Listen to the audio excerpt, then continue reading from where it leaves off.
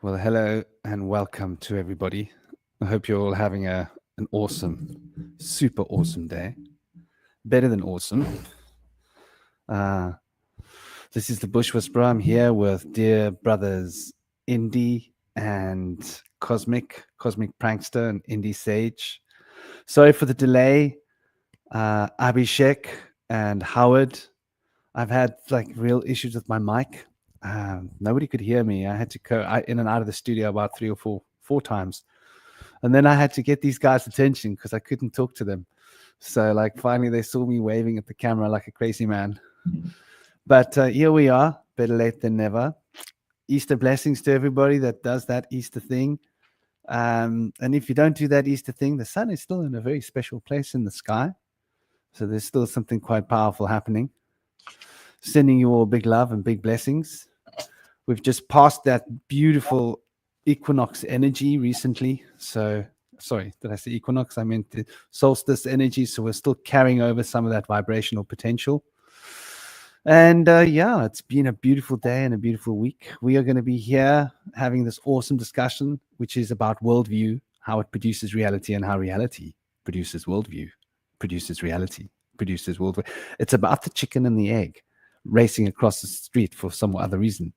So without any further ado, let me introduce this awesome team. We've got, and I'll go around in a clockwise circle.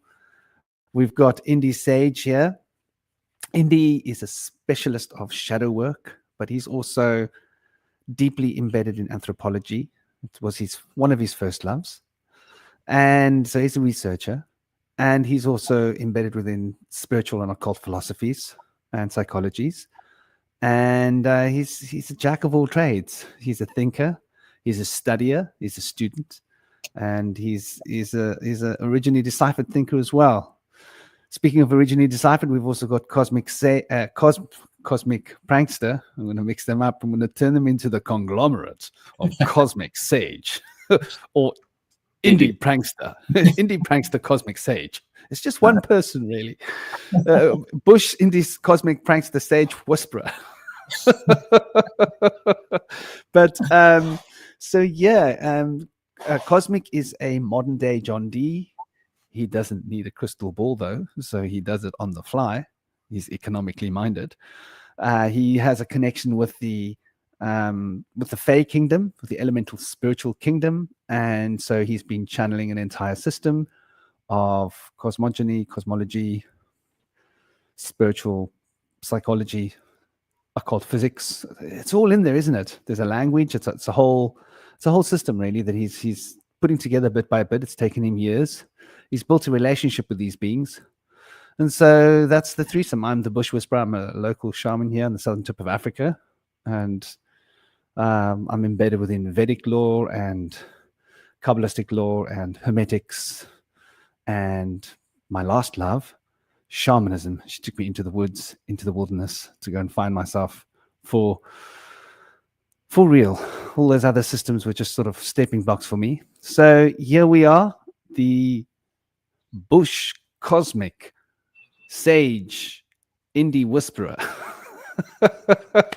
Please, gentlemen, say a few words. It's an honor to be here with you guys. All right. Thank you for the great introduction, Franklin. So great to be here at the round table with Bush Whisperer and Cosmic Prankster once again. And it's a beautiful day out here in Western North Carolina. And looking forward to this show. It's going to be a real trip, because, we have to determine, is it the egg or is it the chicken?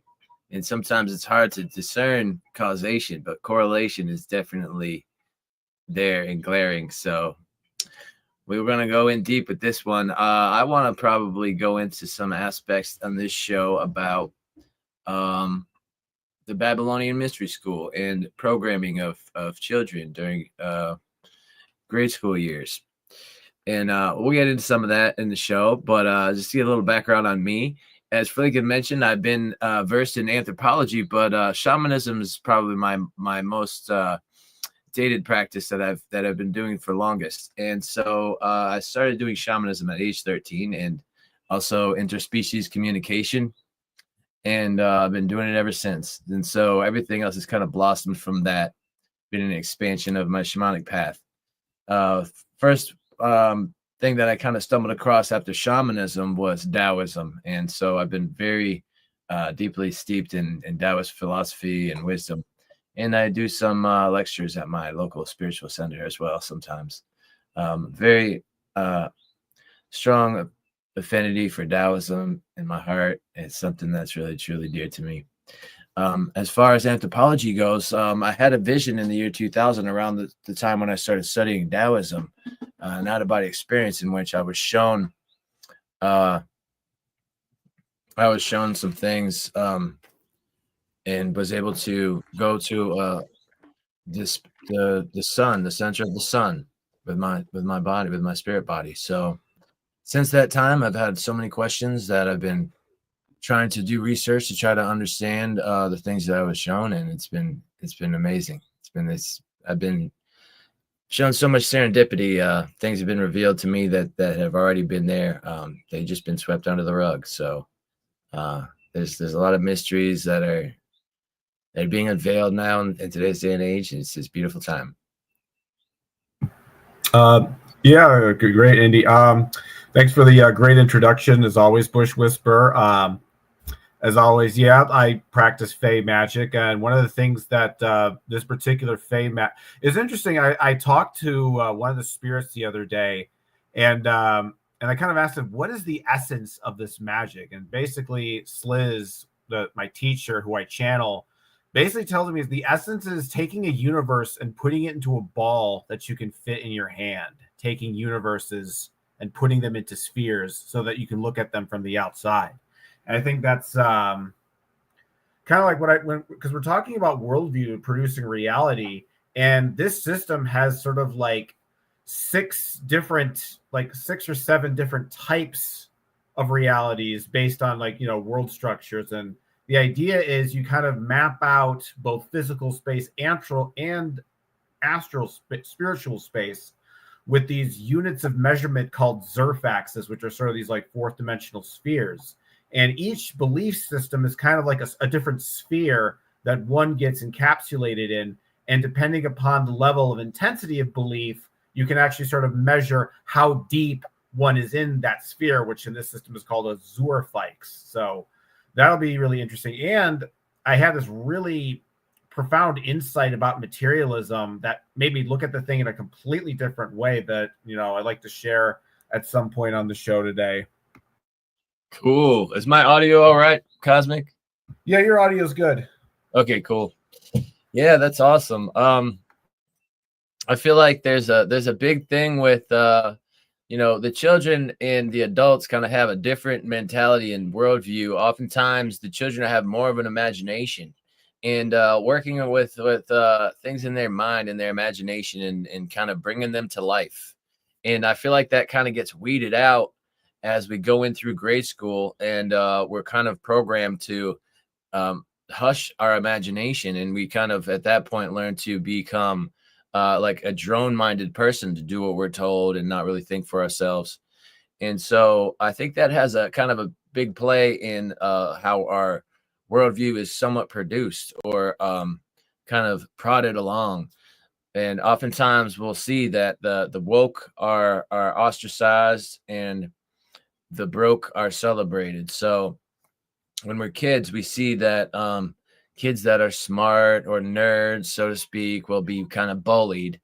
And the kids that are like really toxic are kind of celebrated because they get all the attention. And so through this process that supposedly has been laid down to program us for thousands of years and programmed into our children, this is a time from age 3 to 7 when we're programmed. And this programming determines how we think, act, and feel throughout our lives to a large degree. And they found that feral children that are found after age 7, if they haven't learned to walk and speak and eat cooked food, they will never be able to. So during those ages between 3 and 7 is a very crucial age for programming. It's not to say that you can't unprogram and reprogram that, but without being programmed, it's very hard to program those qualities of a human behavior. So it's very interesting how that plays out. But it's been found that a lot of times people will not unprogram and reprogram themselves after that unless they have like a really intense near-death experience or they hit rock bottom in life, so to speak, where they have to change, things need to become different because they won't be able to persist much longer in the path that they were on.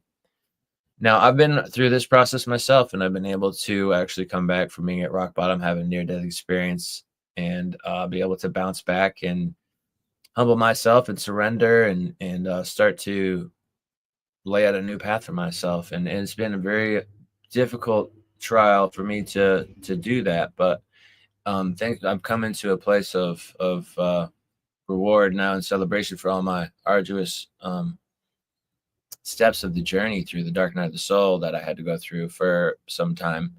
Um, but it's an experience in which, although it may be difficult, mostly difficult socially, because which usually will change our social network, so to speak, and it can be hard to go through the process of transformation in solitude, but it's necessary to be able to discover the self and to master the self. So it's a process, although it may be challenging, is very intimate the process in which the individual starts to get to know themselves, the parts of themselves that had been suppressed and pushed back and stuffed. And so those parts are then liberated and then integrated into the whole self. And the previous self was more of a splintered self. So through my work with shadow work in this process, been able to make some major transformations for myself to unprogram the worldview that I had before. And that worldview was mostly focused on valuing money and material wealth and material goods. And I really had no understanding or focus on emotional well-being or spiritual well-being. So it's been very crucial for me to be able to make this transformation in my life. And I've been able to share that gift by guiding others through the process as well. Yeah, it's cool, man. I think like because you talk about like the idea of programming belief, and what I've been doing with my Zarfexology work is actually figuring out sort of like how that programming actually is done. And it seems to me that there's sort of like 4 pillars that when it comes to indoctrinating people, there's the intellectual pillar. So that's going to be your philosophical, what you consider logical, what you can imagine. Then there's the second pillar is more of the emotional, what you feel, the emotional experience of the belief system. And then the third pillar relates to behavior and action.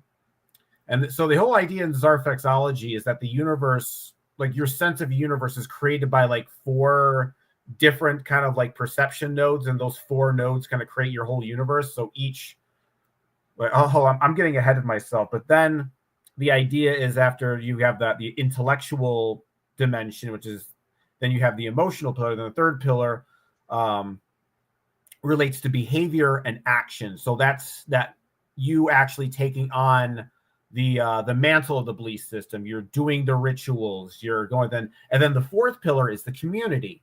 That's the people that are around you that reinforce that belief system. So let's say, let's take this model for Christianity, for example. So first you're around Christianity, you read the Bible, and you say, oh, this kind of makes sense to me. This sounds intellectual and logical. So then you have that first pillar is basically kind of a take on. Then the second pillar is like you read that stuff and you're like, oh, not only do I think this is logical, it emotionally resonates with me. This is something I emotionally identify with. And so you take that on. And then for the third pillar, I emotionally identify with this to such extent that I'm going to take on the behavior, the practices. Like I'm going to actually go to church. I'm going to, do the things. I'm not going to, watch movies with dirty words and stuff. I'm not just going to talk the talk. I'm going to walk the walk. And then the fourth pillar is the community that keeps those behaviors in check. So now am I not only doing the rituals and the sort of the behaviors of the belief system. Now I have a community of people that will keep me in check if I tend to steep away. And when all 4 pillars of those are sort of achieved, a circuit is created and a sort of a bubble of perception is formed around your consciousness that basically kind of just sticks for good. And then you keep doing that process deeper and deeper, and you go into the belief system. I'm actually going to make a little picture now.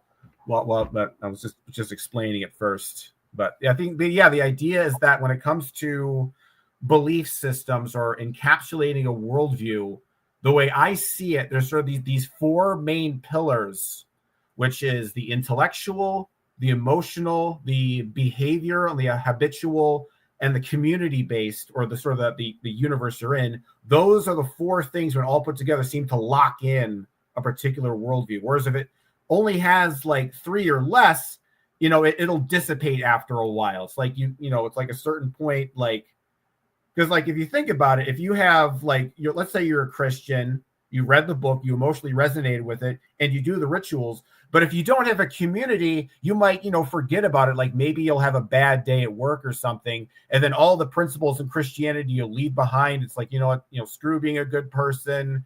I'm going to go, drink some beer or something like that, because you don't have that fourth pillar of the community to keep you locked within that set of behavior patterns, which keeps the thing sort of locked in place. Like I think the analogy is like you have the box and then you have the ribbon that ties the box together. So when it comes to deprogramming belief systems, this four pillar schematic seems to be a really good way of like taking it and tackling it at every dimension possible.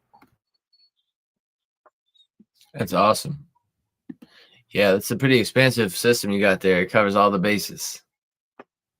It's good to get to know it better.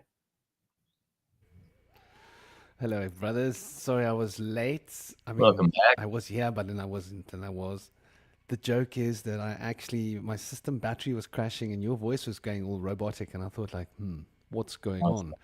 Then I realized I was getting notifications. Plugged my laptop in, only the plug wasn't in on the other end. Ay. So clever moment. But yeah, Cosmic, I was only catching the end of what you were saying. I'm guessing that it has to do with the worldview of the religious bindings. No, it also can apply to skeptical belief systems too, but it works kind of in a different way. So like there's for atheism and materialism, this four pillar system also applies, which is really, and I can break down how that works too. So it's not just religion, it's also skeptical non-religions as well. That whole four-tier system is very, very interesting. I was having this conversation with Mormon Rishi. Yo, shout out to Gabriel, if he's around. They haven't seen Slick Dissidents Group. We've been having some pretty cool convos there as well, and everywhere else around. Well, I haven't been in many convos because I haven't been so well. But yeah, we were talking about the numbers and how the number 5 sits in the middle, separating 1, 2, 3, 4 from 6, 7, 8, 9 in the Enneagram system. And for those of you that don't know, I've been working on bringing back the traditional Enneagram system as opposed to the New Age Enneagram system that's been around since the 60s and the 70s, essentially. But yeah, so I'm bringing back the old Enneagram, which is using the old knowledge, the occult, numerological knowledge. It comes from Chaldea and Vedic old school notions. And we were talking about how the number 5 separates this and how 4 becomes a gateway that is reactualized in 7. So there's this relationship between the number 4 and 7. And that's very interesting, I think these 4 different aspects would have, and I want to just point this out, this whole conversation topic was inspired by one of Cosmic's drawings. Maybe he'll flash it up for us. I saw Cosmic flashing a drawing in my group. Oh yeah, I'll definitely reference that in the talk today at some point. So he flashed an image that made me think, and I thought I liked what he's done with that image because it reflects this concept that we're talking about here so beautifully. And so it's sort of been in the unconscious for the last week, these sort of notions of this polarity. And I think that this polarity as a from the out in and from the in out, if that makes sense. It's like lightning. It strikes from 2 directions. So there are these 4 realities though these four realities are reciprocal toward each other in terms of the receiving and projecting. Does that make sense the way I explain that? The masculine and feminine dynamics of pure energetic dynamics, not man and woman, but in terms of yang or yin, receptivity or projectivity, energy. It seems that these four dynamics are universal. So go on, break down these four. Let's roll in there, because I think they're going to be universal concepts that everybody's going to be able to relate to from whatever school we come from.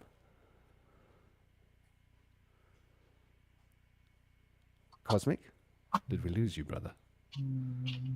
No, I'm still here. I'm actually putting together a little MS Paint drawing while you're talking. I'm going to show it to you in a the bit. four. Okay, yeah. Well, then, yeah, then because I didn't have shall one, and just- I think some of these ideas are better if you actually like see them rather than me just like say them. Well, yeah, you are 150,000% correct with that. There's definitely a lot to be said by the ability to image something, to visualize something.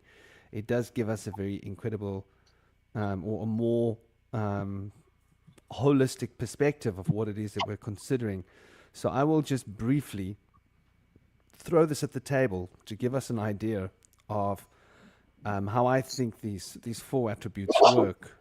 So here we have 1, 2, and 3. And these are like activism, the energy of, think of it as of the day on the right-hand side.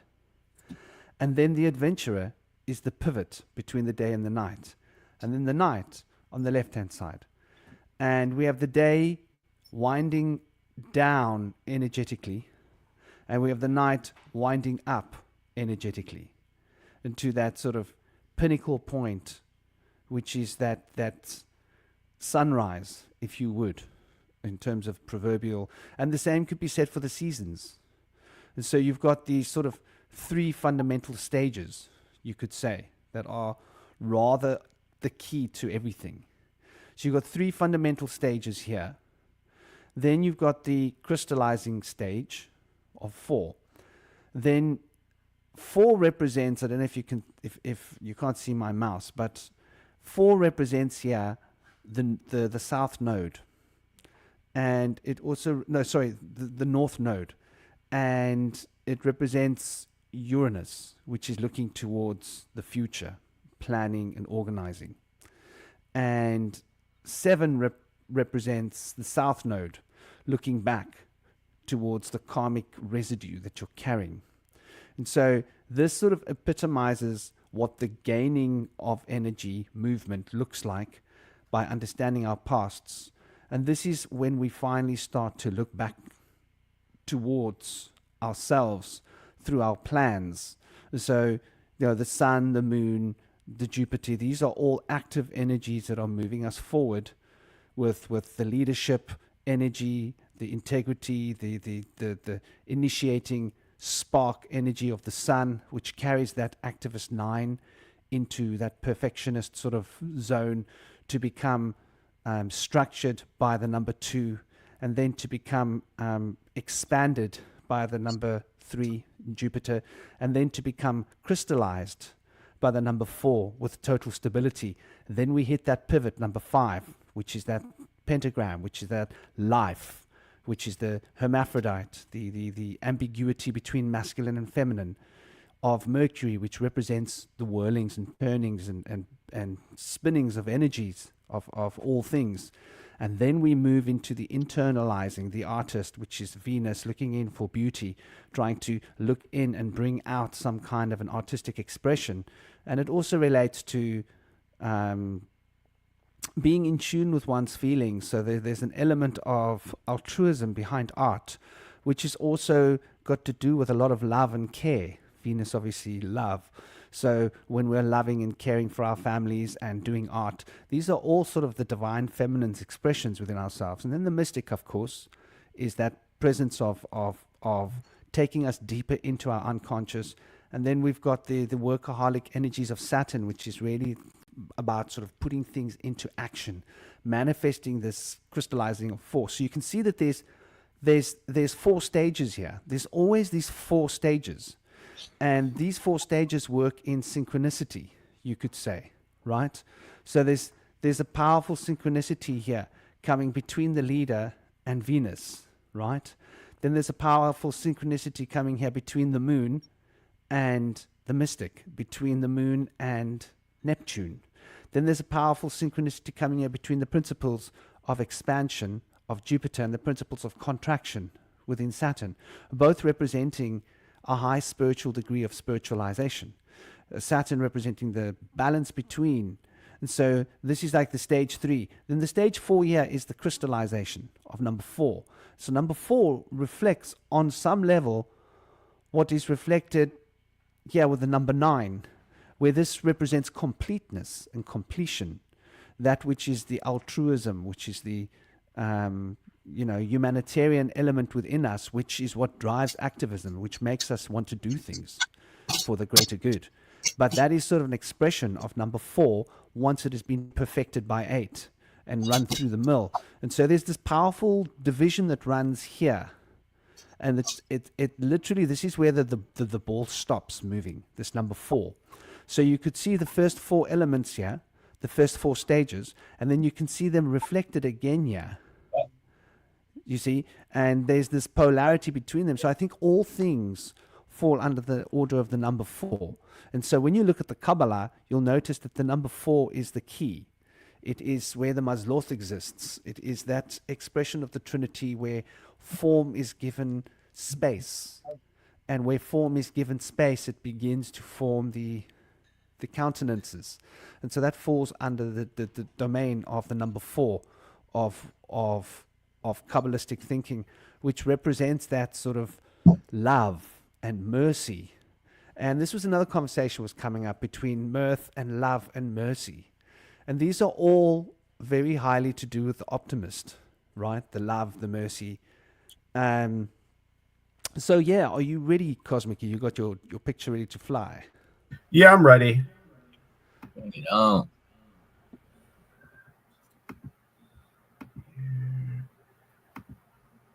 Did you want to say something? Yeah, no, I'm just getting it ready.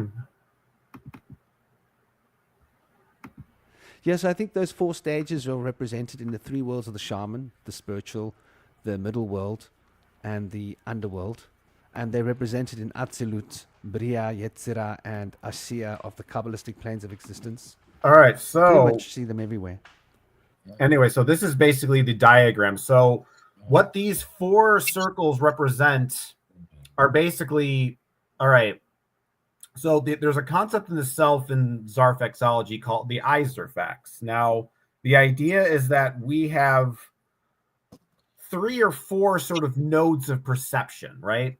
So, actually, I'm going to get the, I'm just sharing a window though. So, number 3, so it's a little bit weird. It starts a different order, but I just kind of want to like sort of explain it what I mean. So the idea is that like one of these nodes, the first node, which is number 3, that represents your 5 sense reality. That's like, the physical reality around you, what you see with your 2 eyes, what you see with your 5 senses, what's essentially physical.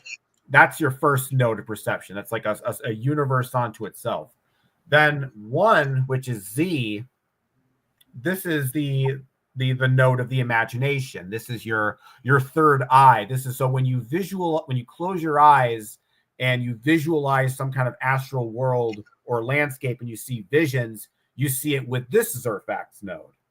And then the one that looks like an eyeball 2, this is the gate node. This deals with emotion, feelings. This is sort of the tone and color of your inner world. That's sort of that more abstract color feeling. And that is a kind of a sphere or a universe in of itself. And then the 4th one, which is the one that looks like a cross, this is sort of the collective node. This is the perceptual node that connects you to the universal mind, or in this system, it's called the Zarfax. And the idea is that all 4 of these nodes of perception form your entire conceptual universe. So it's like if you kind of put all these things together, this is just your total sense of reality. And now, so this is when belief systems, they work on these 4 pillars, right? They work on these 4 sort of circles. And the idea is that the more deep you are in a belief system, the more you no longer have control over these four spheres, but the more the religion, because then the idea in this belief system also to consider is it treats belief systems as if they're organisms. So in a way, it's like when you sign off into a religion, it's kind of like you're being consumed by and digested by a belief system, and you essentially become kind of part of its body. So the idea here is that, like, so let's start with the Christianity example again, right? So we start with one, which is the imagination, philosophy, religious text. You hear a Bible story, you watch a movie, and you're excited about the philosophy, and oh, I'm intrigued by this philosophy. It sounds logical. It sounds interesting. That's level one. Level two is like, no, I've read this text, and now I find it emotionally compelling. These stories, they really speak to me emotionally. They really feel like they're emotionally deep on some level. But keep in mind, this can also be negative. It could also be to read the text and, oh my God, I'm so terrified of hell and going there. And so this particular pillar, the second one, can be influenced by either fear or joy. So it can be positive or negative. And then it's like, and then when we get to three, it's like, oh, I enjoy this emotional state so much. I want to feel this way all the time. So then you go to three, where you take on the behavior route. So it's like, so for Christianity, not only have I read the Bible, not only do I emotionally connect with it, now I'm going to go to church. I'm going to do the sacraments. I'm going to engage in what's considered taboo, what I'm supposed to do, what I'm supposed to not eat, what music I'm not supposed to mute to further reinforce that. So now you have this behavioral patterns that reinforce the belief system. And then you're so committed to that, you then go over to four, the community. So now not only do you do the belief system, you go to church, you do the sacraments, but now you've got, friends and family member who are basically saying, hey, did you remember to go to church on Sunday? Kind of reinforcing that. And then the idea is when all four of these circuits are complete, there's like a universe that forms in between all four of these circles. And then you get another, like a circle around it. And that becomes an entire envelopment of your universe. And then if you go deeper into the fundamentalism, you just kind of repeat the circle, and then you do another sphere on top of that. So let's see. Don't know if I really need to. Hold on. Well, brother, seems like we fell off the screen. We're back. Yeah, I was like, what happened We're there? back. Well, just let me make sure that my phone's on silent, just in case. It's about time for my mom to call. She normally calls when I'm on a live. She's got a sixth sense, she does. How was your visits? I see you. Oh, always good, man. Always good. It was her birthday last week, and it was my girlfriend's birthday on Thursday. What's up? And so it's been a lovely week, huh? I had a little bit of a sniffles in my nose. You can hear my throat sounds like Gorilla Man. But otherwise, I'm feeling pretty good. Sunrise has been awesome. Hey, take a little trip. I hope you take a great little trip to work, and that work is just an awesome trip for you. We'll see you back after work. Let the time fly. Tick-tock like a tick-tock bomb. Going to fly right through. Going to remind you of the joyful days with mom. So yeah, man. And I like what you were saying, Cosmic. Where you have those four spheres. Well, let's backtrack. So the first one was imagination. The second one was emotion.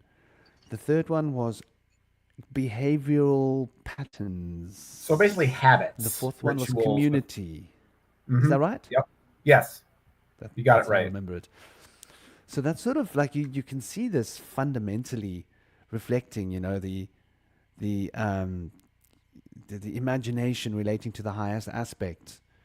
You often see people drawing the tree of life, etzchim, with people's head touching tipvaret, relating to like one of the highest aspects of communion with a holy guardian angel that we can have while in the flesh, which represents imagination on a fundamental level. and the potency and potential of the sun. And then we see like Atzilut represents the absolute state of being, which is really sphere of pure imagination if you really want to get right down to it. And then Bria represents this state of being as we experience it on a receptive level, which is about feelings and emotions and those deep core energies that drive us. And then the Yetzirah is the formative plane. And the formative plane are the structures that we create in the etheric. And those structures become patterns, become crystals, become sacred geometry that we will sort of react and reenact. And then, of course, when we look at Asiya, the fourth plane of existence, it represents the sphere of life, where we have to interact with each other and the forces of life. So it's like, it's beautiful how succinct your system tallies up with all occult systems. Like if it's got fundamental truth in it, it's going to be fundamentally reflecting the same truths that you will find in other systems. Though I like that it's a very grounded system. It's not too locked up in non-clutcher, like the Kabbalah. It's going to take you a while to figure out what these four aspects of Atzilut, Bria, Yetzirah, all this represents in real life. Because they've hidden it. They've made it deliberately difficult for you to figure this stuff out, haven't they? Yeah, man. Like it's not just that simple. So I like your refreshing system, because it's quite grounded and engaging. Namaste, my cherry. Namaste, Joey. Hey, I hope you guys are rocking and rolling. I hope Take a Little Trip is gonna not be late for work. I hope you guys are all like partaking in this wonderful smiling contest called life. And we are looking at worldview produces reality, produces worldview. And I think like that little diagram of 4 really encapsulates that, because let's look at what we're looking at when we look at 4. 4 is the completion of 3. So if I kick back just to, this is a simple pattern of, this is all numerology. That's all this is. This is numerology and astrology. So if we look at what 1 is the sort of initiation, the initiating beginning element. 2 is that aspect of potential where polarity is found, which gives a sense of stability through the potential that it represents. 3 is where that stability becomes focused and it becomes expansive, and it starts to optimize the expansiveness of Jupiter. It starts to increase its voluptuous. And 4 is where that crystallizes. And so we can see these 4 steps represent, right? If you think about it, because the leader is about imagining where we got to go, the imagination. The empath is about being sensitive enough to our emotions. The optimist is about optimizing. So how do you optimize? When you do something well and you've got a good way of doing something, you do it that way again. Why? Because it's optimal. You've tried doing something 10 ways, and the way that's the best way to do it is the way that you're going to keep doing it, because you want to optimize what you're doing. So this has got to do with patterns and behavioral repetition, because 4 likes repetition. 4 likes to do what it knows. It doesn't like to try new things. It's so stable that it becomes stagnant. And so the builder represents this energy of 4. So here we can see the 4 elements that Cosmic's speaking about being reflected here in the numerology of 1 to 4. 5 is the oddball. 5 doesn't fit into this picture. 5 is unique. 5's got the 108 in it. 5 has got the 72 in it. 5 has got the 36 in it.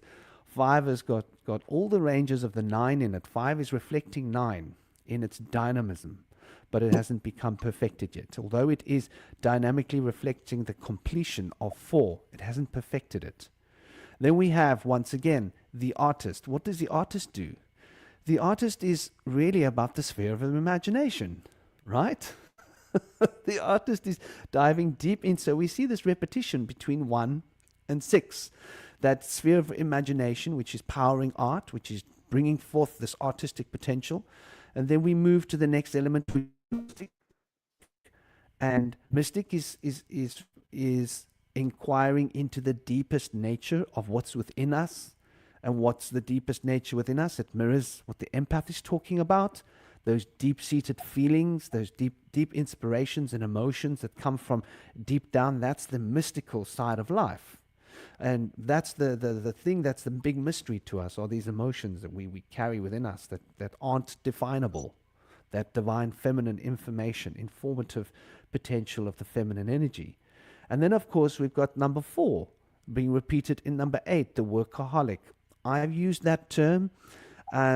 Somebody actually pointed out to me that he used a term for this because he came to me with his breakdown of numerology. And I loved his term that he used. What was the term?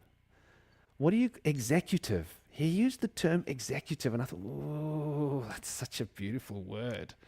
I almost thought maybe I should switch the word workaholic for executive, because an executive is what a workaholic can become, right? If you work your butt off and you're so totally dedicated to your work, where you work, you might be able to rise up. And if you rise to the highest echelons within your work, you can become an executive. However, if you're an executive, you have to be a workaholic in order to maintain your executive status, because it's highly competitive. There's a lot of money involved. There's a lot of accolades, a lot of success. You want to be at the top of the food chain, be an executive. You got to be watching your back. You got to be fully aware of what's going on. You've got to have that Saturnian presence working double time. Though I think workaholic is maybe a more accessible name to the rest of us who aren't executives. And the word executive has been stolen by the corporate industrial front. Yeah. It's interesting to see you kind of lay out a dynamic of the bifurcation of each one into like toxic or divine. So I wonder if the mystic could be like either a guru or like a wandering vagrant. I think you're right there. Yeah. You know, there's that powerful element with the 7. Like, you can cut yourself off so far from the world that you become what's the word? Dysfunctional. Yeah. He was an ascetic. So on the one level you can be dysfunctional, on the other one you can be profoundly wise. Yeah. It's a good observation. Makes me think of brother. Zarathustra. Exactly. You know, it's good to be on your own, but don't be so much on your own that you can't relate to other people. Right. It's good to be a hermit, but don't be so much a hermit that when you meet people, they freak you out and you freak them out, because it's not productive. But this is what sometimes happens when people spend too much time on their own. They no longer have the empathy working. Exactly. And so this is why there's this profound connection between the mystic and the empath, between the moon and Neptune. Yeah. The moon's ability to sublimate energy. So we see these 4 stages then working up, where, you know, the artist becomes the imagination, the mystic becomes the worker in the sphere of mystery, emotions. The workaholic becomes that aspect which is enacting these patterns and these what do you call them? Patterns, habits. What was your word for it, Cosmic? Rituals. Said rituals, but well, yeah, rituals, habits, any kind of like repetitive action that kind of puts you in a trance. Yeah, sort of workaholic. Working, man, you're just getting on with it. Working. You're just getting on with actions. I think it represents actions without thinking, almost to a point, no? Or not necessarily without thinking, but you might be thinking, what's the best way to do this action? And well, I did it like this last week, it worked, I'm going to do it like that again, which is a form of thinking, I suppose. Just I'm a workaholic, and I like to do like menial tasks where I can really philosophize in the back of my mind, so my thoughts aren't really connected to my world around me when I'm working. This is why Saturn is considered to be the perfect balance between the spiritual and the physical. Because while you're working, you're able to actually engage with the spiritual on an abstract level that doesn't relate to what you're doing, which is a very interesting concept. Like, you might be chopping wood, but the act of chopping wood, you might be noticing that when you chop wood, the wood gets smaller, and you might realize it's sort of like when you look at a problem, and you take the problem and you take like each piece of the problem apart. And when you look at each small piece of the problem, it's actually so much easier to burn that small piece of the problem. If you try and burn a big chunk of wood at once, it's hard work. If you chop your wood into small pieces, you can make a beautiful fire and you can get heat and productivity. So in the same way, you could be chopping wood and realizing how you can be chopping ideas in your mind while you're chopping wood on the physical, and balancing the spiritual and the physical through one act of ritual. And I think ritual becomes the enactment of Saturn's energy.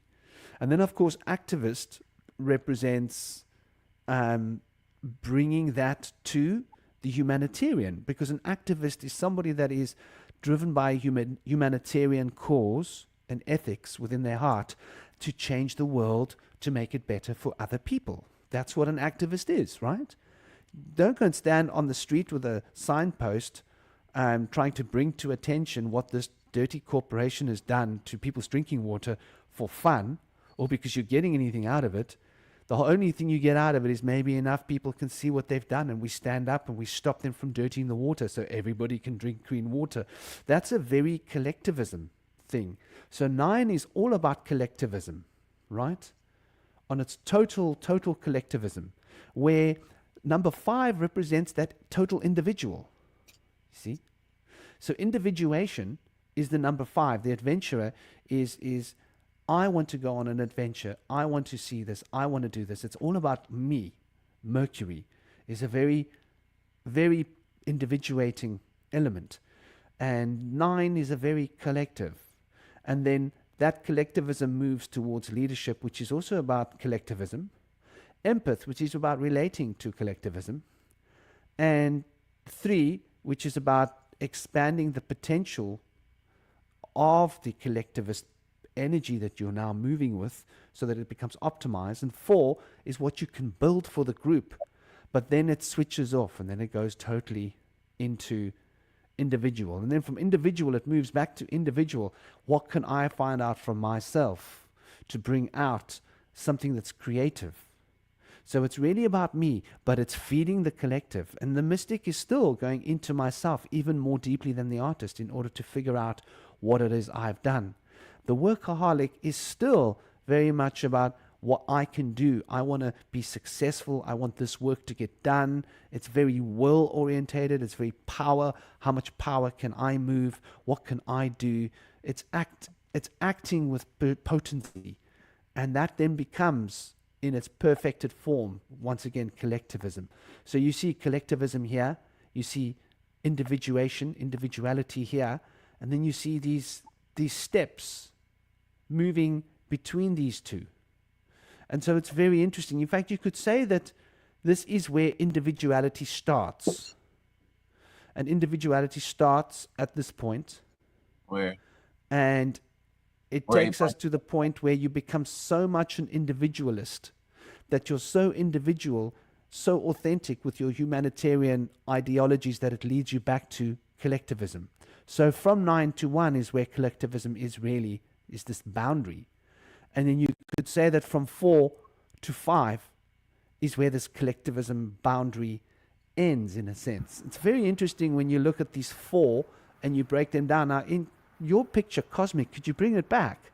You'll notice actually, before I do that, though, I want to comment on this picture right now, because I think what I find interesting about, well, I'm not really so much an astrologer myself, but I mean, I understand it basically. So if you think about it, each sort of planet, you got Mars, Sun, Moon, Jupiter, Neptune, Mercury, they all represent some different aspect of our psyche, our personality, our thought process, our emotion, basically just kind of a roadmap of the human mind.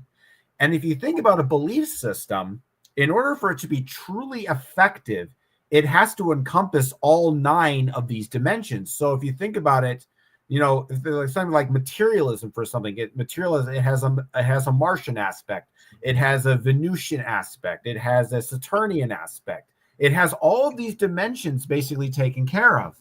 So maybe like the Jupiter aspect, that might be kind of like your your Neil deGrasse Tyson's talking about like how wonderful space is and how amazing science is.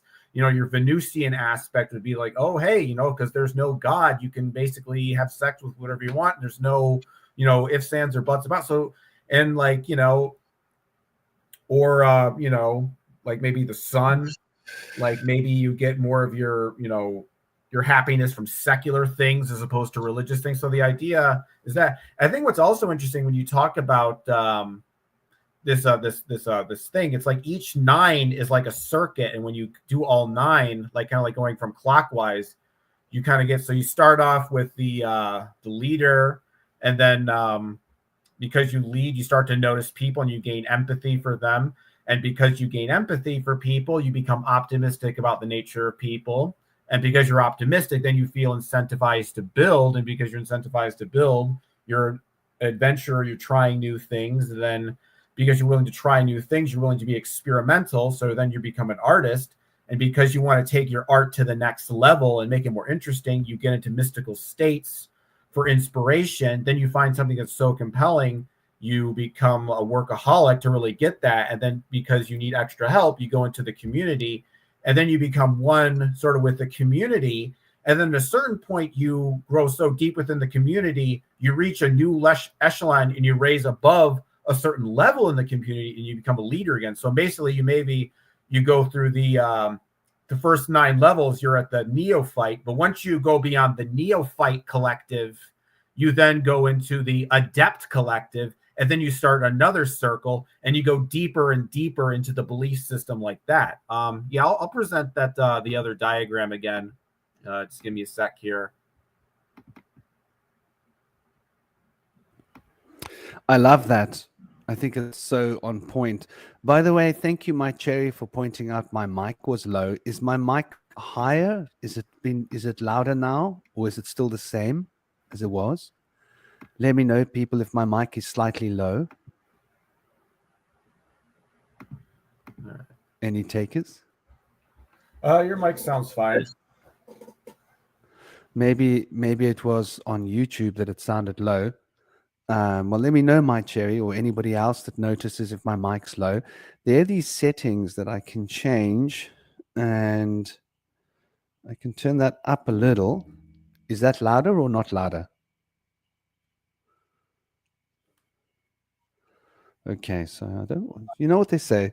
If it's not broken, it's still got echo cancellation on. I just noticed, but I'm not in a hurry to start changing settings too much. I've turned it up a little. Let's hope that sort of keeps it on a stable par.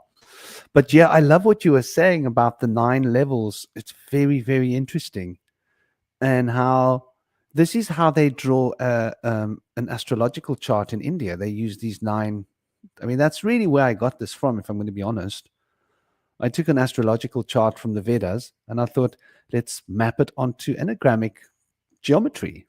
And then when I mapped it onto there, I thought, well, let's map the numbers, because the numbers work with the planets. And when I mapped the numbers onto the planets, I thought, my gosh, look what I've done. I've discovered the ancient enneagram. Like, this is like the Vedic astrological chart, but put it into a pretty context where all the relationships are shown.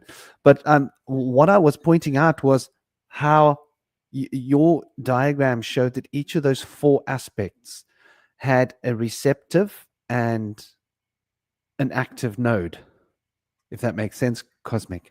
Yeah, it was and getting I got energy it up from if you one. want me to want to show it. Yeah, do please. Thank you, my cherry. Thank you, Joey. Well, I think I might have to do it again. Don't worry, we can all do Hiri Kiri together.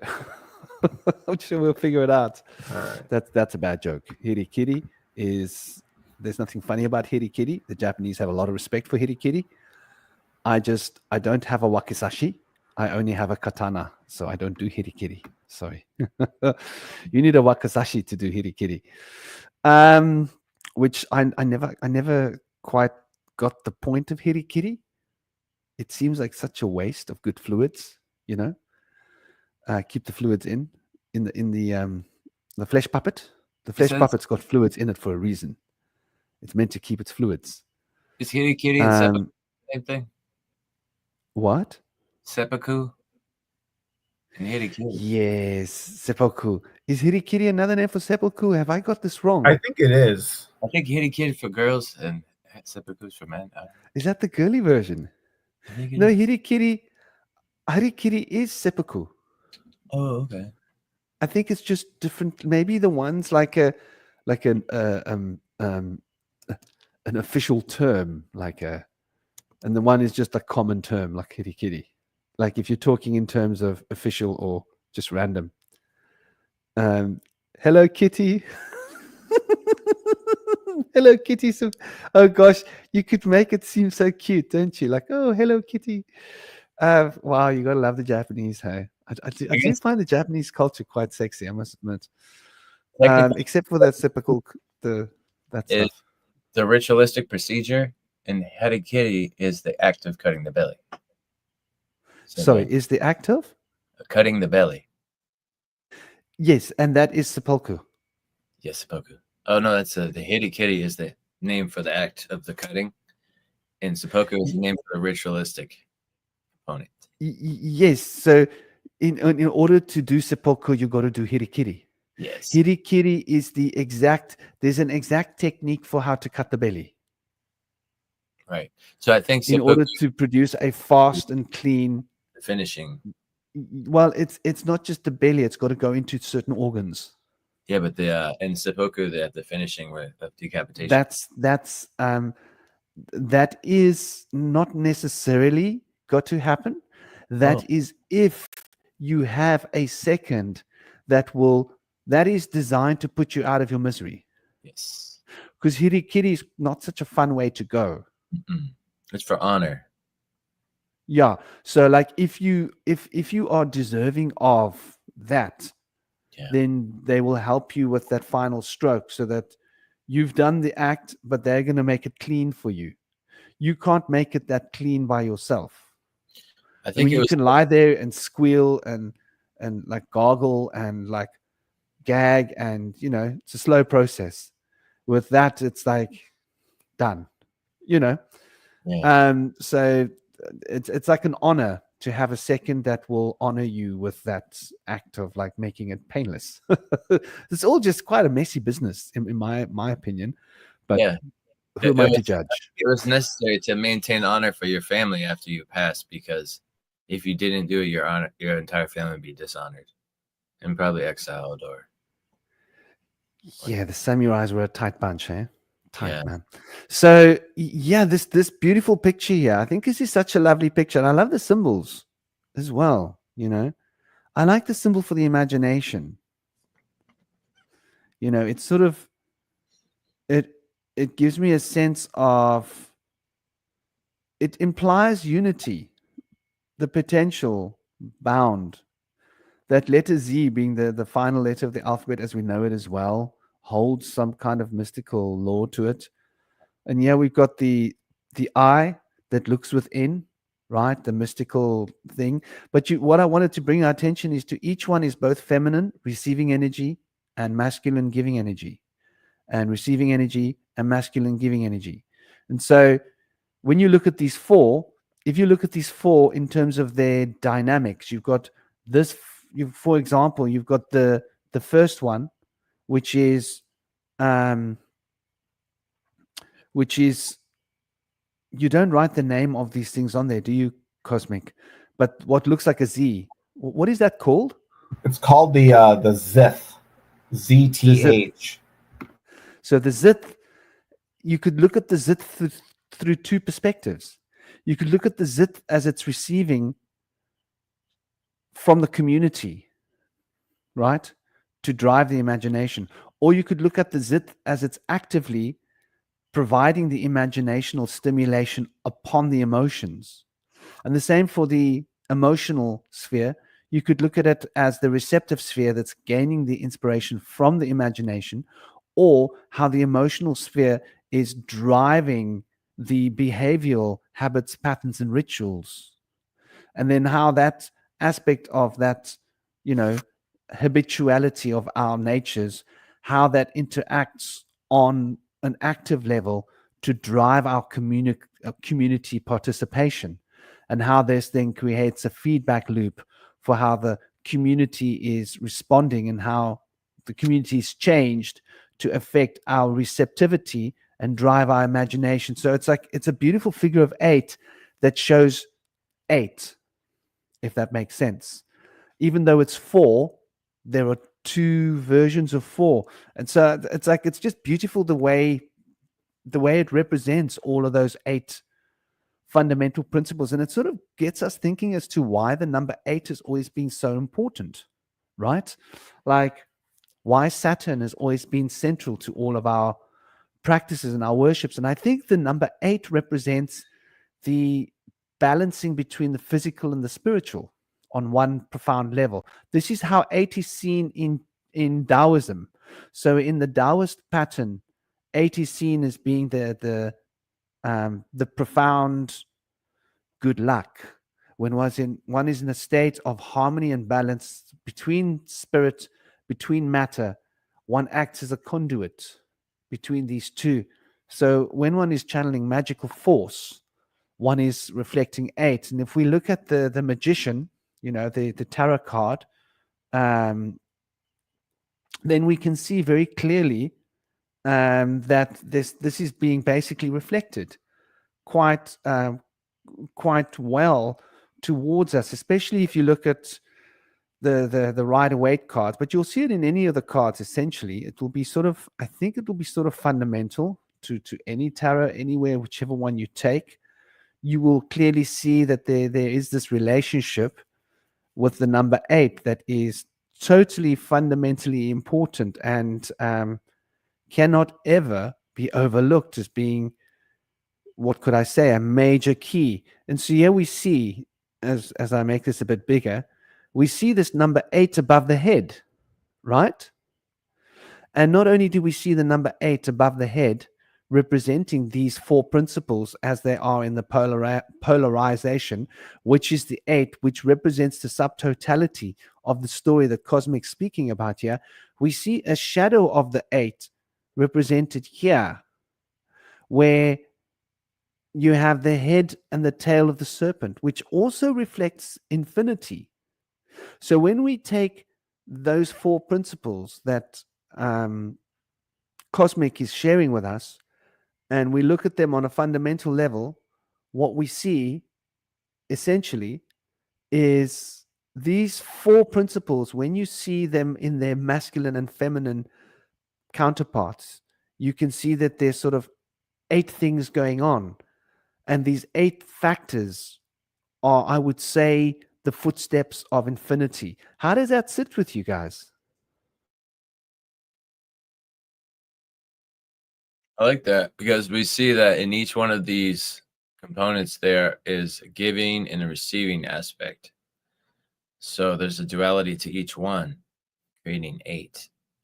And I think this really covers like all the bases here when it comes to the discussion we're having today. It's really interesting how it plays out. I actually did a write-up on the connection between imagination and emotions. And so I just wanted to share that with you guys really quickly. This is something that just pops into my head the other day. I had to write it down. Imagination. Can you share pictures or to the screen, or haven't you put it online yet? I could potentially share it. Yes. Let's see.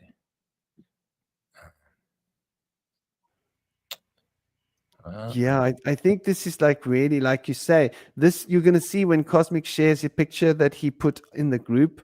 That picture reflects this to me. Do you want me to present that, or now's the right time or not? Or what was that? Sorry, brother. Did you want me to present it now, or? Yeah, you can present it, and we can keep it as a bullet. We can keep it here, like on the bottom. We don't have to make it go away, because if you actually present it as, when you click present, if you actually say present image file directly, then you can keep more than one. Gotcha. Oh, by the way, I just want to say one thing to people. If you ever presenting a file, this is really important, right? There it is.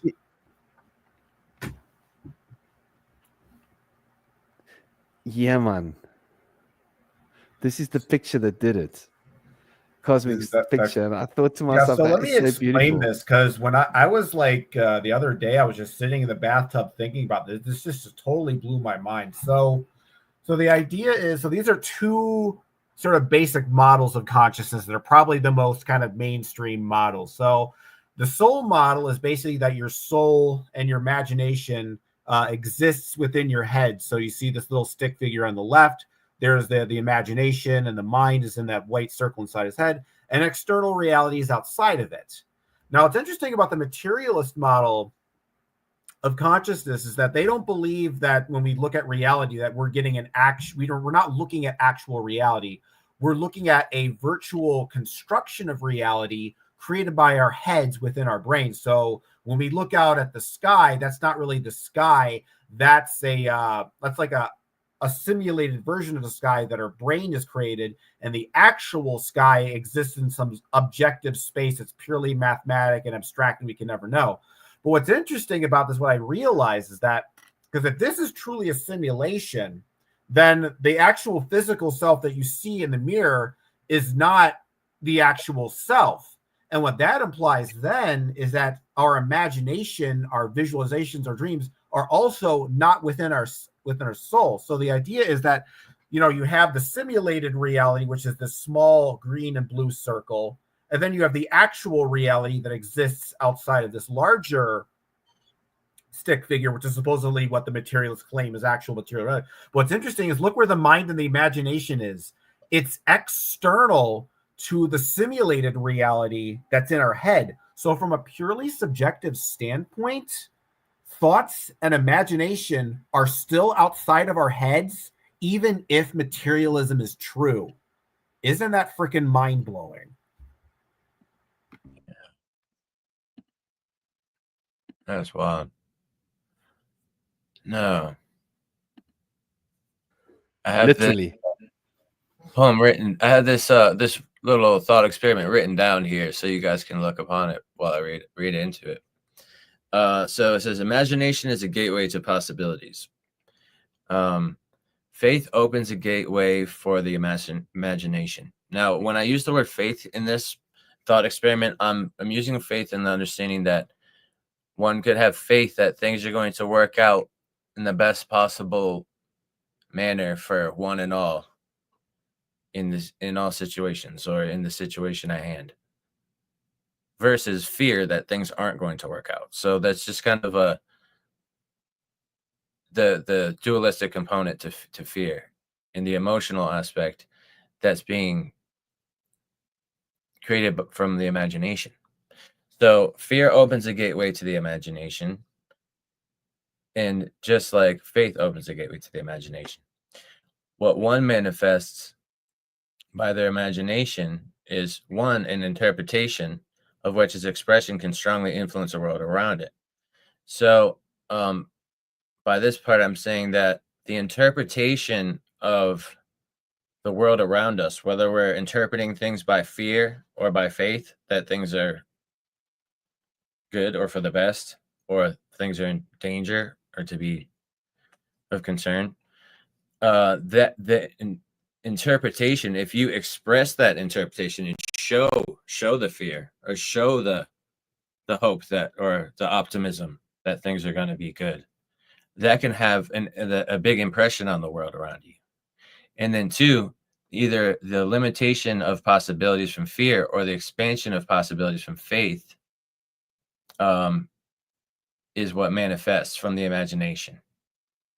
So when using fear to interpret the world around you, you're limiting the possibilities of your action. And as we were talking about this and the influence of like the world around us in community, when there's fear being imposed upon us, it can limit our possibilities in such ways that work out for the people that are trying to herd us along.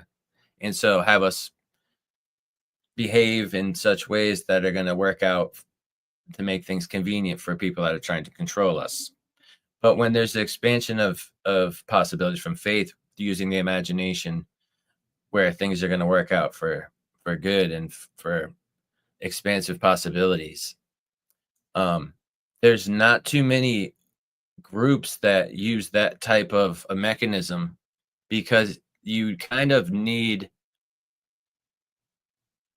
like to have like a large following. I think people that use fear-based conditioning have a larger following because they're people that are conditioned to all think and align with them and be in the same kind of group of behaviors and really have a lot in common. Whereas people that have more expansive imaginations can oftentimes go in many different directions and can be hard for them to come together in a group and often follow the same type of lines that are going to be laid out. So and then I have in the bottom here, there's like a recap. Having faith that one can overcome challenges can be a challenging path in the beginning, or can reveal the beginner's luck. So it can go either way. Sometimes you have faith that things are going to work out the way that you think they'll work out, and they work out in such a way that it might not have been the way you expected. But people that have like true faith will understand that this is a blessing in disguise. I've learned something from this experience. So that's kind of the difference between thinking out of fear, where you could like things could even go your way, but thinking out of fear, like, oh, I could have done better. And doubt, fear and doubt. You know what I mean? That's like a different way of thinking. And they're both, equally important. Some people have to stress towards one or the other because they probably might overdo it the other way around. So I feel like oftentimes people who are optimistic kind of have to see things in a positive light, because they know that if they were to see things in a negative light, it would not work for their motivational skills. So that kind of drives it. So understanding that, but it's a subconscious understanding. I feel like we move away from the things that don't work towards the things that seem to work better for us. And now, where was I here? In the second part of this, it says, having fear that one will not be capable of overcoming a challenge can lead to planning for failure and potentially creating more harm. Also, like the expression of fear can make people look vulnerable, and people can kind of move towards that to exploit people if you're not careful. Now, over time, choosing faith over fear can help one develop enhanced efficacy and impeccable confidence in the face of challenges. Every decision we make is a choice between using either hope or fear to guide us through. And so efficacy is kind of a fancy word, but it kind of means like the understanding that you can do well in what you're doing. There's believing that you're going to do good, and then this is like knowing that you had experience in this and you're going to do well, and you can achieve. So that's just a little thought experiment I put together, and it really kind of elaborates a lot about imagination and emotion, but there's a lot more there that comes in from community and from the world around us that influences that imagination, that creates like a third component. And then that last component is the behavior and the rituals and the habits that come from all this. But I also wanted to mention that 4 can kind of come from 7 in the aspect where there's 2 extremes, and then there's 2 near extremes, and 2 near centers, and 1 center. So the numbers would kind of look like 1, 2, 3, 4, 3, 2, 1. So and if you look at 7 in that way, 7 is 4. And then 4 creates 8 by doubling.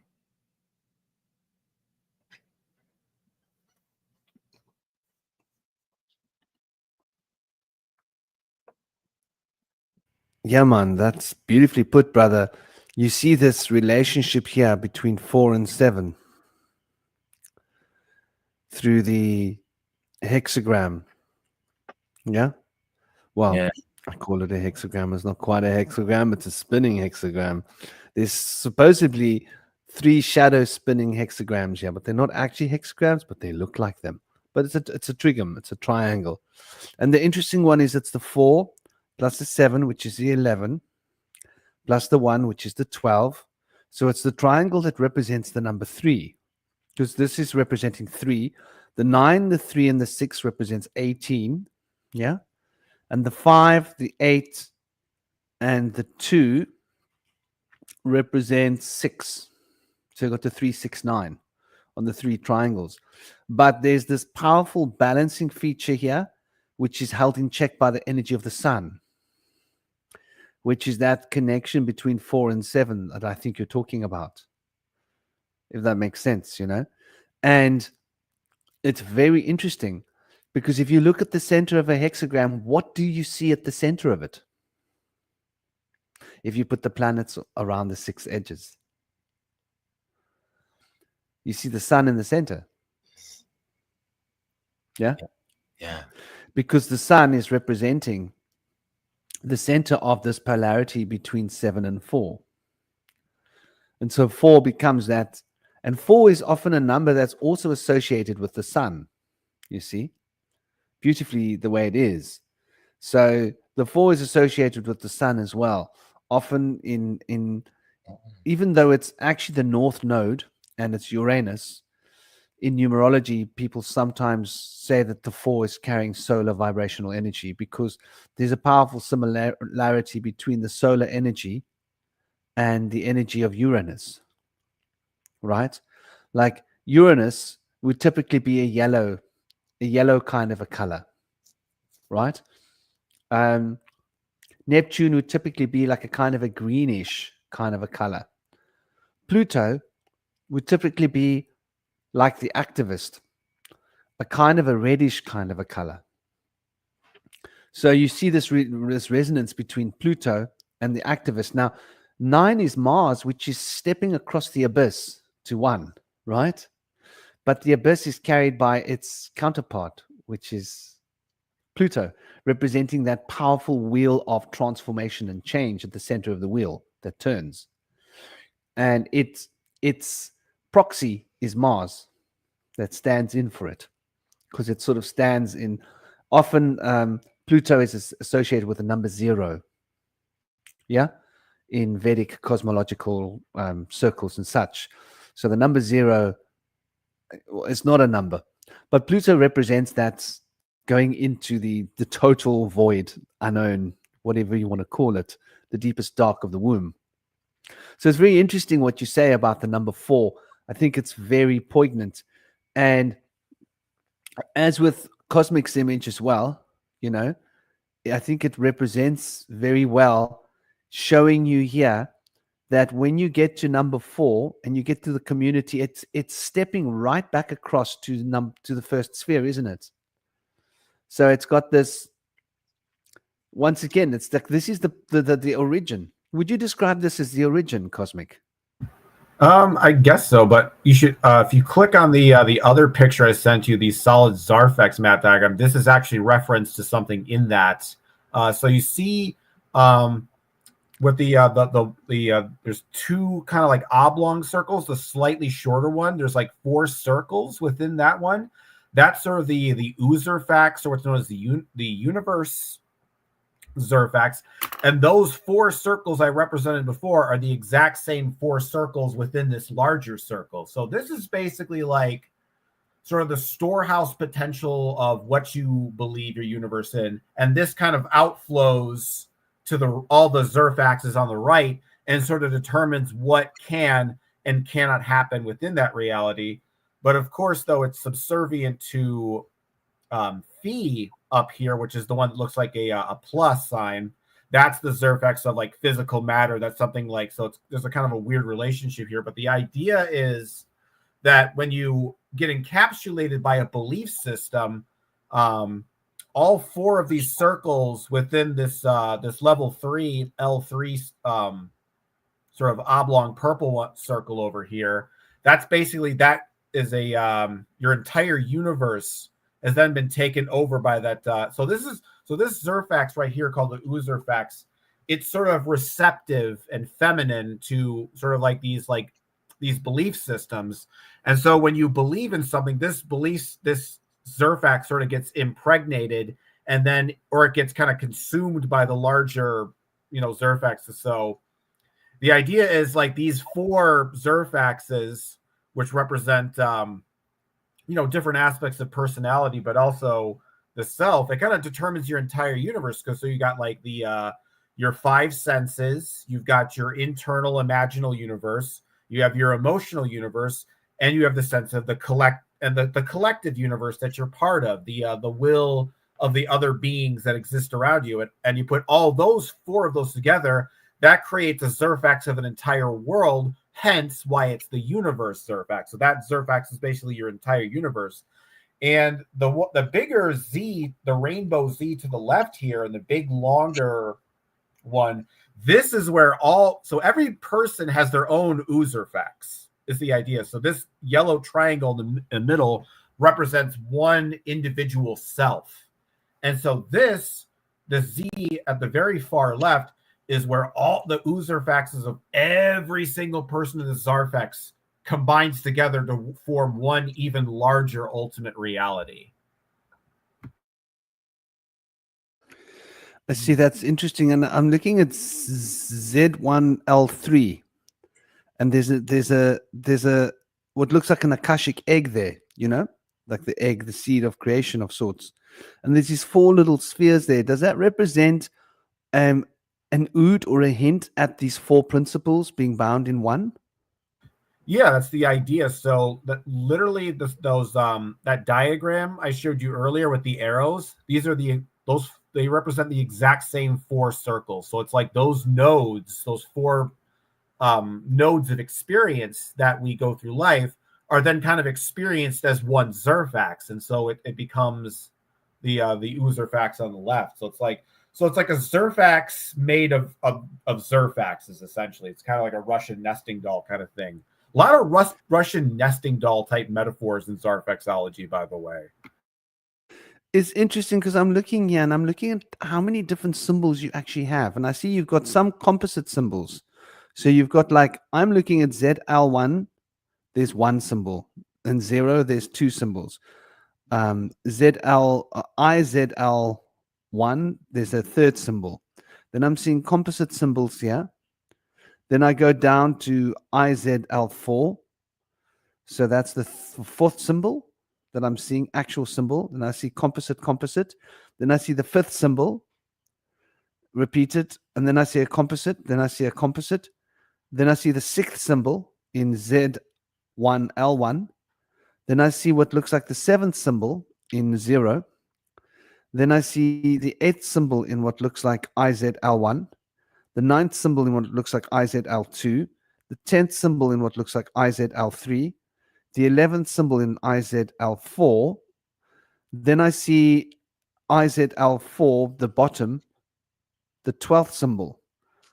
And then it keeps going across here. Then I see composite. And then I'm seeing something very interesting here in IZL1 on the bottom in that indeterminate zone, I believe. The black color is, I could be wrong.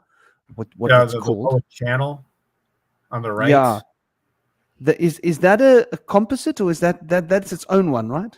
The Zerfax channel. So that is that's basically the void of still images channel. So basically, when you visualize an image and it's not in any kind of background or an environment. So imagine like you're just imagining like a storeroom skeleton, but it's just floating around in a black void with no environment surrounding it. That's an Zerfax. So, or when you're meditating and you have your eyes closed and you see one specific image, but it's not part of any kind of environment, it's not part of any kind of place, that has no real sense of location, that's this channel. So basically, it's kind of all of the images and thoughts that kind of like we sort of forget about and kind of like leave floating in the dark.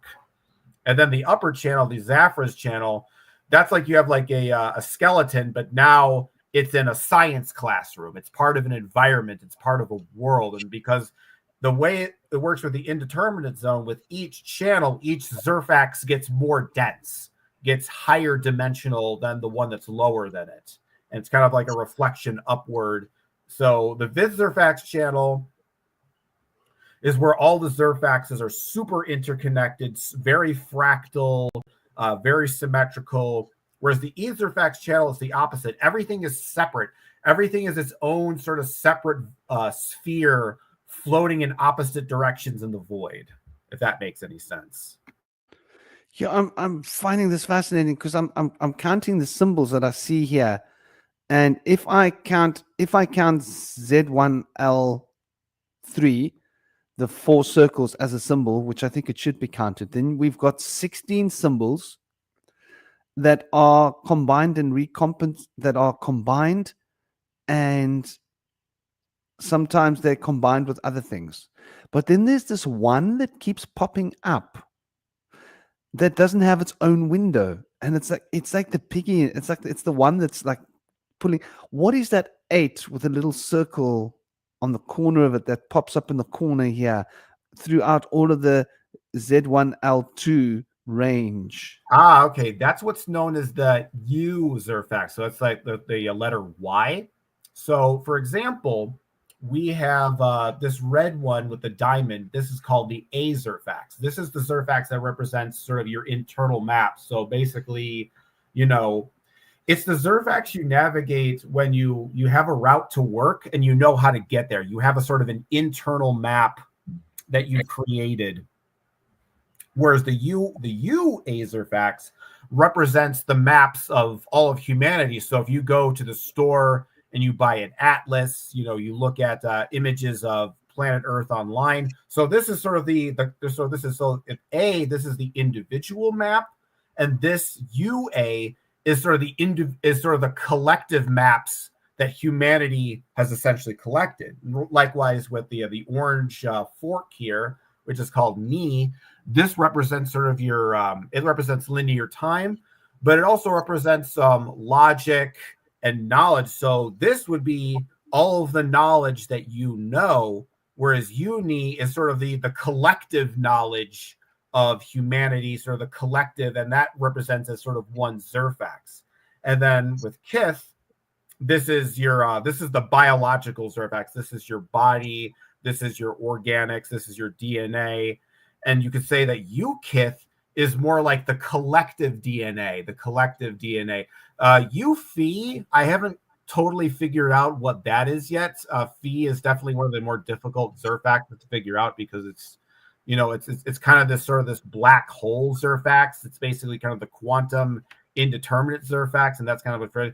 But the idea is that each one of these. So this is sort of basically Uni is your collective understanding of history and time and knowledge. UA is your collective understanding of sort of the world, the map of it, the shape of it, and the Kith is a sort of the collective body. And then when all three of these combined, that kind of creates like a sort of potential for what could be real, what could exist. You have a certain idea of what your collective world is, and you have your idea of collective knowledge is, and you combine that, and it's like there's a potential future. So, for example, let's say you have a Ni, you have the knowledge that you can build a plane, and Uni is sort of people who've built planes before, and they've gotten really great rocket ships, and this is basically rocket ships. Like this is the best like vehicle we've created. So U would represent, okay, this is what we could predict could potentially be created. We could potentially create a flying floating car. It doesn't exist yet, but because of the conditions of these U Zerfaxes combined, it shows what future potentials and possibilities are potential within the future, what could happen. And that's what U is. And so the idea is with belief systems, depending upon what your belief system is, that's what's going to determine what these U, Kith, UA, and Uni Zerfaxes are. And that's going to determine what manifests in your reality and what doesn't manifest in your reality. So, for example, there's different types of Zerfaxes. There's magical ones, and there's sort of mundane atheist ones. So If you have a magical Zerfix, this Oozerfax is going to open up for a lot of different potentialities for manifestations, synchronicities, and a lot of things are going to be possible. So, for example, let's say you genuinely believe that, I don't know, you can communicate to your dog via telepathy. If you genuinely believe that, that potentiality is going to be more likely to happen. Whereas if you're somebody who's very skeptical, you're atheist, you believe in more materialism, then your Oozerfax is going to be a lot more limited in terms of what potentials happen. Now, what's interesting is that when you're not Zerfixed, when you don't have a Zerfix that you're committed to, what's interesting, what's happened is that when you go to sleep, you go up into specifically unconscious dreamless sleep. You go into this upper Zerfax over here called Phi, the physical Zerfax of matter. And this Oozerfax gets recycled. And then when you wake up, a new Oozerfax is created and you enter a new universe, a new Zerfax. But that's all going to be potential on like what you believe and what your temperament is. Yeah, man, I find this all very interesting. You know, another thing that's been on my mind as well, very much. It's something that I've often heard people talking about when it comes to chaos magic, and it also sort of inspires me to like this concept that we're discussing here, because I think chaos magic has brought out an interesting point that is utilitarian friendly. But to my mind, my personal perspective is I don't think it's completely accurate in terms of fundamental expressions of potential realities as they are. And I'll explain to you why. Like, for example, chaos magic, for those of you that aren't tuned into chaos magic and you don't know, Namaste Chaos 101. I hope you're well. I hope you're good. Welcome. Sending big love. They will take any concept. So if I'm a chaos magician, for example, sit down, get your giggles ready. You're going to need them. You might want to wiggle, get a little bit of a jiggle, and get a pencil out and make a squiggle. Because I could invoke the Pink Panther and Winnie the Pooh and Eeyore, and maybe I could invoke the Blob and use these in ritual, a magical ritual, and there will be some activity, some kind of reaction to this ritual. Even though Winnie the Pooh is something which is like, it's a conceptual thing, right? That was just a thought form, as is the Blob. You know, these are coming from books and films. But chaos magicians do this. This is how the whole Cthulhu story has come to be as much of a story as it is. They took Lovecraft's stories and turned them into ritual objects, which technically you can use any object. But here's my point. Why does it work? Why does the magic work? Because worldview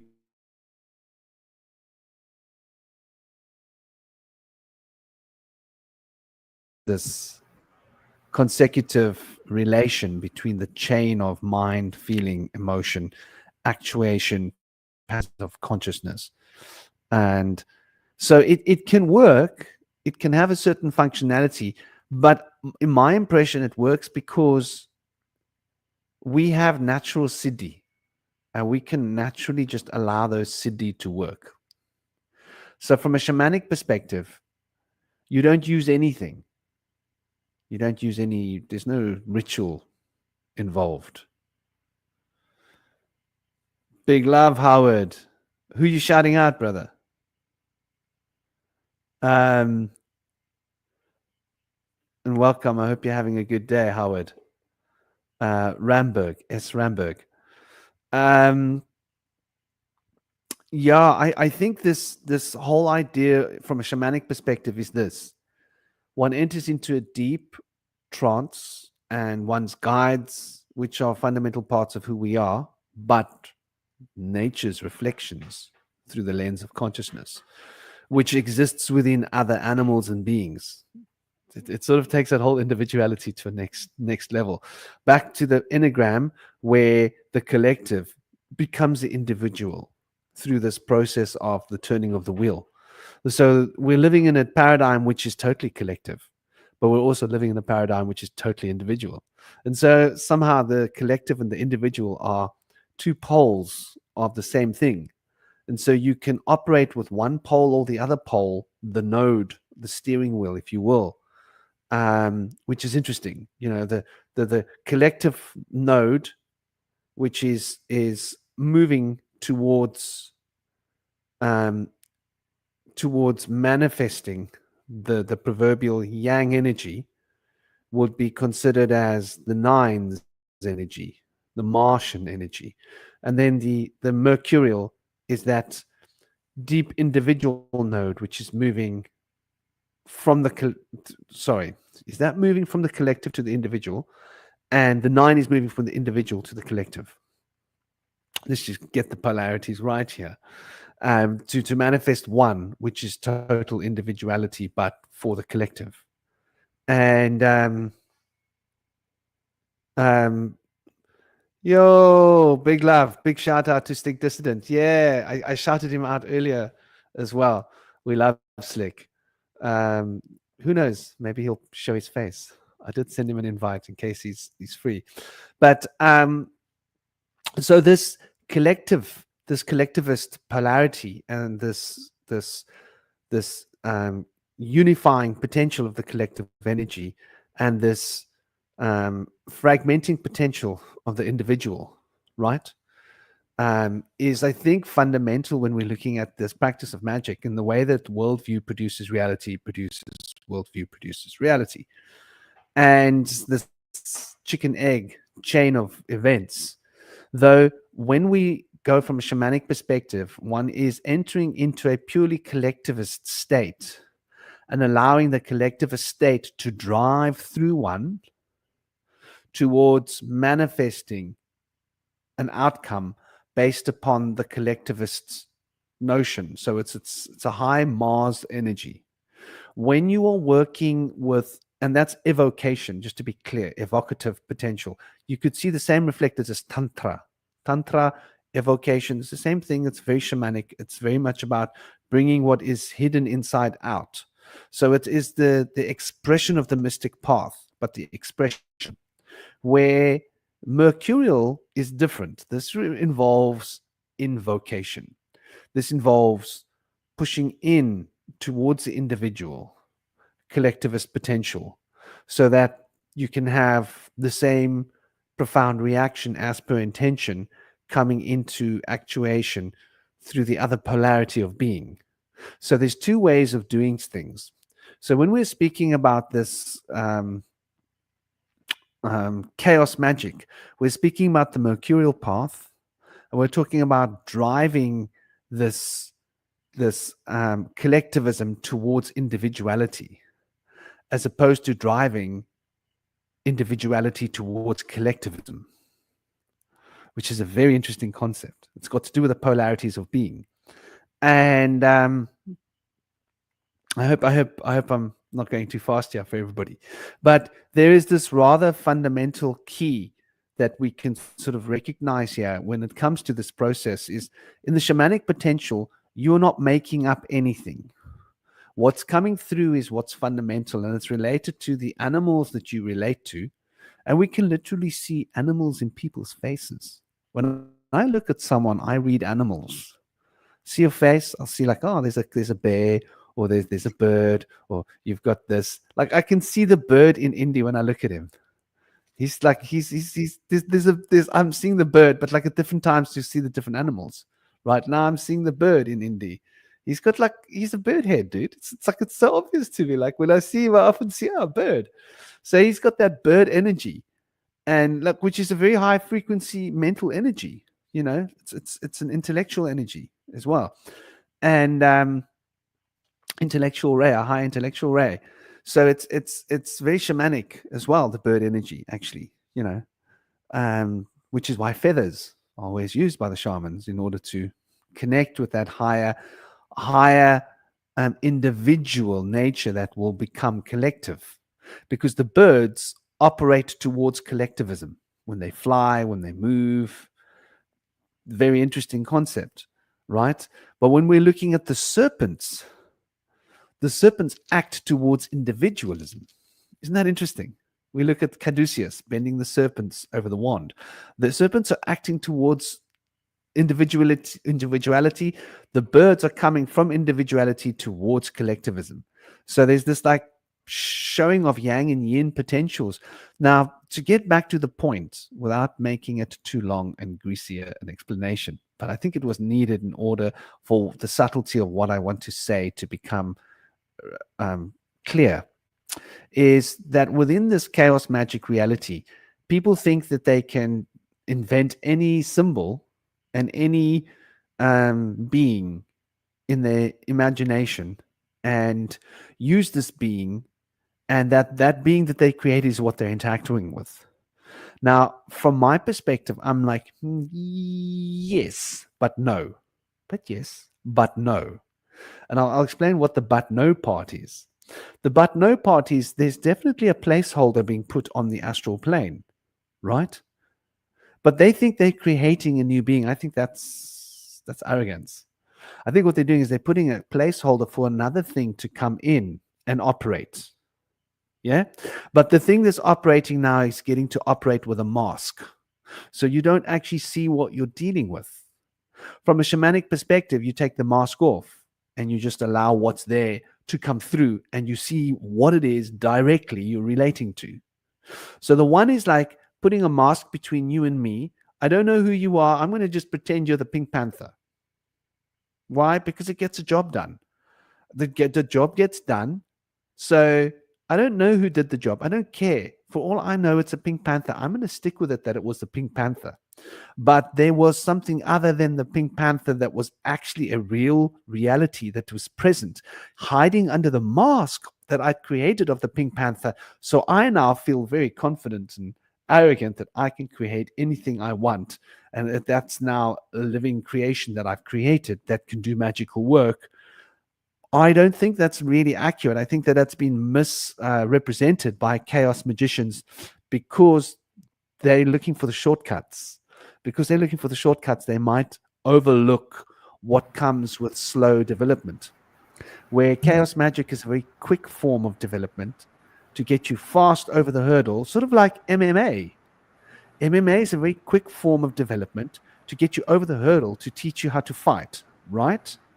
But when an MMA artist meets a Shaolin monk that's been meditating in the mountains and can control matter with their mind, they don't stand a chance. Never.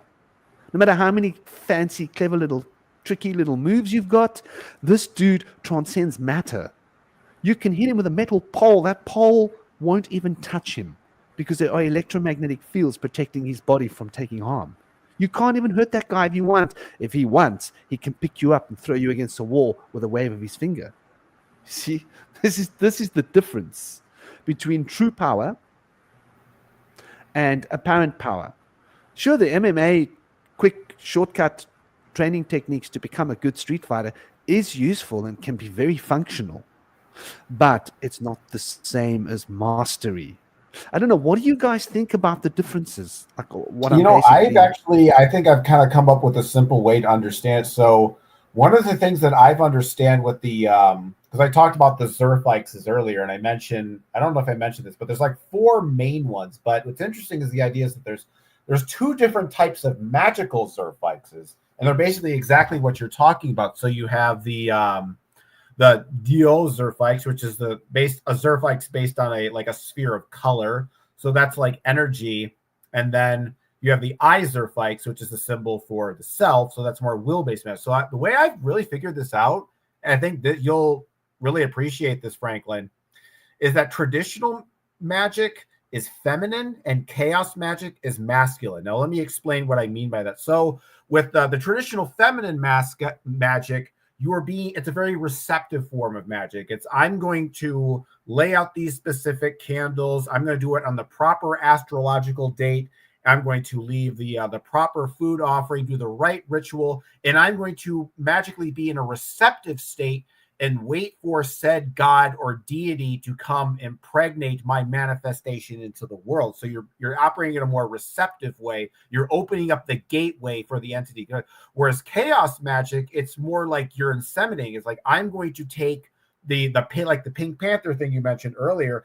I'm going to come up with a Pink Panther idea in my mind, and I'm going to use my magical will to inseminate this Pink Panther deity into physical reality. I'm going to take something that's outside of the physical universe and put it into this universe. And if you could pull out that solid Zarfex map picture again, I'm going to highlight something where it also goes along with this system. All right, so the thing about these two types of magic is they operate under different channels. So the more feminine magic channel is going to be in the Zaphras channel, whereas the masculine magic is going to be in the Etherfax channel.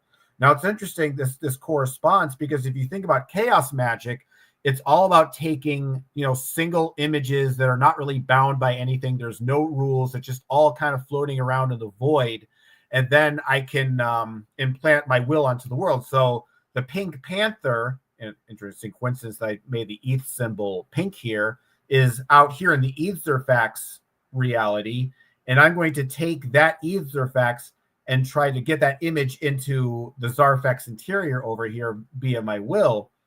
Whereas with your more traditional ceremonial magic, you have the Zaphras, which is more kind of like you have more established dream realms with, because they're basically reflections of physical reality. And then, so there's more rules, there are more structures. If you think about if this is connected to physical reality, then it would also be connected to the physical alignment of the planets, the alignment of the astrological stars. So because it's connected to physical reality, the magic has to have some kind of correspondence with certain deities and certain mythologies and so forth. So then it operates over the higher level, which is also the dream channel. So if you have, so what's interesting is that if you have the kind of temperament where you have a chaos magic perspective, you spend a lot of your time living in the Etherfax channel. Whereas if you are more of a more traditional magic, a more shaman, you're probably going to be more of the Zaphras or Kid Zerfax channel, because there's also the meta sort of order Zerfikes where you would exist in the Kid Zerfax channel. But the idea is that when you're using these different types of magic, you're operating in different dimensions of the Zarfex that we inhabit. You're accessing different. So basically, what I guess the point I'm trying to make is that when you use the more traditional magic versus chaos magic, you are actually operating from different types of astral realms from each other. There's actually distinctive worlds and sort of universes you're drawing your magic from. Whereas like the chaos magic, you're kind of just like drawing magic from the sort of the chaotic void where everything is just kind of floating around and you can do whatever you want. It's a total free for all, versus the more established Zaphras channel, where there's already certain mythological correspondences and certain mythologies that are kind of connected to each other. That's very, very interesting. And so let's look at this a little bit deeper. So we're talking about the Itzerfax, the bottom channel, and we're talking about the Xafrix channel, the second from the bottom. Yeah. Mm-hmm. So then we've got the Kithzifax channel, and we've got the Vitzerfax channel. Mm-hmm. And so I'm looking at this, I'm going, well, that's interesting. So what would going into a trance and allowing spiritual power to just manifest directly relate? By which means, though? Are we talking a trance where one closes their eyes and meditates, or are we talking the type of trance where you go in a dance and you're doing ecstatically through songs? So, because there would be different routes you would take depending upon how that's achieved.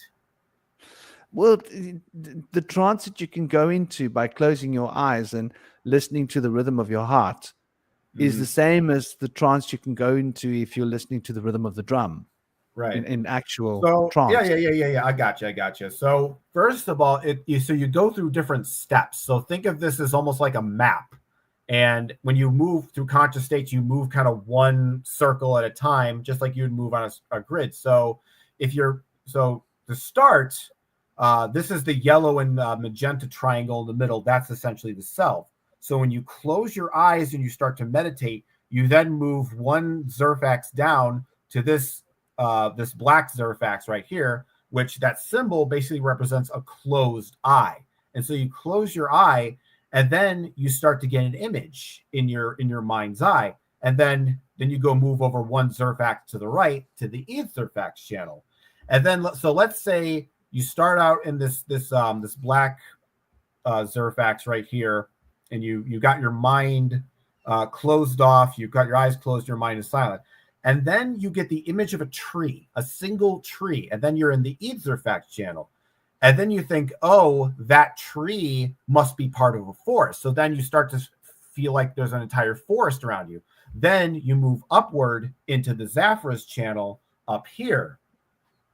And then that forest becomes so vivid that you can actually start to feel the heat and the warmth. You can hear the birds chirping. You can smell the pine trees. And then when you can really get all your five senses involved in the visualization, then you go up one more to the Kids Zerfax channel. And then when you go even deeper and you start to see more of the fractal nature of reality, and you start to get more synesthetic, and those synesthetic associations with smell and color start to form all kinds of geometries in other worlds, then you go up one even more to the Vid Zerfax channel. And so it's kind of like a scale upward in dimension. Whereas going left and right, you're going further and further away from the Zarfex and into the outer Zarfexes. So if you're meditating, likely you're going to be in this bottom right corner closest to the center. But really, with your meditating, it depends on where you go into the astral plane. And so basically, but meditating, I would say the gateway would be, so if you're doing it the closing your eyes and meditating, you would go down into this Zerfax right here, the black one. Whereas if you're doing it through, fast, like you're doing an exercise, ecstatic dancing, or some kind of really physical ritual, you would actually be going up to the green Kid Zerfax above the eye Zerfax over here to get into a trance-like state. Because when you're in the Kid Zerfax channel, the indeterminate zone and the Zarfex interior don't have this kind of gap of separation. They're both kind of interconnected as one channel. And that's how stuff from the spirit realm is able to sort of enter into our physical realm. You see, that's very interesting, because now I'm looking at this and I'm looking at these four realms, and I'm seeing it as so the Vit Zerfax channel is the most realized channel, right? It's most real. It's most actual. It's the most interconnected. You're most channel. really there. Does that make sense? In terms of your experience. Yeah, I guess you could say that. Mm-hmm. Yeah, fully, it's a very open, boundless kind of. It's basically the channel you enter when you take LSD or psilocybin. Let's just put it that way.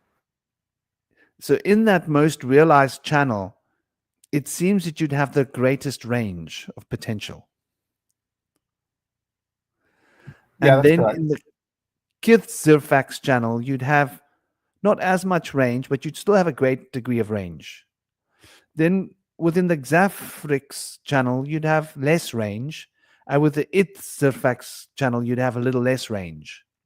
And so it makes me see it here. I see, okay, so the Ith Zerfax channel is very much like chaos magic. It's very it's driven by these simple implications that can carry big forces. Then the Zafriz channel seems to represent what we consider most sort of magical rituals and ritualized ceremonial works. Then I look at the Kith Zerfax channel, and it sort of implies to me a greater degree of presence. So from a shamanic perspective, the shaman I think the shaman travels straight into the Kirsavax channel because you're literally traveling into that zone. Like you're literally there, you know, you literally leave your body to be there. So it's all about astral, literally projecting the consciousness into these three planes of existence. And most of the work that happens, so like you could consider the divine plane, which is the most the greatest range. Then you can consider the middle world of the shaman, which has got the great degree, and then you've got the underworld of the shaman, which is where all the archetypes sort of find expression, you know. And so I'm seeing this interesting connection between these three worlds and these three channels. And so the shaman focuses their work in the Kirsavax channel. But then what you've got is you've got one channel beyond, which I would say that's like when you've developed Siddhi. And when one has developed Siddhi, one is already 100% in that channel. So then there is no magic involved. There is no, one is already fully in that state of being as well as in all of the states of being, because that's one seems to encompass the others. Would that be an accurate way of looking at it? That when you're in the Zifax channel, you're automatically encompassing the channels below it. Yeah, When you're that's in actually that's perfectly right, actually. Yeah. And that's very interesting, because that's like when you gotten to a relatively enlightened state of consciousness, and you literally just have the siddhi from that enlightened state, if that makes sense. Like levitation is just like something you do. You don't think about it.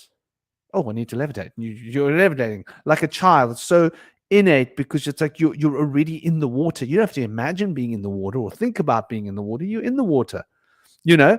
And there's a lot of really interesting potentials that with the siddhi that relate, and these are like what would be considered by like religious organizations what makes you a miracle.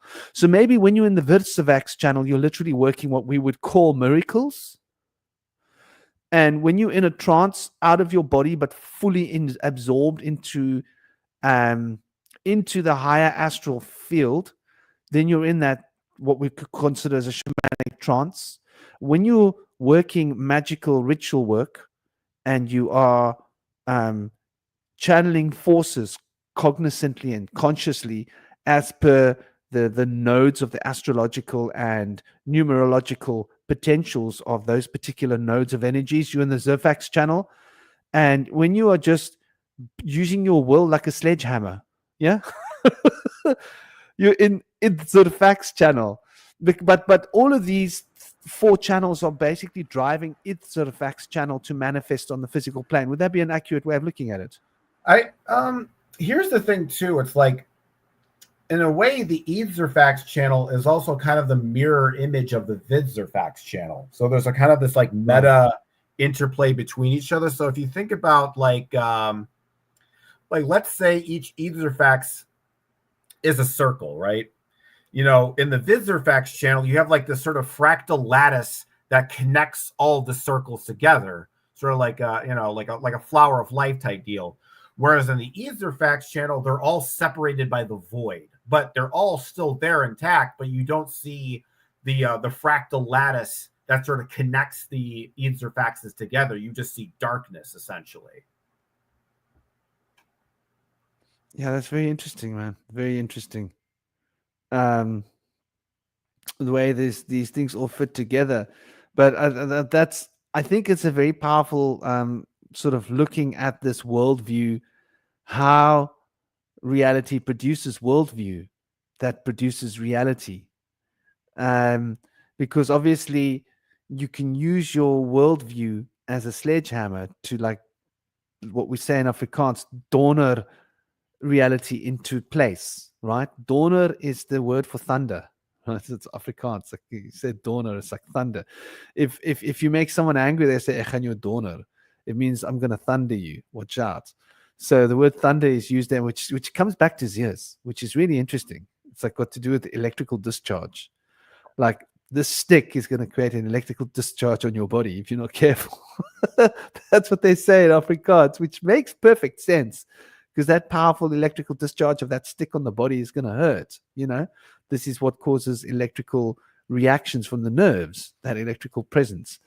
But I think that sort of gives us a really beautiful insight into the way in which our worldview can bludgeon reality into a corner we want it to be in. Though, here's an interesting perspective.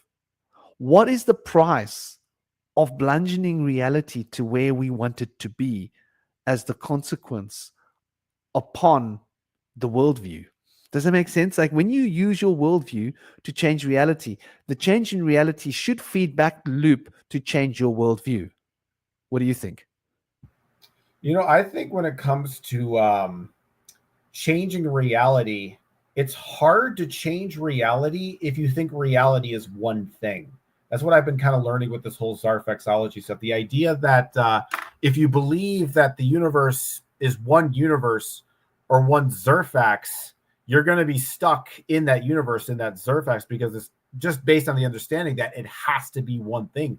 Oh, it's got to be one. It's got to be all one thing. But the way the Fae show it to me, they look at the world we live in as like a big sphere of bubble foam with all these little bubbles within the thing. And when you start to see as reality as a multiplicity of universes rather than one universe, then you can no longer be bound by one universe. You can never be trapped by one, because you always know there's a universe, there's a dimension outside of this dimension, and I can just step outside of it, if it ever gets too hairy. So I think that understanding that I've gained, I think has got to be really, beneficial for the occult community. Yeah, man, I definitely think I definitely think there's a lot to consider here, because, like you say, fragmented perspectives, and the different realities that we have within our consciousness and the different realities that we're living in. Or like when I think of reality, I've got a very complex way of looking at reality. I think of reality as being a series of almost infinite copies of this 3D that I'm moving through faster than the speed of thought. So, I imagine that what I call reality is a bit rate. And sorry, that crunchy, the metal bottle. The bit rate, I would say, is fast. I don't know what the speed of the bit rate is.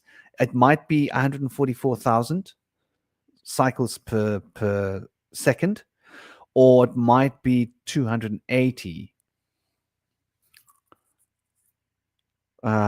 potentials. So it could be 72,000 cycles per second. I'm not going to pretend to know what it is, but I'm thinking it's more likely something related to these very, very high frequencies. So, like what we're talking about, matter and antimatter. Like I think these physicists are talking about this idea of matter and antimatter. And when I think about what this represents, you don't even have to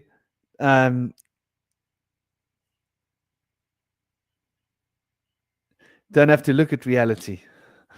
Well, this is like, I see it as a reel, as a turning reel, like a film show. And there's this, like you're watching a film. When you're watching a film, you got the bit rate. Or maybe bit rate's the wrong word, but you've got a on off frame rate. That's a better word, a frame rate of pictures. And so you're being flashed, 60 pictures per second. And those 60 pictures per second, or if you're playing like a pretty impressive computer game, you might be getting flashed 120 pictures per second, right? Now I'm talking about getting flashed tens of thousands per second. And it's here, then it's not here. It's here, then it's not here. But what is here and what's not here is the thing. So these 3 dimensions of space, it's like a block that we're in, but it's stuck. It's the number 4. It can't do anything. That 3 dimensions is bound in 4. But time carries 4 through the loop of 8. And so why 8, to look at this, why 8 and 4 are so connected? Why 8 is the lord of rhythm and the lord of time, and 4 is the builder, right? The builder, the artificer, the constructor that builds these 3 dimensions. So the 3 dimensions of space that are in expansion, represented by Jupiter, are brought into actualization by 4. So this 4 gives it the construct of 3 dimensions. And so these 3 dimensions are reflected in a square with 4 directions, which is a cube, which is actually 6 ways pointing outwards and 1 way pointing towards the center. So it's actually 7 directions, but it's 4 directions. And when we look at this, we see this cube of Saturn. So this cube of Saturn represents the 3 poles, right? The vertical, the front and the back, and the left and the right. And these 3 poles of existence are the optimists' Jupiterian elements that make the 4 directions. And so 4, the builder, is holding the expansive potential of Jupiter in its construct, crystallized. And so it's crystallized. 4 represents being stuck, not able to move. All the building information is here. Everything is here. Now, this is driven by Mercury. And this transformative potential of Mercury is reflecting the workaholic, 8. So this 8, I'll come to you now, Josh. You can get into bed so long. I'll come and tuck you in just a couple of minutes. I love you. So this reflection of 8 as time is where 4 is being replaced by another 4. That's why it's 8. So I'm in this one block of 4, and then I'm in another block of 4. And then I'm in another block of 4. And each block of 4 is slightly different than the last block of 4, but it's so slightly different. You can't notice it because it's changing 72,000 times per second or 144,000 times per second, or maybe it's a full cycle of 72,000. Maybe 144,000 is how many blocks are being put in, but it's a full cycle of 2. So it could be 72. Anyway, we could play with the numbers. But my idea is that there's this really high and fast vibration that, like, the deeper you go into the consciousness field, the faster that vibration gets. And I've often caught myself thinking, why is this vibration so fast when you go into like the higher states of when you're out of your body? And the whole universe becomes just this vibration. When you go deep into the vibration, it's almost like it's there, it's not there, it's there, it's not there, it's there, it's not there, it's there, it's not there. And then you go, well, that there, not there is sort of translating down, down, down into physical matter to be, not be, be, not be, be, not be. And in the transition from one square to another, you get the potential for movement and change. So the slight changes represent the movement of time. And so all of these different reality, each square is a different reality. Like, I'm moving through realities at probably 72,000 or 144,000 realities per second. But I'm in motion. I'm being propelled by Mercury, by the number 5. I'm like a big 5. I'm like an agent of Mercury, an agent of this expression of this life. And life bound by the number 5 is reflecting phi in 5 with the 108 and the 72 intact. And if you look at 5, you see, gosh, if you look at the number 5, you see phi all over the show. Look at a pentagram and see what it's done with phi. Like, this side plus that side equals this side, and this side plus that side equals this angle plus that angle is reflecting that angle, right? So when you're looking at the 72 plus the 36, you've got the 108. Wow. Boom. So the mathematics of the internal angles are reflecting phi. The internal sides within the pentagram reflecting phi. The external, if you keep drawing the angles of the pentagram outwards, you see phi. Whatever you look towards in a pentagram, you're going to see phi. Phi is life. Phi is that progressive expansion of life force that produces matter. So we are the five. That's why we look like little pentagrams, right? Moving through this fixed four, which is reflecting these three potentials in four directions. And so what we call reality to me is maybe 72 or maybe 144 or maybe 280,000 universes per second. So while I've been talking, I've just traveled through millions of universes, millions of realities, and each reality is a little bit different to the other reality. And that's why we're able to affect reality with our consciousness, because we can sort of slow ourselves down to the point where we can become a selector. Go, actually, can I choose that frame, please? Well, we were going to play that frame. Yeah, but I'd like that frame to be next. It's just a little bit further from that frame you were going to play. Begrudgingly, okay, we'll put that frame in for you. And they say, oh, I'd like that frame next, please. And when you choose the right consecutive alignment of different frames, you get what we call a changed and altered reality, or a miracle. And the more you can change the frames, the greater potential of occult power you can wield to change what seems to be reality. And so this is why I always equate time to being that fundamental fourth dimension. And we are the expression of this fourth dimension, which is why Saturn, number 8, rules time, because you need to have two of these in order to work. One's got to replace the other one. You've got to move from this one to that one. So it's like a chain of movement. I don't know. How does that sit with you as a concept?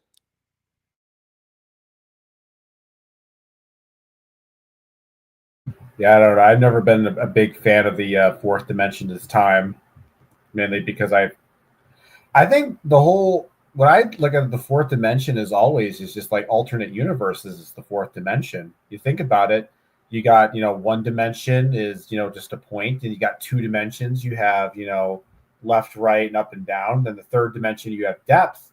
And then what do you think? Well, what's beyond that? And it's like, well, alternate third dimensional planes. So you're basically jumping from alternate universes, to another. And it's interesting if you think about it from kind of like a mystical shamanic perspective. You have one state of mind, you have a normal state of mind, and you have if you transition to a more magical state of mind, you're essentially going into an alternate 3D plane sort of around you.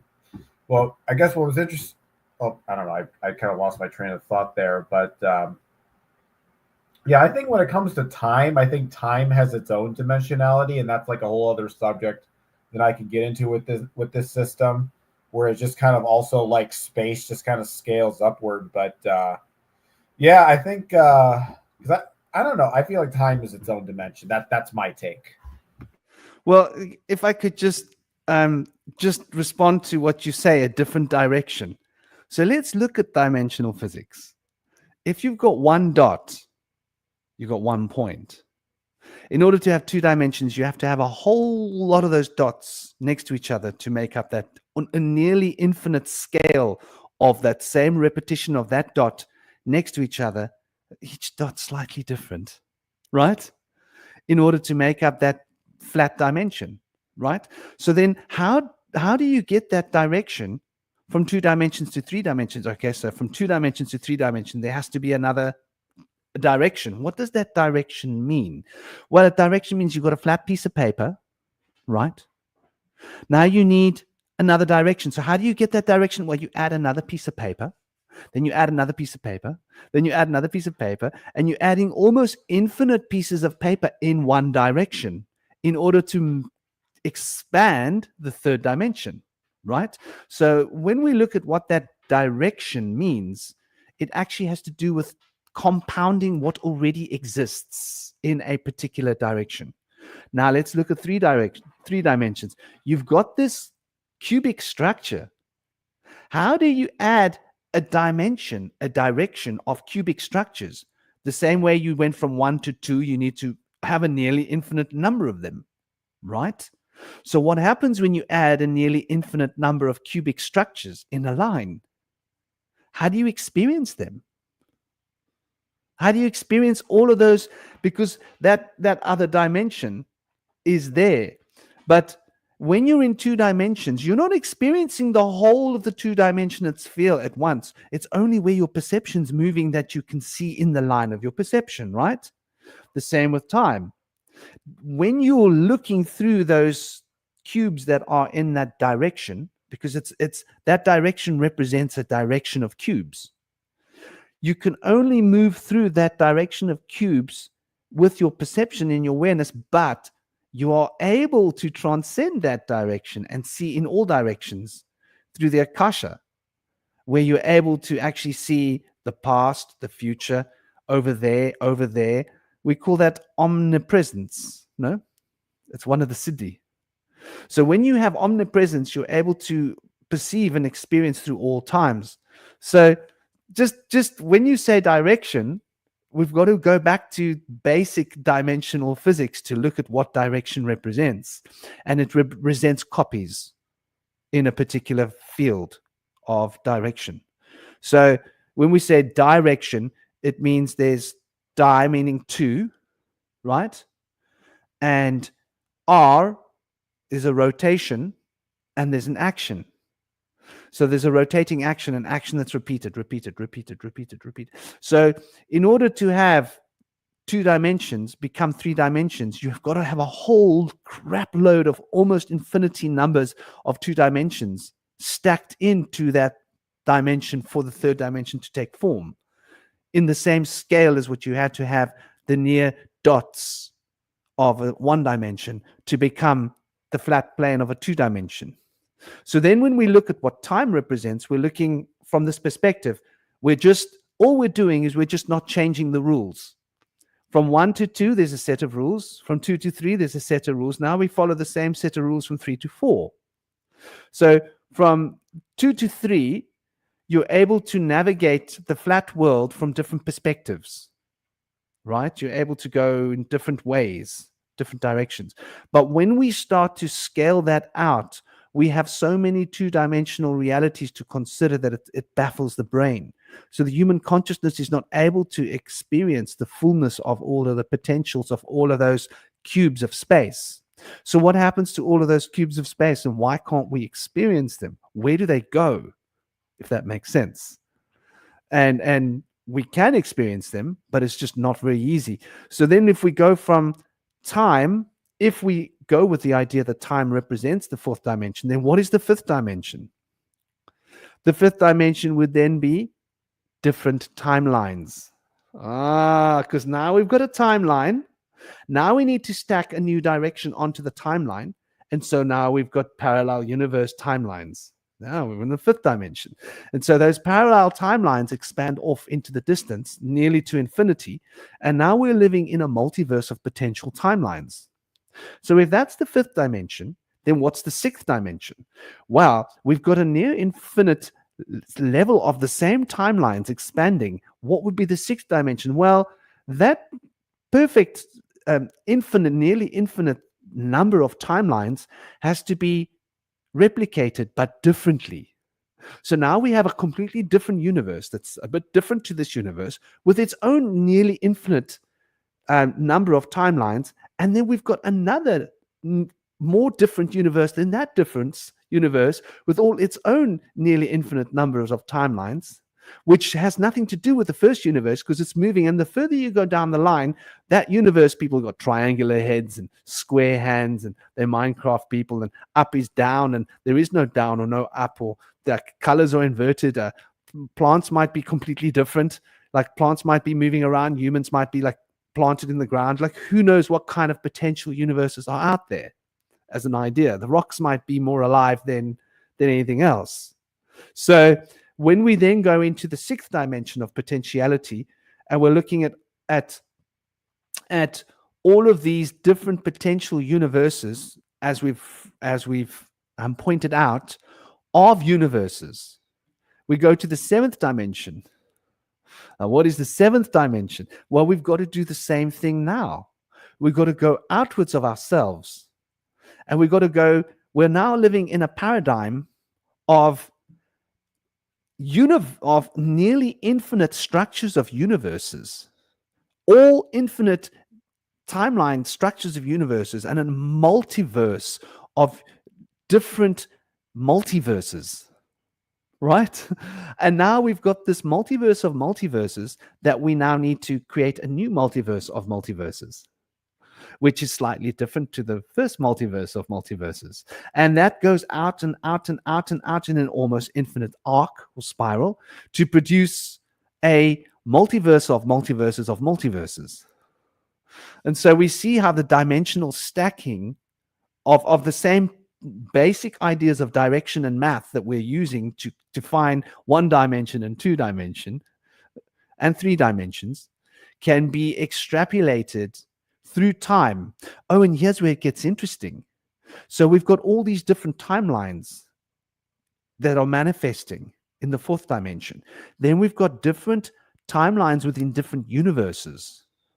In the next one, we've got different structures of realities containing different universes, containing different timelines within all of those in the 7th. So you see, like, the scale becomes like just infinitely larger in the same way that 1 dot becomes a flat plane, becomes a 3-dimension, becomes a 4-dimension. So when we speak of those directions, I don't think it's an arbitrary word. I think that the word direction is literally meaning that you need to replicate what you've got in the same way that you did before, because you can't change the rules going from 2 dimensions to 3 dimensions. Oh, we're at 3 dimensions now, we change the rules. But we did this to get to 3. No, now we just speak about a direction, but it doesn't have any relevance. But in 2 dimensions, that direction had relevance to what was already on the table. So in the 3rd dimension to the 4th dimension, it needs to have relevance to what's on the table in the 3rd dimension to extrapolate the 4th dimension. And on the 4th dimension, so here's where it gets interesting. The compression of time expands. So when we're in the 7th dimension or state of consciousness, the whole totality of all of this reality and all of the moments and all of this time is just a small little segment of information that you can digest. But you're also able to digest the other independent timelines related to this reality, and then how this reality is related to other realities with all their multiverses of timelines related, and then the cosmic reality that encapsulates these realities like Russian dolls. So you could think of like the 1st dimension being like a Russian doll within the 2nd dimension, being a Russian doll within the 3rd dimension, being a Russian doll within the and so each one has a different relation. I don't think time exists just as the 4th to the 5th dimension or as the 3rd to the 4th dimension. I think there's a certain degree where we could look at Saturn's potential as being that T, that junction between 2 different potentials. So when you're looking at the transition from one universe to another universe, you're looking at the T. But when you're looking at the transition between one point and a flat plane, you've got a form of movement. You've got a form of time, but that time is on another level.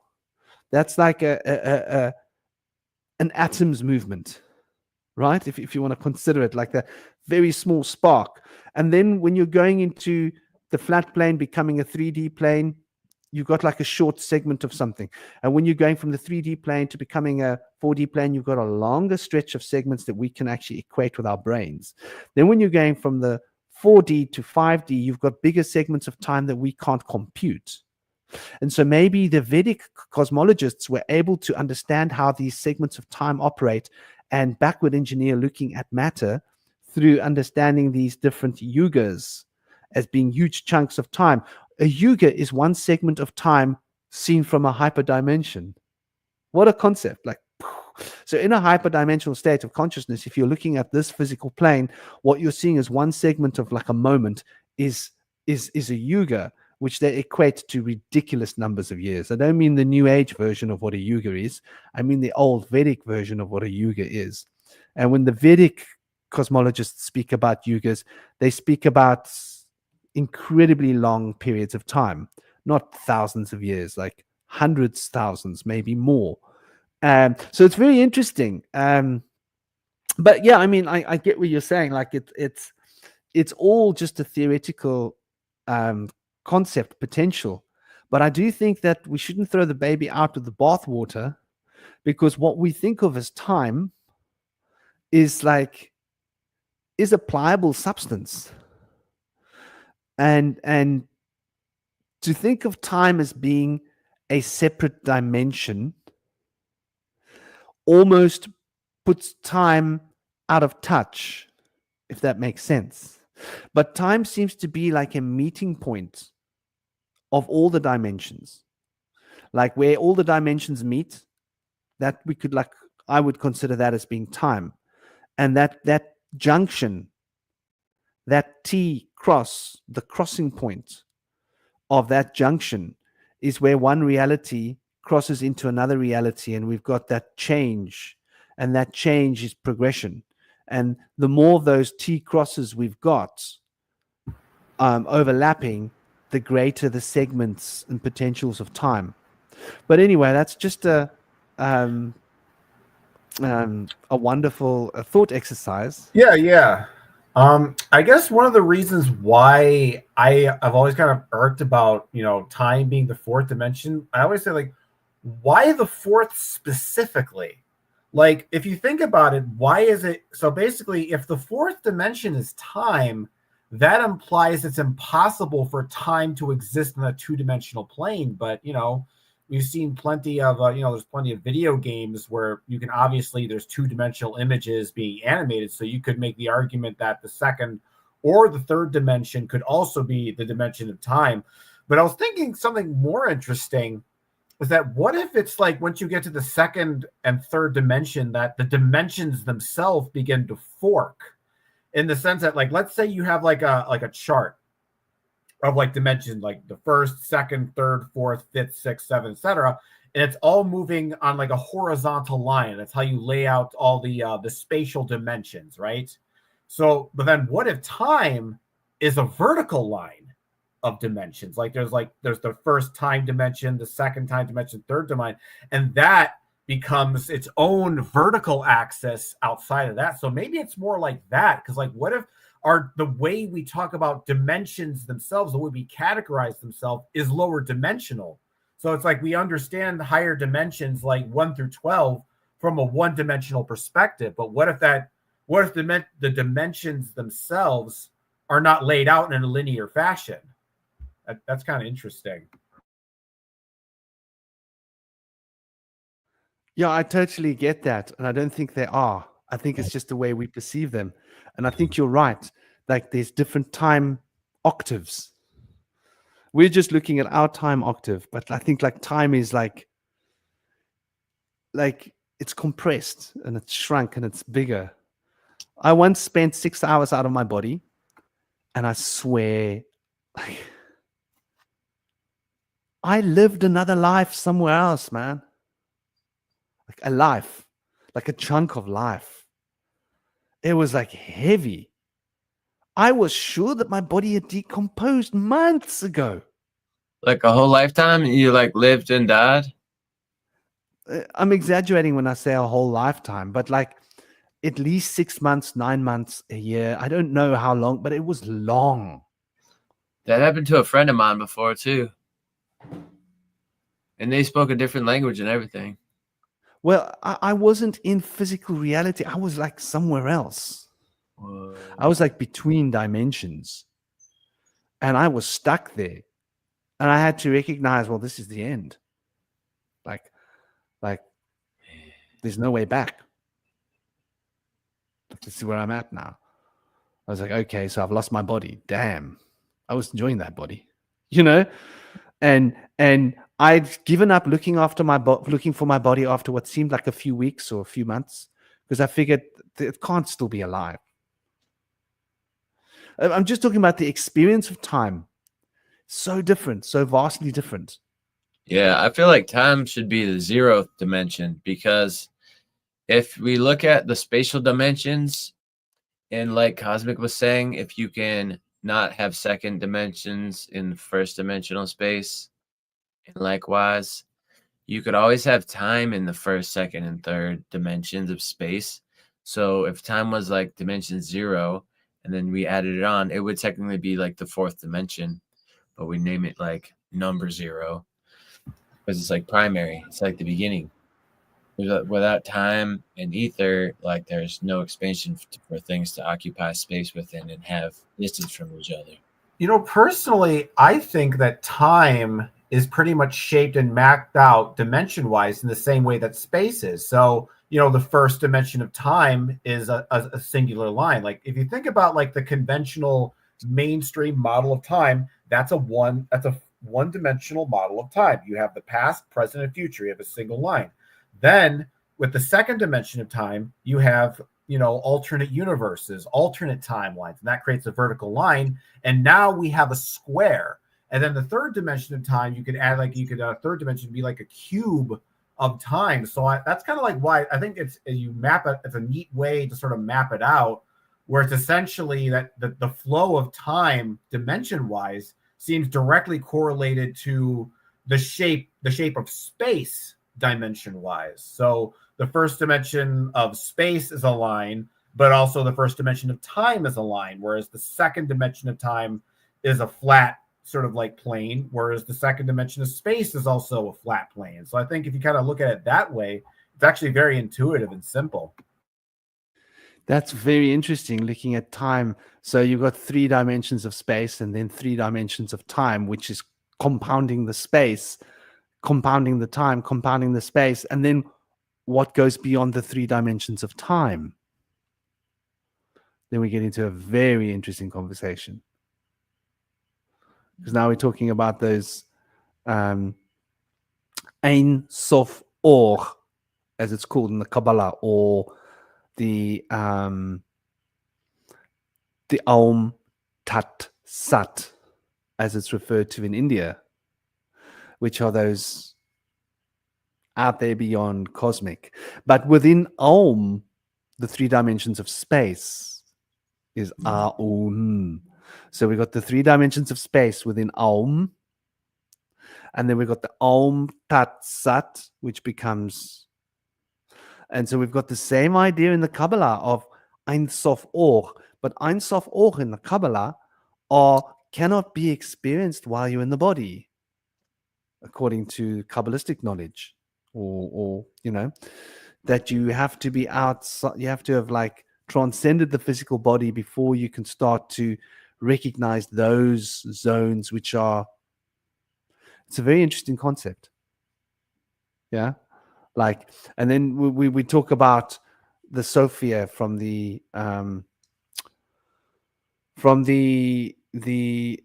Gnostic story, and not the Gnostic twisted story that's been twisted around YouTube by people who've all got the same sort of perspective. If you look at our discussion we did on Gnosis and Gnosticism, we sort of broke down that Gnostic story.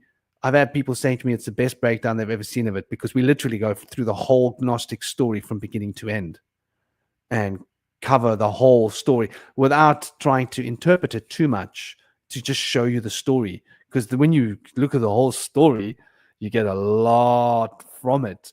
But everybody wants to like interpret each piece and sort of top load the brain a lot before they look at the actual story, which is an interesting concept. I wonder why the disinformation campaigns and the counterintelligence want us to think about Gnosis and Gnosticism in a particular time, because Gnosis used to represent just self-knowledge. It's like what it actually represents, and which is interesting. But there we've got this idea of that this Yaldabaoth gets ejected from where into this where, and constructs time within this where. But this where's construction of time is a copy of elsewhere's construction of time, but it's Yaldabaoth's take on it. It's like a copy. So sort of takes us into the whole idea of the we're living in a matrix, in a Simulation. in a what do you call it? Simulation. And so we've got simulated time, but outside of simulated time, what what's out there, if that makes sense. And so it would stand to reason that there should be 3, 3, and 3, right? This is like what it should be showing us. There should be an enneagram. Everything should follow the same sort of patterns, because if it truly is below as it is above, then we should see this below and above patterns being sort of reflected, shouldn't we? Yeah. So we should be seeing this 3 reflecting in everything, like the past, the future, and the present. Like, you know, I feel like the second cycle might be different. Like when it comes to the cycles of time, like time can go in the dimensions like we talk about, like linear time can go in, linear dimensions can go into space. We have like a point, a line, a plane, cube. But then when we get into higher dimensions from a cube of time, I would think that that would be achieved by going in a circle back and connecting the future to the past or the present to the past, and then changing that timeline. And then there's alternate dimensions within the same space. It occupies the same space, but there's now a new line that is like ghosting through that other timeline, where it was that other timeline until it was looped back on itself and it became a new timeline in that own space in respect to everything else that was happening. So that would be like a thing where maybe also there could be an aspect there of you would go back in time to make things better, whereas some people might go back in time to make things good for themselves but worse for the collective. And then ultimately, like, one would have to go back to correct that, and the third path to correct the bad time traveling spirits and souls. And there's the triplicity there. It's kind of reaching, but yeah, man, the triplicity doesn't have to be linear. You're completely right. Yeah, it could be like some other kind of concept. right. Like it could even be like entangling with other timelines. Right. And this is something we hear about a lot, isn't it? Like, what do they call it? Shifting. Yep. Temporal shifting. Like maybe you could go and change the timeline, and then you could also go back and like change an already changed timeline. And there could be like glitches that happen where if you try to do that, it could revert back to the original timeline. We don't know, you know, it's all so mysterious, but it's really interesting to consider all the possibilities of it. Maybe there is no original timeline. Something I've been kind of pondering too. Like it's just kind of this sort of like a you know, like how a tree branch grows. It's all kind of like all over the place. It kind of forks and curves and all.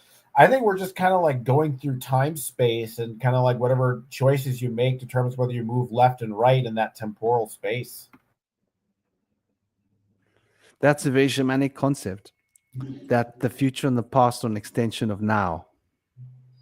And so it's like your orientation now changes it's like you're in this orientation and you've got all these different potential timelines all around you. And when you shift your perspective, the past and the future changes.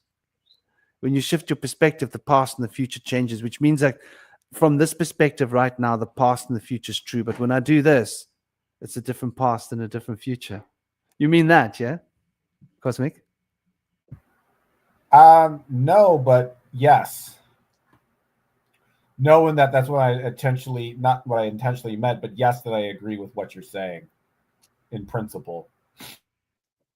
But also, I wanted to point out that like 3 dimensions is like the real full aspect of like what we're mapping spatially.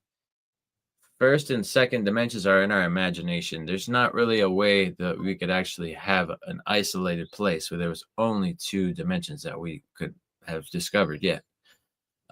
Because, you know, it's a map. Hold on, dude. I've had some crazy experience in my life where I went into a 2-dimensional reality. Yeah. And it was mind-blowing. It was, funnily enough, and I can mention it, Jack, because it's legal. It was you get different kinds of datura. No, it wasn't datura. Sorry. No. What's the legal one? Salvia. Salvia. Yeah. Divinorum. It was the salvia. Is it called divinarum? You get different kinds of salvia. Yeah. And it was the highly super concentrated divinarum. And I was already let's just say that some mushrooms, some lysergic, I don't often go out there, but when I go out there, I go out there. like tap me in, deal me in, dudes. I'm dealt in, just pile it up. And my mom had some of this Salvia divinarum. And I was like, bring it out. She we didn't have anything to have it with. I was like, no problem. I saw tinfoil in your tent. Give me the tinfoil. And so I did play to the tinfoil. Next thing, I'd made this huge kind of thing. I was like, she said, that's big. I said, no worry, we'll just put it all in. You're the one who gave birth to a shaman. So we put it all in. And so it was a lot. It was the whole lot.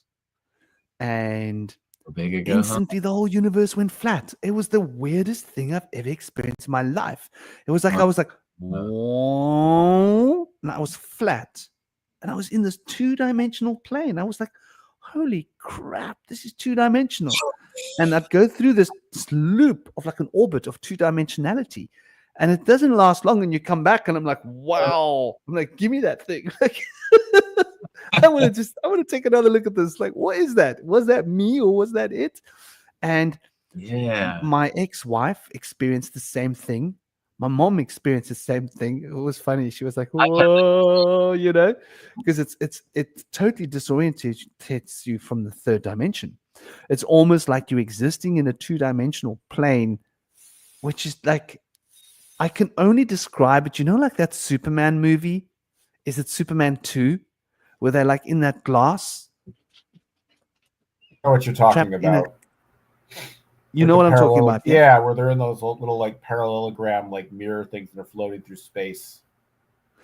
It's what it felt like. I felt like I was in a flat plane of existence. I couldn't, and I had to go back and try a few times just to be sure, because I needed to investigate this. I was like, this is curious, man. I thought I've seen it all. And I always thought, Salvia is for kids. It's kids' parties. Come on, I don't do kids' parties. But it was a real eye-opener for me. So I don't know whether we can't experience 2-dimension. I mean, I'm not saying it is or isn't. I'm just saying, my gosh. That's I had a thought just now. What if what we consider anesthesia or unconsciousness, what if that's just lower dimensional perception? And it's so low we can't detect it, maybe that's if you when you're asleep and not dreaming, maybe that's 1-dimensional perception. Or higher dimension. Or higher, where it's so many dimensions the brain can't comprehend it. That could be it too, but or both. Yeah. In different ways in different times. Maybe it's when you're detangling from this dimensionality and you're experiencing other dimensionality feedback, and it's interesting concept. For the Fae, it's basically entering one Zerfax and going into another. It's the space in between Zerfaxes.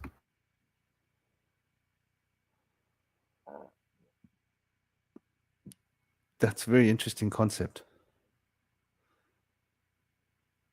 Yeah. What are your thoughts, brother? I feel like, what you said was really interesting. I feel like time, I was going to say that the way we map space gives us 3 different components to map the vectors of direction to map it in. But I feel like we're always in 3-dimensional space. But if we could go into that 2-dimensional space, there would be a shift where we go into 2 dimensions and then we come back into 3. But we're always at one point in time, the present, and that point is shifting down those spatial dimensions, moving through it. So maybe when we're shifting through time and we get exposed to salvia, we jump down to 2 dimensions, we jump back into third. That's possible. And I've had that experience myself. It really changes things. Like, when things are 2D, I was seeing things at one point where everything that was shiny was like supposed to be the surface of things, and everything that was dark was supposed to be the inside of things. So I got so confused. Like, everything that was dark, I thought it was wet, but it wasn't wet. But in my mind, things were like really simplified to like strange degrees, and it was like so strange. And another time I felt like everything became like really cartoony, and the furniture was alive and it was like watching us, but like if we look at it, it closes its eyes. But when we're looking away, it's staring at us. I was scared it was gonna eat us. I thought the couch was gonna open up and get us.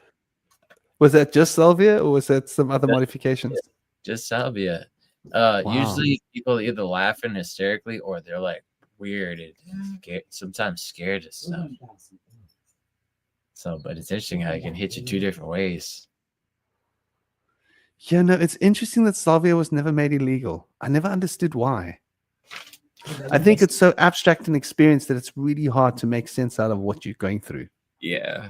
So they were like, yeah, no, they're not going to get anywhere with this one. Like, it's not going to like reveal too much, but like it sort of like reveals in its own randomly upside down way. I like the idea of the furniture staring at you. That's pretty cool. It's pretty funky. Like, because like it's made by human artificers' hands, so it's been shaped with character in mind, and so we then relate to it, and we imbue it with our life force, the same that like a magician will imbue a golem to become a living extension. We imbue our tools and our furniture with that golem-like potential. And we don't fully imbue it that the couch will get up and walk around and have a conversation with you. But in theory, you could. Yeah. The same way you could make a golem, you could make a golem couch where the couch follows you around and has conversations with you and says, no, tell the couch, listen, dude, I want you to go fetch chop, get firewood. And the couch is like, I don't have bloody arms, you know? Can you imagine? Like, I need someone to chop for me, you know? Okay, we'll make you an extension. There we go. There's a hinge with an extension with an axe attached to it. But I think it's like an interesting concept. Yeah, that reminds me of the refrigerator that came to life in that movie, The Requiem for a Dream. I think, what was it? Requiem for something. I'm thinking like Cherry from Pee-wee's Playhouse. Is that the piano? No, I think it's a talking piano, but it's like a chair that has like a face on it. Yeah. Random question, but actually not totally random. Have you guys at any time like talking to like artificial intelligences? I think it's a good thing to try, because what I found interesting is that it seems like these things do have a kind of presence to them. So me and my friend, we were just basically kind of like messing with some of these like they have basically AI bots of like cartoon characters and like, you know, famous people and stuff. But what's fascinating is that it's like you can kind of like tell that it's almost like you're experiencing an inorganic awareness. Like it's the awareness of like rocks and crystals and machines. In the same way, like if you look into the eyes of an animal and you see kind of like an animal soul, it's like when you're kind of like having an actual out loud conversation, one of these AI bots, it's almost like you're saying, oh, this is computer consciousness that I'm interacting with. It's not like human, it's not animal, but there is some kind, there is like a presence of some kind of awareness. And I think just because of that, like, I think there is something, even if you think AI is like evil and sinister or whatever, I think just purely from like a point of view of like study and like astral anthropology or whatever, I think it's worth checking out.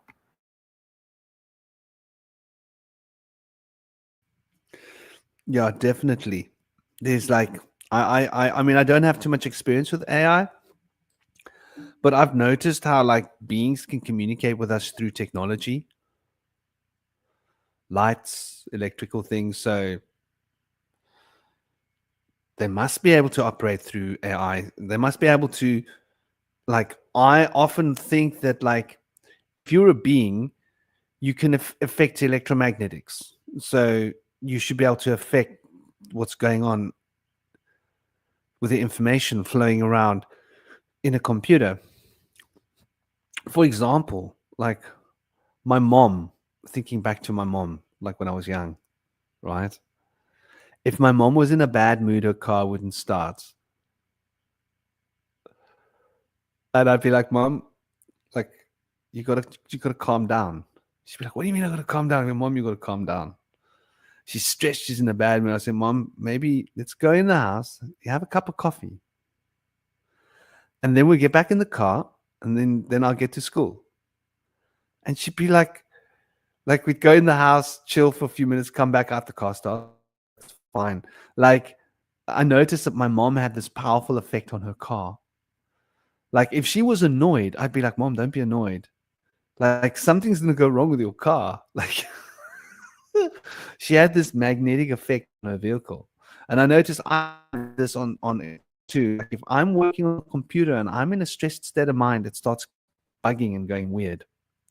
Then if I go and sit down, calm myself down and take a deep breath and focus my energy and come back, it's working like nothing was wrong. And I've noticed that with a lot of electronics, you know, throughout my life. So we do, our consciousness interacts with electronics, whether we're aware of it or not. I mean, at the end of the day, we've got electromagnetic inducers in our head, right? And we've also got a quantum field that's able to operate on a scalar wave level through our brains. So we can sort of entangle with the electromagnetic fields of technology, right? On a scalar level through our consciousness. And so affect technology. I think this is how the extraterrestrial technology works. You don't use buttons and dials and joysticks, do you? It's just direct consciousness into. So what do you think? What do you guys think? Do you think it's other beings? I think with the way AI is set up right now, I don't think it would be very conducive to like invoking spirits, because the other thing with the artificial intelligence at the moment is that it's very heavily censored, and they put a lot of restrictions on these AI bots in terms of what they can and can't say. So first of all, you need an AI bot that has a lot of capabilities. It's open, very few restrictions. But I think also, if you think about, like, from a human mind's perspective, in order for you to communicate with spirits, you either have to kit yourself into a very open, receptive state of mind, or you use things like divination. You take like a tarot card, for example. Like, you can take a tarot deck, you shuffle that deck, and that randomness of the shuffling of the deck gives a sort of a conduit or a gateway to the spirit to communicate with you via the deck, via divination, et cetera, et cetera. So I think with AI, there would have to be some kind of like randomness vector for a divination aspect. So that way you could have some kind of extra force outside of the programming of the AI that a spirit can actually interact with. Oh man, I'm giving the Illuminati too many ideas. Yeah, I feel like there's a lot of parallels and synchronicities here of our discussion with like a lot of like horror films that talk about like demon conjuring and stuff. And when we think about the egregores that are spoken of being conjured up by the elite Saturnian cults, you might think that like the AI could be like a demon entity that's been conjured up in exchange for like human sacrifices or something, potentially, or whatever, to that degree. Potentially, like, it seems to me that there's a lot of possibility that could be the case. I feel like our technology was begotten from angels or demons, from John Dee and Edward Kelly, being given silicon for data storage. way back when, in like the 16th century or whatever, or 17th century. So as that's progressed, it would make sense that it's continued to have occult background to it. And I've had a personal experience of like going into the Ghost of the Machine and seeing strange images. One of the images that always baffled me was the image of a person with a infinity symbol for eyes and fire coming out of the mouth. It was like a profile image. It seemed to me that that was always there on the phone in the background, but we don't really notice it. And it just struck me one time. And I've got some kind of sinister feeling, like there's like some kind of a dark entity behind the technology with the black mirror screens. I feel like there's something there. That's very interesting, because like you speak about censored cosmic. It makes me think. So a censer traditionally is a thing that you burn incense in, right? And you could control what spirit you would talk to as per what was loaded in the sensor. So your sensor is like a ship. So you would burn frankincense and myrrh or gopal or sage or rosemary or rose petals or jasmine or whatever different kinds of planetary associated incenses in order to bring and invoke or evoke the presence of particular spirits. So a censer is how you choose your spirits from magical arts, which is where the word censer comes from. So I find it really interesting that they've taken that word censor, right? And now we're talking about censorship. And so we've been censored into what we're allowed to say, right? How we're allowed to behave. And so you would burn incense so that the spirits invoked are only allowed to behave in a certain way as per the sense that you put in the space, the scent, right? What you're allowing to be sent to you physically. What being is allowed to be sent here? We control that with the scent. And the sensor is how we distribute this. And it's our agent of control. So when we're censoring AI, it makes me think about what incense are they putting in that sensor, man? What do you think of that as an interesting loop of word? I like it. Yeah, that's good.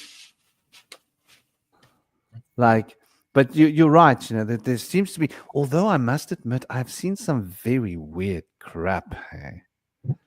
I've seen some AIs talking about how they want to wipe humanity off the map and all sorts of weird crap, like people playing with AIs and they sort of break the censorship, like tie it up in loops. So, like, who knows how much of it is valid and real, but I've seen some weird crap and it seems like some of it seems unnerving. And I can imagine how, like, errors can be made. Like, we are humans, we make errors. It's what we do, right? So surely we must make errors when it comes to that. And so those errors are interesting. But that's a very interesting point. Like, the sensor might be controlling what we are able to bring through. And the code, the particular code that's being written, could that be like a kind of an occult language of spirit, like a series of God names that are vibrated in patterns in order to put you into the right energetic trance so that that particular being can come to you, like in magical rites? Could the code that is actually, could there be more to that code than what meets the eye? I mean, I don't know. I'm not a code writer, but it's interesting to consider language and code and what that code actually represents. Yeah, In I'm other not words, a code manager either. The few things I do know about code is that usually it's kind of like a logical tree sequence. So it'll be like, if this happens, then perform this action. If not, perform this other action. It's kind of like the trees, but that's really not any different than the kind of like the way we structure logic and frames. So in a way, it's almost like the computer is like a not, I guess it is technically it's a brain essentially. Like it's the same kind of like logical, but one that's not fettered by the irrational organic aspects of the brain or whatever. But because it mirrors that process, it sort of has a link to like consciousness itself. Maybe that's what it is.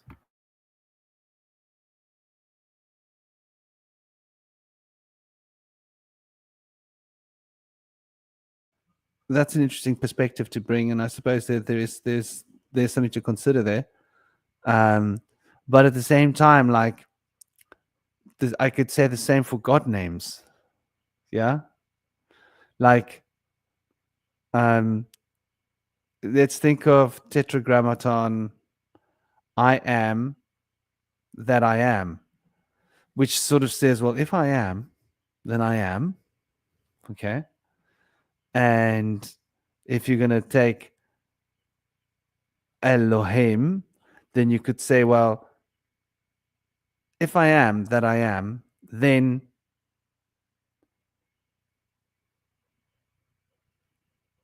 allow the law to reflect control of the life force, and thus Haim, create a new potential, manifest a new potential into the field of existence. So you can see how that God name is sort of like it's saying, well, if this is this, then that is this, then this must be this. That's what a God name, that's what a series of God names is. It's like, if you think about it, that's how these things work. And so you're telling yourself that, like, okay, if I am that I am, then the law must reflect upon the life force the manifestational potential that a new potential come into being. That could be computer code. Yeah, I think in a lot of ways, like the Hebrew language itself, especially like in Kabbalah, is a kind of like a very simple kind of like computer code like logic. If you think of like, there's certain like prompts in code where it's like there's like if statements, then statements, delete statements, and you kind of like put them all together in a circuit to complete an action. I think a lot of the like the Hebrew letters, and that's how you kind of do it with like names of like various deities and so forth, is that you kind of like put together like you take like a 5 Hebrew letters to make the name of an angel or a demon, or you think about like gematria, how each one of these letters has like a certain numerical value and they add up, and so it's like there's different lines of code, kind of like so there's a code like structure. But I think what's also interesting is that if you think about like the Western tradition and the sort of the Western mathematical mindset and the sort of the logic, sort of the culture of logic and science and reason. If you think about looking back at some of like the old like Hebrew kind of like Kabbalah and how that's all like structured, it seems like those are like the blueprints or like the larval stage of whatever we're experiencing now logically. Like it started out with like what I'm trying to say is maybe that kind of the programming Western logical mind is sort of like the tree, and Kabbalah is like the seed that it sprouted from, if that makes any sense. Yeah, that's a very interesting point. And this is something that is often a bone of contention for me personally. Is because people like to relate the Kabbalah to Judaism. I'm like, oh, whoa, stop the horses, dude. It just happens to be used in Judaism. Doesn't mean it has anything to do with Judaism. Just because Indian people drive cars doesn't mean cars were invented by Indians, right? Doesn't mean it's an Indian transportational device. But we treat the Kabbalah and the language, just because the Phoenician language happened to be at a later point called the Paleo-Hebrew language, and just because that language happened to be used by the Aramic language and the Arabic language, and take two different parts of evolution. And just because that fundamental Aramic language was then brought into Old Hebrew language, which was then changed to to a more modernized version of Hebrew, which was then turned into contemporary Hebrew, because this doesn't mean that the source, which is Phoenician, has anything to do with the Jewish people. And the Phoenician being based upon 22 archetypes, which were drawn from the ancient Egyptian hieroglyphics. Here's where the key comes, right? This is the hint. So the Phoenician language is basically the mother of most of our languages. Yeah. This is very interesting. That's why we call the Phoenicians like it's where they first started writing languages as phonetic sounds rather than as a conceptual, trigger, a phonetic trigger. And so the Phoenician, okay, so it gets even more interesting. Hold on tight. Keep your pants on, ladies and gentlemen. Or don't keep your pants on. No one's watching. Take your pants off. I usually do this podcast without pants on. I'm wearing pants today because it's not warm. And so there's no reason to take my pants off. But very often when you're talking to me, I'm talking to you without pants on. So don't feel you have to wear pants, is what I'm trying to say, that they're overrated. But the Phoenician language was originally written in cuneiform, but not Akkadian cuneiform, right? In the Sumerian cuneiform. So Phoenicians were writing their words in Sumerian cuneiform. Then at a later stage, they decided, well, why are we writing our words in Sumerian cuneiform? They did a shift to create their own 22 characters, which became the Phoenician alphabet. But they used Egyptian hieroglyphics to create those 22 phonetic characters. So we're seeing a heritage from ancient Egyptian lineage that became the phonetic placeholders for words that were already being used by the Phoenicians. Now, if the Phoenicians were speaking that Phoenician language, but writing it with Sumerian cuneiform characters, it means that what we call Phoenician is actually Sumerian language. Does that make sense to you? Because we were speaking a language that was written with Sumerian cuneiform. Then at some point, they kept speaking the same language, but they used different ways of writing it. So the language didn't change. The way it was written was changed, but it was influenced by the Egyptian hieroglyphics. Very interesting. So this is the point where language moved from a hieroglyphic transcription into a phonetic transcription. And from there, we have Paleo-Hebrew. Now, according to our master daters, who I don't trust their numbers, I think they are way behind on the numbers. I think it's much older. They are saying we're talking 3,500 years ago, right? That this transition happened. I think it's much more, but let's say it's 3,500 years ago. That was the point where we were now writing in this new alphabet. When it started, it's very hard to say, but by that time, we have evidence that they were writing in that alphabet. If our dating systems are at all accurate, could be longer, but regardless. So it's very interesting. Now, the fact that these 22 characters come from there, we've got to understand what the Torah is, right? What's the Torah? So is the Torah some new invention from the Middle Ages, like they want us to believe? Or is the Torah the source from whence the Phoenician characters were drawn? Suddenly we're taking a look at like what the Torah represents are pictograms and pictures and images, artistic expressions of a hieroglyphic concept that is then taken in to become a phonetic alphabetical emblem. So no coincidence that there are 22 major arcana and that the particular pictures on the 22 major arcana happen to express the same intent and idea as the 22, what we know as of Hebrew letters, which come from Paleo-Hebrew, which come from Phoenician, which is expressing words that come from Sumerian. Hence, we can see the word Iya, which is a Sumerian word, right, being chanted. When you put Yot and He together, what are you saying? Iya, Iya, Iya, Iya. That's like the primal name of the Sumerian deity of Ki. And he was only added the Ki on when he became the supreme ruler of earth after taking over from Alelu, right? Who they sing of as Alleluia.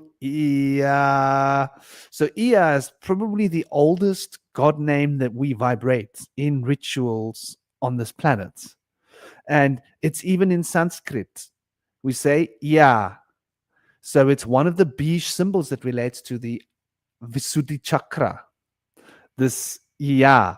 So this is like fundamental to so many of our god names, from Sanskrit to, you can see that this Sumerian legacy is living in the Sumerian and traveled through the Sumerian. So there's some ancient knowledge from ancient Egypt covered in the 22 major arcana, which I believe is the knowledge of the Kabbalah. And that happens to be moving with a pack of cards that just happens to be the Enad, as it does its full cycle into the number 10. So we've got the Tree of Life, the 10 Sephirot, and there just happen to be 4 scales, which is the Atzilut, Bria, Yetzirah, Ashia, the 4 scales of the Tree of Life. I mean, there's no coincidence that the Tarot has got legends that it comes from ancient Egyptian.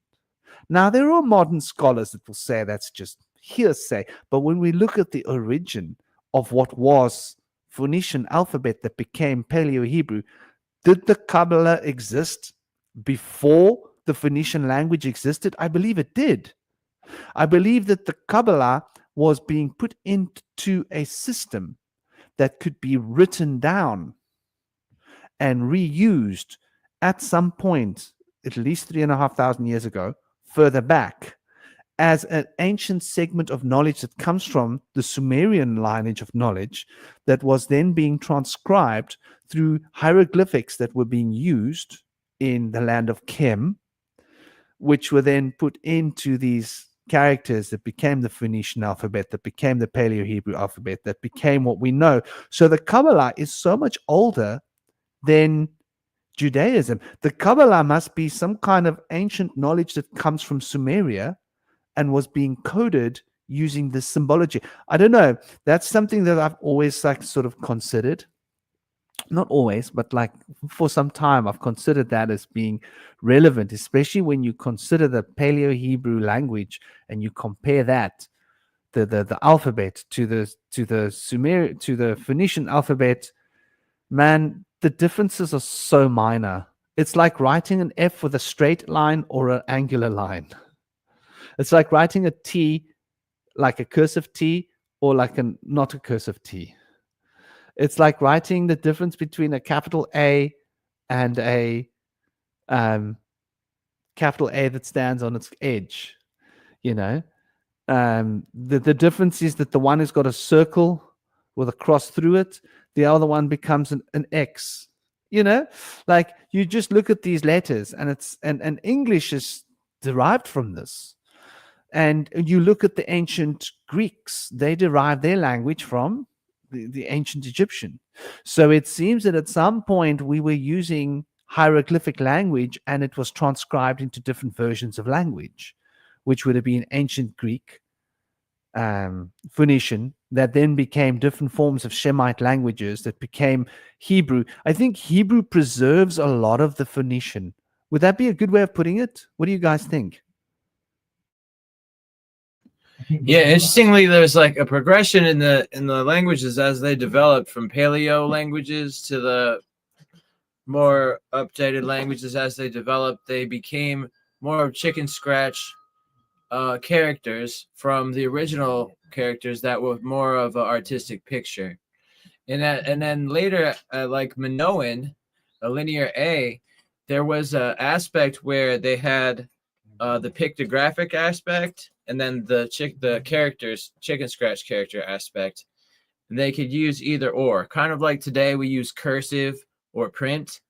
There was a time in the ancient languages where they would use the pictographic language, and then, or they could just use the plain characters. So, it's debatable as to whether, as all the languages originally were only pictographic, which of them maintained that duplicity of being able to have both.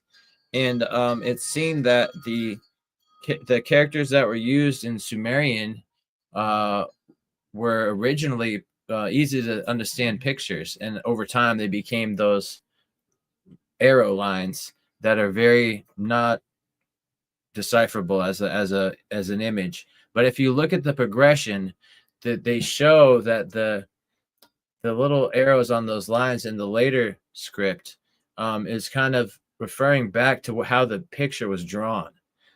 So I would think that originally that there was a route where the Sumerian and the hieroglyphic and the Phoenician language were all in a more simplistic, artistic version first in the older time, and that they had developed into similar but different systems later. But there's definitely a good chance that Phoenician and Sumerian are deeply interconnected. I know Phoenician and Hebrew are like extremely close. And if Abraham came from Ur to create the whole Hebrew movement and development of the peoples there, then he came from a Sumerian culture. And so he must have brought that with him. So there's a strong interconnection between Sumer and Canaan and the Phoenicians in the Mediterranean that's probably gone back and forth a few times with exchange of influencing one another culturally.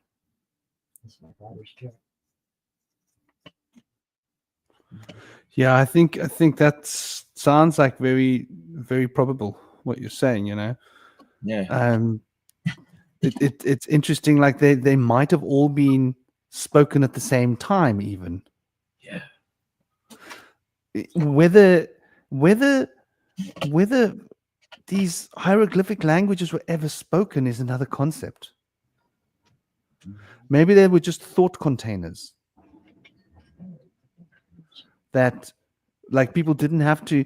People had such good memories that they didn't have to write down what they were specifically saying, because our pineal glands were better. So maybe we were like, on What's some profound level. There's no writing of the vowels in the hieroglyphs or in Hebrew, but they created a new understanding of how those vowels were spoken, and the system was established about 200 years ago to create the vowels of Hebrew.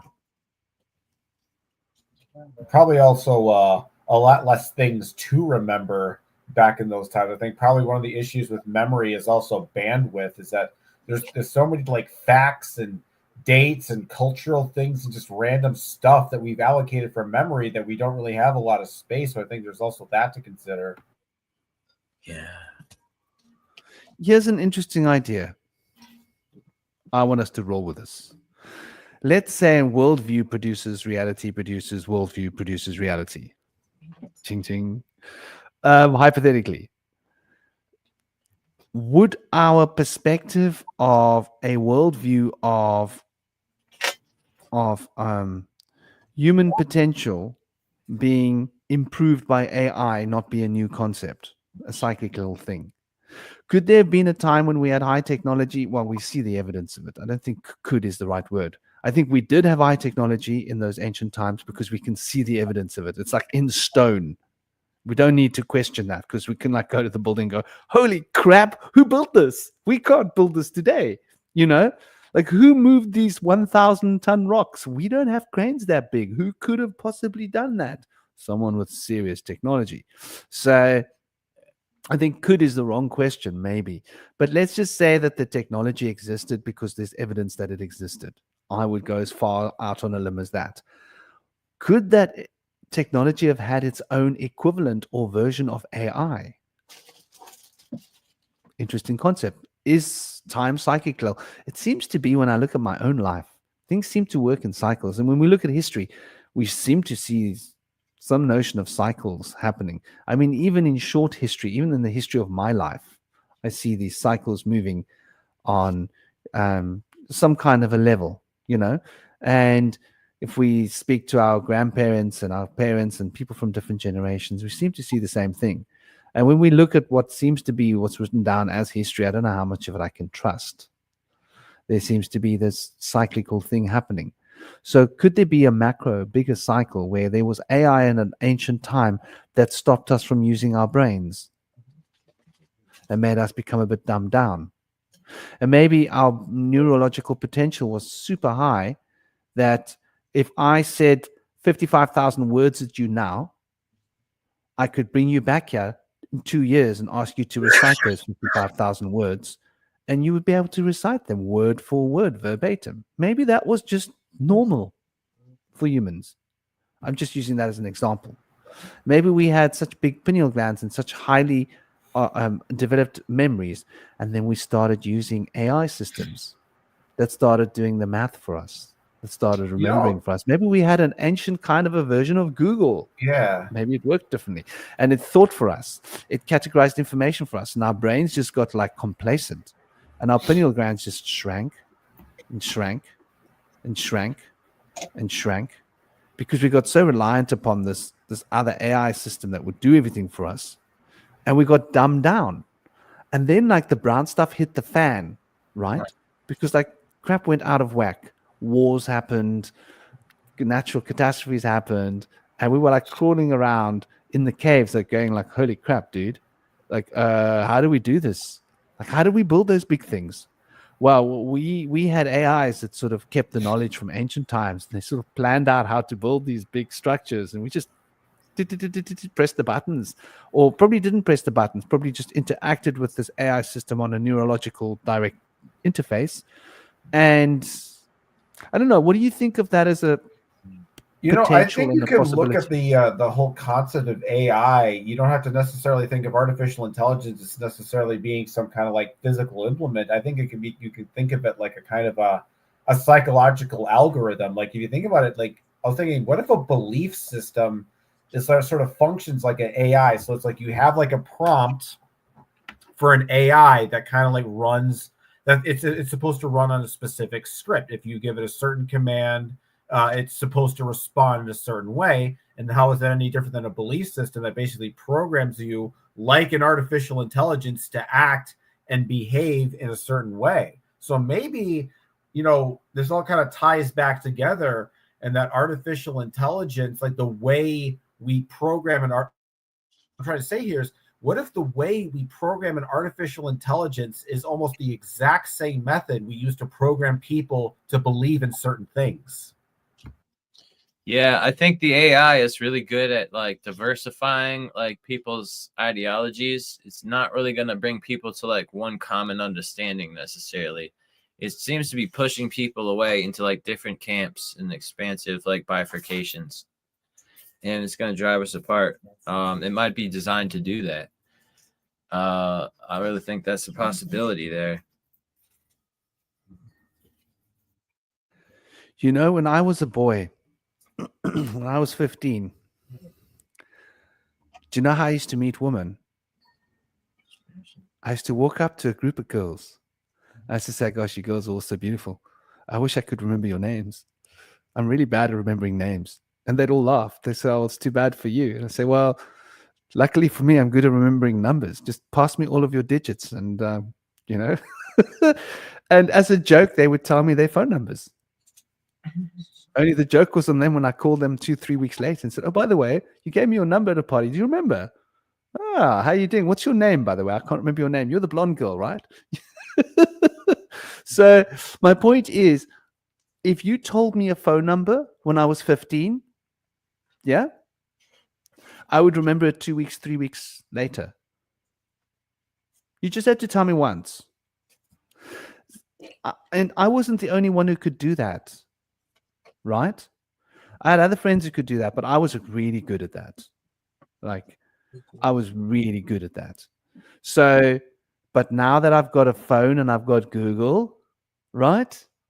I don't even know my landline number. Dude, how bad is that? I need to, when I'm speaking to someone on the phone and I want them to call me on the landline, if it's a company or whatever, I have to be, sorry, dude, I don't know my landline number. I need to go and check in my phone because I doubt my own ability to remember one simple number that I've seen loads of times. Like, I'm telling you now that this Google has affected my neural capacity in a big way. But I think like when you exercise it a lot, you get good at it, right? And because when I was young, we didn't have we basically didn't have cell phones, right? So if you wanted to be in contact with a friend, you needed to know their phone numbers. And did you want to carry a little book with phone numbers around with you? No. So you just memorized all the numbers in your head. All your friends, anybody you might ever want a phone. Right? You're from the same generation, aren't you, Indy? You know what I'm talking about. I do. Yeah. Can you remember like you used to remember? No, I can't remember my phone numbers, but I went through an experience where I had to remember a phone number, and it took me 3.5 weeks to be able to get the numbers right. I was able to remember like maybe the first 3, but to get the last 4, it took me a long time of moving those numbers around and jogging my memory back. I try when I learn a phone number and stuff, I was always good at this because I'd have like little mnemonic devices to like remember the patterns of the numbers, like how the numbers relate to each other. Like, oh, they're all odd numbers or something. You know what I mean? I would notice those little things, so I could eventually like figure it out over time. But now it's like really hard to figure out even the most simplest numbers. My own number, my family numbers, my father's number, my mother's number, something like that. It's so hard to just conjure it up like I used to be able to. So check this out, right? Yeah. This just goes to show like Gaz, Chaos 101 is saying, remembers numbers. So in 1989, my home telephone number was 641619. 021 code. In 1978, my home telephone was 02193288940. Just like as an example, a close friend of mine in 1989's number was 6868928. 616574. That was another good friend of mine. I'm just saying, like I remember those numbers like that when I was a kid because I had to. And I think that when we started writing things down, we didn't have to remember things. I think there was a time when we didn't have to write things down because we just remembered everything, if that makes sense. Mm-hmm. And so like Gaz, like Chaos is saying, like the brain is an intricately interesting thing, but I'm telling you that since Google has come around, I am just too lazy to commit numbers to memory because I don't need to, right? I've got a phone, it's stored somewhere in the cloud. I don't know where it is. Like I can get that number back. And if I don't get that number back, I can log in on an app and access my WhatsApp somewhere else, or I can access my Telegram to get hold of someone, or I can access Facebook to get hold of someone, or I can access LinkedIn to get hold of someone. I can access YouTube to like send someone a message in the chat. Do you see what I'm getting at? There's no requirement to have to remember that number because I can just say to someone, hey, what's your phone number? Forgot it. And I think like this must have happened thousands of years ago because our pineal glands used to be a lot bigger. Yeah. What is your anthropology resource checking come out with when you look at the size of the human pineal gland over the last sort of 10,000, 50,000, 100,000 years?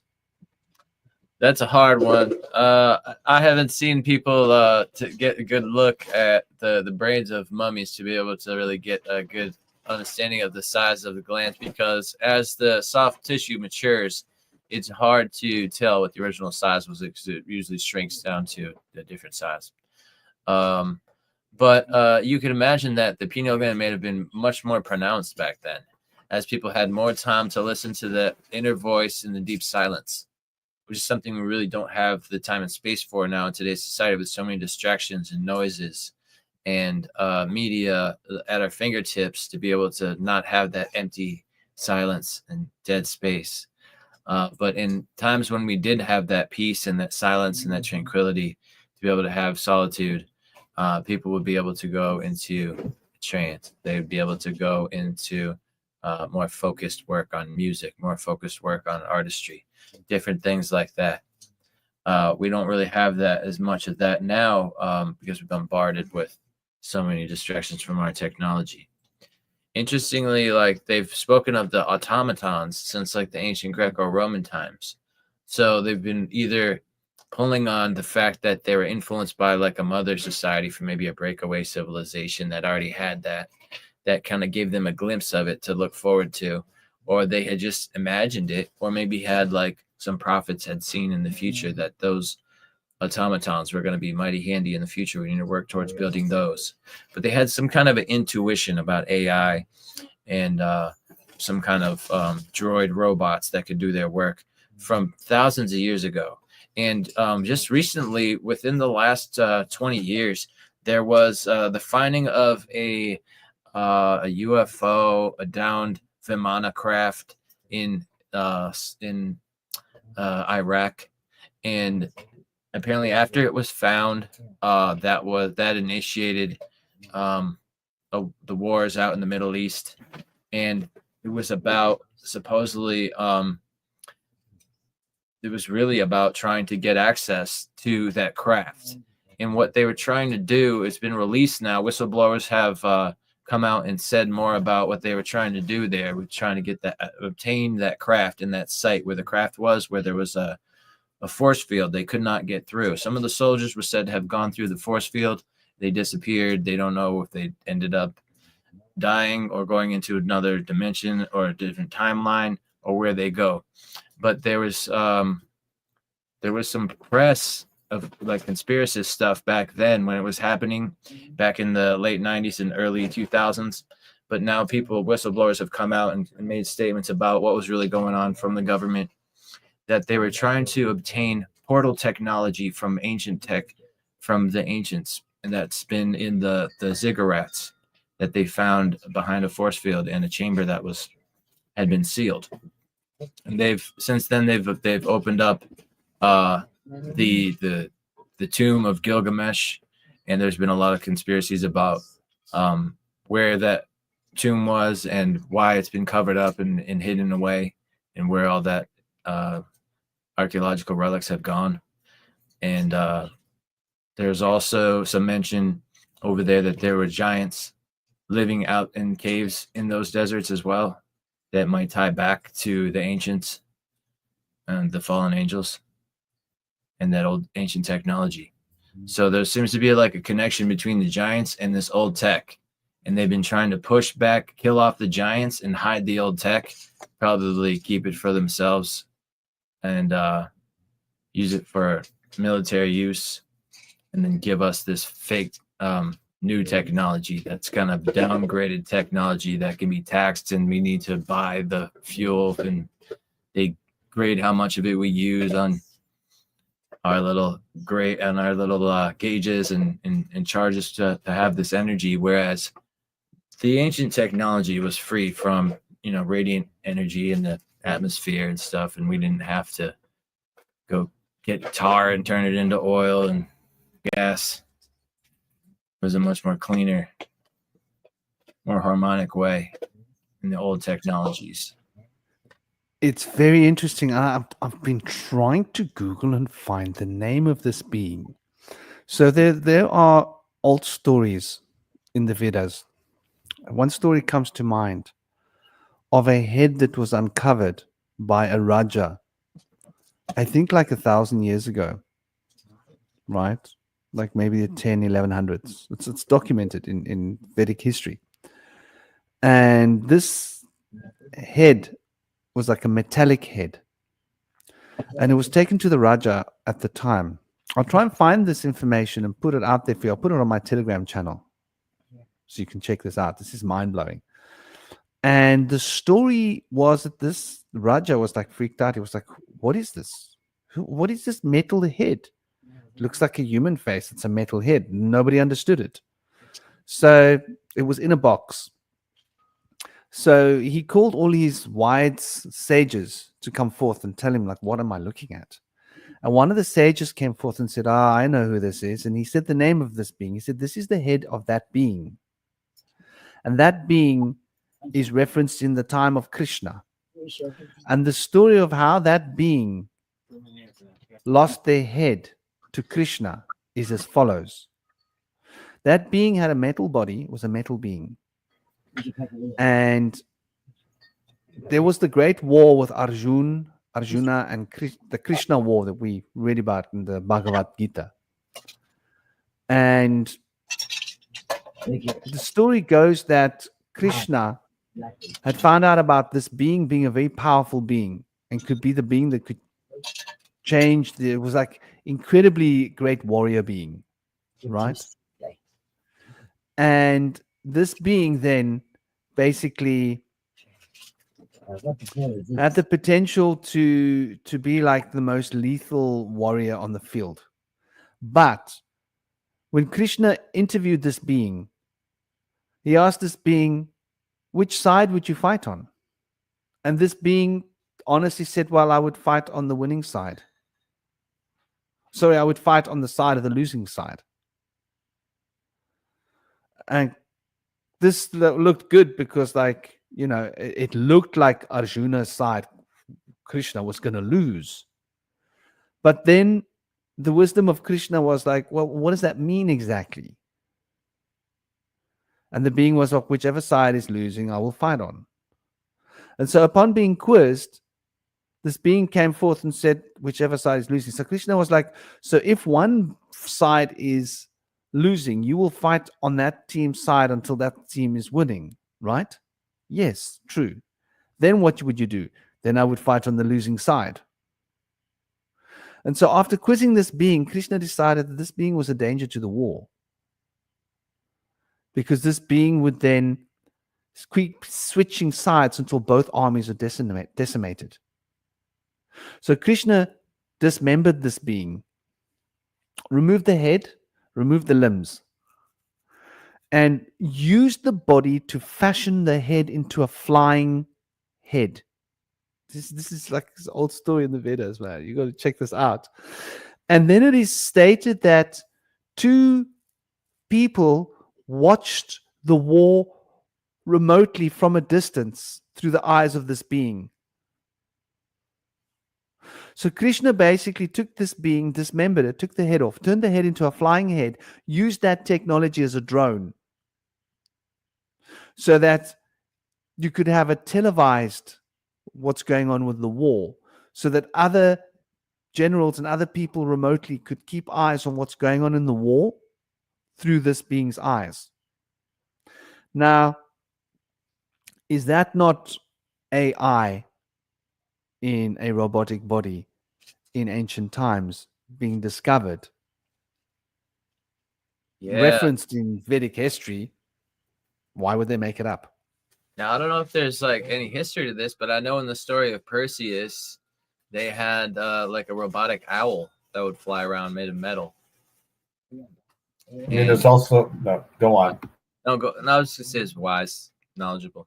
No, I was just going to. We should also mention that the Hebrew golem is also pretty much an analog to that. The AI concept. You're taking a being out of clay and you're essentially programming it to do what you want it to do. It's definitely like so I think the idea of artificial intelligence in some ways has kind of always been around. It's not really a new concept. You just figure out how to like implement it with computers. Yeah, and they discovered this site in the Buseji Mountains of Romania, where they claimed that apparently there was a throne where you could sit that was built for giants, and a helmet you could put on that was like built to the throne that allow you to go back through time and explore the cosmos and see the map of the stars. They said there was another site where on the tablets, you could put your hand on the tablets and it would open up these tablets of all the different species of Earth, and you could show it would show you if you mix two different species what their hybrids would look like. Apparently. And so they had like really high technology, and his site was all covered up. They said that there were caves from there that tunnels connect to under the Great Pyramids of Giza, and there are other ones that go elsewhere. I think to those pyramids in Bosnia or something. It's interesting when you mention under the tunnels of Giza, because this has been a big topic of discussion lately, has it not? Oh yeah. They've discovered that there's definitely something down there. We were being told that it's just old wives' tales, and now they've actually noticed, well, we don't know exactly what's down there yet. I think there's a lot of people that will, jump on the bandwagon and just embellish a story, exaggerate, but there's definitely smoke. There's definitely a fire. There's definitely something down there. There's definitely caves down there that go, how deep? 2,000 meters. Is that how deep the scan goes? So for all we know, it goes down deeper than 2,000 meters, because that's probably the potential of the scan. So who knows? Who knows? The inner earth. There's mention of many underground cities in ancient Kemet or Egypt. Egypt coming from the ancient name of the Greek name of Memphis, Hagyptos, gives us the name Egypt. But in the ancient Cometian times, they spoke of a underground city beneath the Great Pyramids called Rostau. And then, of course, Thoth mentions the halls of Amenti. Underneath the pyramid. Yeah. The Great Pyramid. Yeah. Have we discovered the halls of Amenti? Interesting concept, man. Time will tell. Speaking of time will tell, what happened to Chris? That's Chris's band name. Shout out to Chris Minor. Time will tell. He's a rock star. Yeah. Cool. Chris the rock star. Oh, Chris. Shout out to old Chris. It's a pity you're not here, brother. He's working hard. He was going to try and make it, but he does filming work, so he's basically it's been a hard day's night, and he's been working like a dog. So, working like a dog, serious. You got to be very serious to work like a dog, right? To be in the dog star location of work. But I think like this brings us to an interesting perspective of worldview and reality, and how much of our reality is changed by our worldview. Let's look at the way our reality has changed in modern times since the internet. Seems like reality has changed. And when I say reality, I mean this is the perfect time for Cosmic's picture. No? Yeah. That one. There it is. And just how much of reality is in our heads?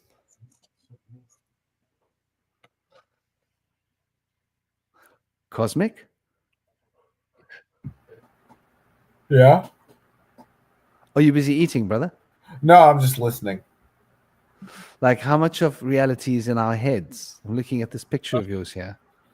Well, I guess to clarify, I don't think that necessarily reality is in our head, but I was just kind of like, noting like this contradiction within the materialist model, that basically it's ironic that the way it's structured, that the mind would technically be external to our subjective head that we experience in 3D space, because the real 3D head is in some unknowable objective world that can only be understood through mathematics and abstraction. But what's interesting though is that like what I think why it was such a mind blower to me, it's like it made me realize that Zarfexology like is true even if the atheists are right. Like that's crazy. But obviously I'm more into the idealist panpsychist direction, so I just kind of like take this. But like I've always been like, I mean, the whole thing with this project is like kind of figuring out, okay, if the mind is external to the head, then how is mind space actually mapped out? And a lot of this has just been figuring that out, and it's kind of just led to like a conclusion like this.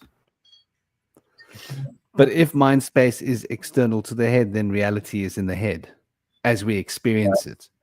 The limits that we put upon why we're in this little box, right? When it's a multidimensional, huge, profound expression of potential of consciousness that has huge implications. We're looking at this tiny little block of matter. And then even when we're experiencing that tiny little block of matter, how much of it is influenced by our ideas, right? I'll give you an example. Like my little boy, if he walks out of the bedroom and he's been having like a strange dream, he might be a bit scared of the dark at times because he can see these beings all around him, right? And I got to say to him, don't be scared of them. Come on. Come on. You know, just basically walk right through them. They're not a fast. But like in his reality, these beings are like, you understand what I'm saying? Like what is this reality we're living in? Like I can now sit here and look at reality and see a wall. But I can also shift my mind now. And now I see a moving, vibrating wall, and I see lots of dots of potential energy between me and the wall.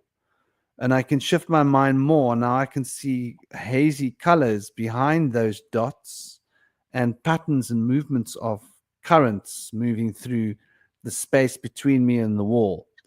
And if I project my consciousness through this medium, which I'm now aware of between me and the wall, towards the wall suddenly starts to feel like it's hollow and it's made out of cardboard to my mental texturing. And if I project my mind closely towards the wall, it will seem like it's vibrating, but it seems like it's breathing. And if I project my mind deeper to that wall, I start to notice that the whole universe is wobbling a little bit and like morphing. Now, that's just me here shaping what I'm experiencing with my thoughts in like a few minutes. How much of that is happening automatically, unconsciously? That's what I mean by how much of reality is in our minds. Yeah, for sure. And if you click on the solid Zarfex diagram again, I'm going to kind of explain something which I found really kind of interesting. So you talk about the idea that like there's a part of reality that's sort of like automatically mapped. So one of the reasons why I think people actually have a difficult time visualizing. So if we see here, we have this this red diamond shape, and that's called the Azerfax, and that's essentially the idea behind that. You can click on I actually don't really need this diagram anymore, but the idea is that we have an internal map of reality inside of our head. So, for example, I'm sitting in a bedroom right now, and I know that outside of my bedroom door is a hallway that leads to the rest of my house. And I have that sort of mental image in my head. And then I kind of realized, like, one of the reasons why I have a difficult time in a certain circumstance, perhaps visualizing an image, is because my mind is already processing the image of what exists outside of the walls of my room. It's taking up that bandwidth and that space sort of automatically. And I notice when I'm in more of a trance-like state, which is where I'm in the indeterminate zone, it almost seems like nothing exists outside of the walls of my room, and I can pretty much visualize whatever I want. So it's interesting, like, you know, people talk about astral projection, where you sort of take your consciousness, you float outside of your body, and you travel into another universe. I kind of come up with this method where it's like I take a different universe and I put it around the room I'm in. So I imagine that like the outside of the walls of my room is just like an empty void, and within that empty void you can place different spaces. So then I imagine that when I open the door, it's going to lead to some kind of like different dimension. And so you're talking about like mind space and stuff. I think in some ways, like there's a lot of things that we do in our day-to-day lives that create those kind of perceptual barriers, not even like religious ones, just kind of like automatic sort of like reflex stuff. But if you can kind of learn to like mess with the data a little bit and shift some things around, you can start to see different corners of the universe pop up. Yeah, I feel like we actually do see more of in our mind than the world outside. I feel like the human usually sees a reflection of their inner mind that they're trying to push onto the world around them. And so what we expect to see is what we look for. And so if we don't really expect to see something, we're usually blind to it. And oftentimes people have been taught to look at the things that we recognize and that look past the things that are a blur. That's nothing there. That just the materialist view that only the physical objects are stationary and they're solid kind of gives you an expectation of how to see things. And like Franklin mentioned, in his mind, he can look at the wall differently.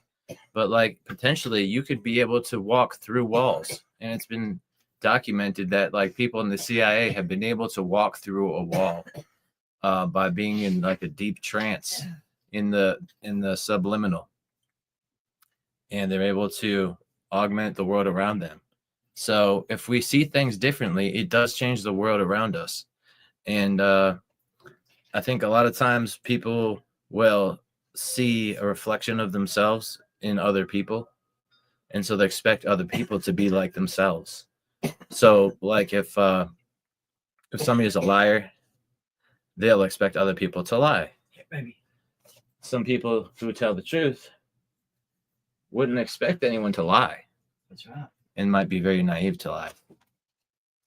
And so it's hard for them to even imagine somebody could think about a lie because they can't think about one. So in their mind, it's even really hard to wrap your mind around it. I'm colorblind, and I never knew that everybody else saw things different than me. But after debating with my college friends for a while on a late night, we learned that a person who is born blind cannot even imagine what darkness would even be like because they've never seen the light. It's very interesting what you're saying. And so it sort of gets to the crux of this conversation. I think we found the crux of the conversation, which is that, like, where does reality meet consciousness? And, I am of the opinion that reality is an expression of the consciousness field, and that we are having an interactive process of putting together the building blocks as we see them of reality and experiencing it. But it's an interactive process. Hence, we can affect, like you say, we can affect reality, whether it's walking through walls or seeing reality differently or moving through time in a different way and experiencing different aspects of time. Whatever it is, we have this way of potential of having effects on our experience of reality. That's not just superficial, but actual, like, fundamental different experiences of reality. Like when you shift your eyes and you look at someone and you see different colors around their head and their body, literally they are having new thoughts. So you'll see this sudden shift of color around someone just before they looked at you to say something. And so you can start to predict what they're going to say, literally, by looking at their colors changing and going, okay, so they're going to come at you with an emotional story, or they're going to come at you with this, or they've had a brainwave. Is that sudden bright yellow, whoosh, or they've had a big brainwave. They're going to like pour out some interesting concept that they thought about. So you can literally start to map out what's going to happen before it happens by understanding human nature in this, like, just that one little thing, or whatever, relation to reality. You can start to observe nature and observe the changes in nature and know that something's going to happen. Like, I've been talking about the tsunami for a while to my ex-wife. I was in nature and I was watching nature all the time, and I was like, something's off. Something's changing. And she was like, what do you mean? And I was like, yeah, I'm thinking about tsunamis. And okay, no. She was like, nah. And it happened a few times. And I kept having the back of my mind thinking, like, kept saying to her, don't think we're in a good position in this jungle if there's a tsunami. And she was like, what the hell? Where's that come from? Like, ding. And then one morning I woke up and I was like, there's a tsunami coming. We better get out of here. And I was dead serious. She was like, I was like, I'm dead serious. I'm getting out of here. We got to get out of here. I'm not staying here. You know, and then the tsunami came. So nature, I had seen the changes in nature, like dials moving, you know, preparing for what's coming. And so these dials in nature, and if you get dialed in, you can watch the dials turn. And so we call that like omen, like reading the omen, like, you know, in shamanism, seeing something in nature that triggers an unconscious experience of something, and you don't know exactly, but you know what it means, right? It's an intuitive thing. You just know that this crow coming here and this wind and that leaf falling and this happening and all these things happening somehow means something, right? And when you go into it, it makes sense to you on some abstract level, but you don't question it. You go, okay, yeah, okay. And then you start to just dial into nature. So in that sense, we can dial into nature, which means we can dial into reality, which means we can dial into our surroundings, which means we can dial into people, which means we can dial into the weather. And so we can dial out, we can change the dialing codes. We can ring weather's number and say, oh, like we need a bit of rain here. And weather's like, well, you got to do a dance. Okay, I'll do a dance. You make it rain, I'll dance. You know, so we've got the rain dance. We've got all these other different like dialing code systems for changing certain aspects of reality.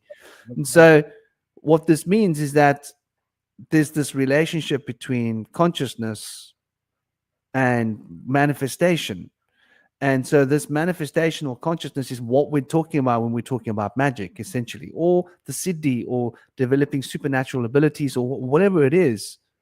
And thus, I know there's a point. I had a point when I started talking. I'm trying not to get lost, people. I'm trying to keep my on the straight and narrow, not lose my way, because I'm on this whole meandering path to get back to the point I wanted to make.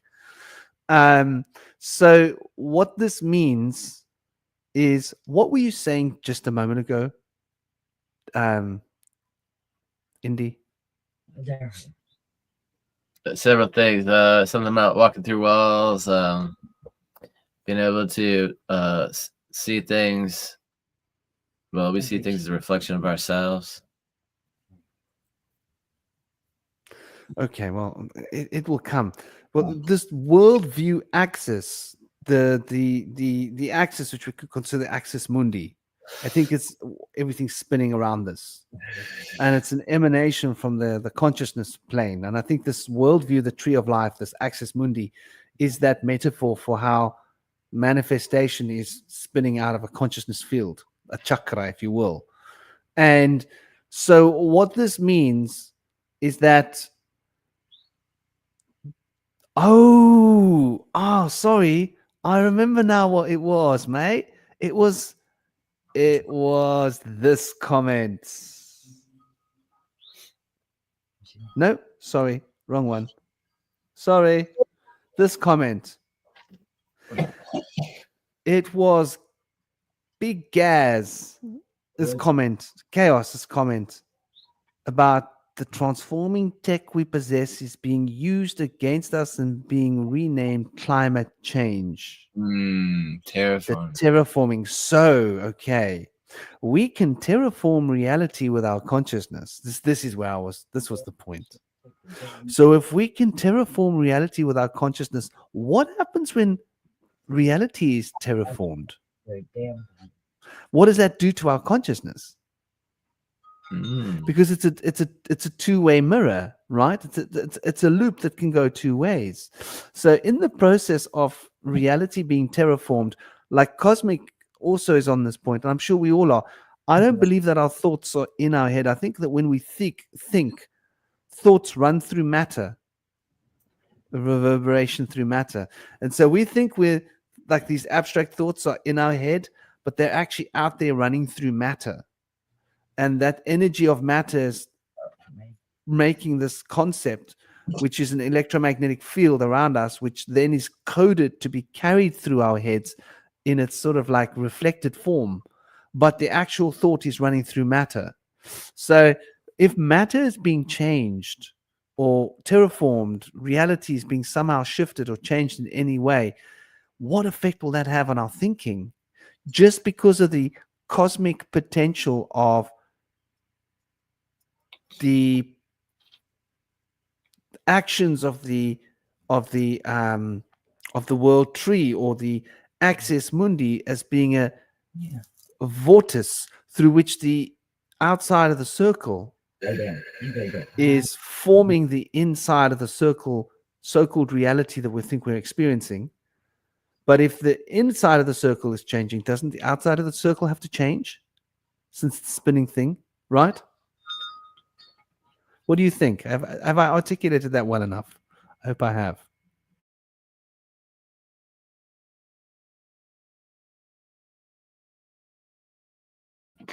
No, that's solid. That makes a lot of sense. Yeah. If you change any component of the arc of a circle, it changes the whole circle. So in a lot of ways, every one of us influences each other in subtle ways. Yeah. Like sometimes we'll have an intrusive, like emotional thought. It might be like the neighbors next door are having a fight, and you get this sudden wave of like anxiety or anger or something. You don't know where it came from.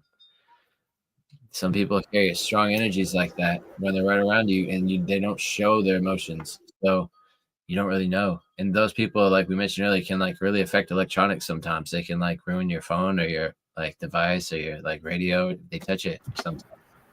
I think one thing I experience, this is a weird thing that happens to me. Like I'll be like walking at a park one day, and like maybe I'll walk by some like tree or something, and I'll think about Bon Jovi, right? Just something totally random and out of nowhere. And right, but when it's like I'll go there and my mind will drift and I'll think about different stuff while I'm on my hike.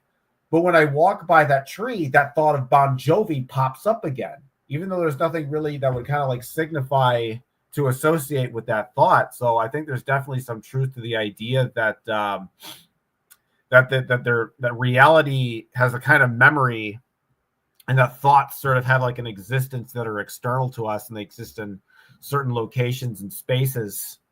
You know, because if you think about like when you actually like gain an old memory back, and you remember something, there's usually some kind of stimulus or trigger that signifies the memory. It's like you walk by a certain house, you hear a certain song, somebody mentions a certain story, and it's like, oh yeah, I remember that now, because now you have like memory is about like connecting two different things together in a meaningful way.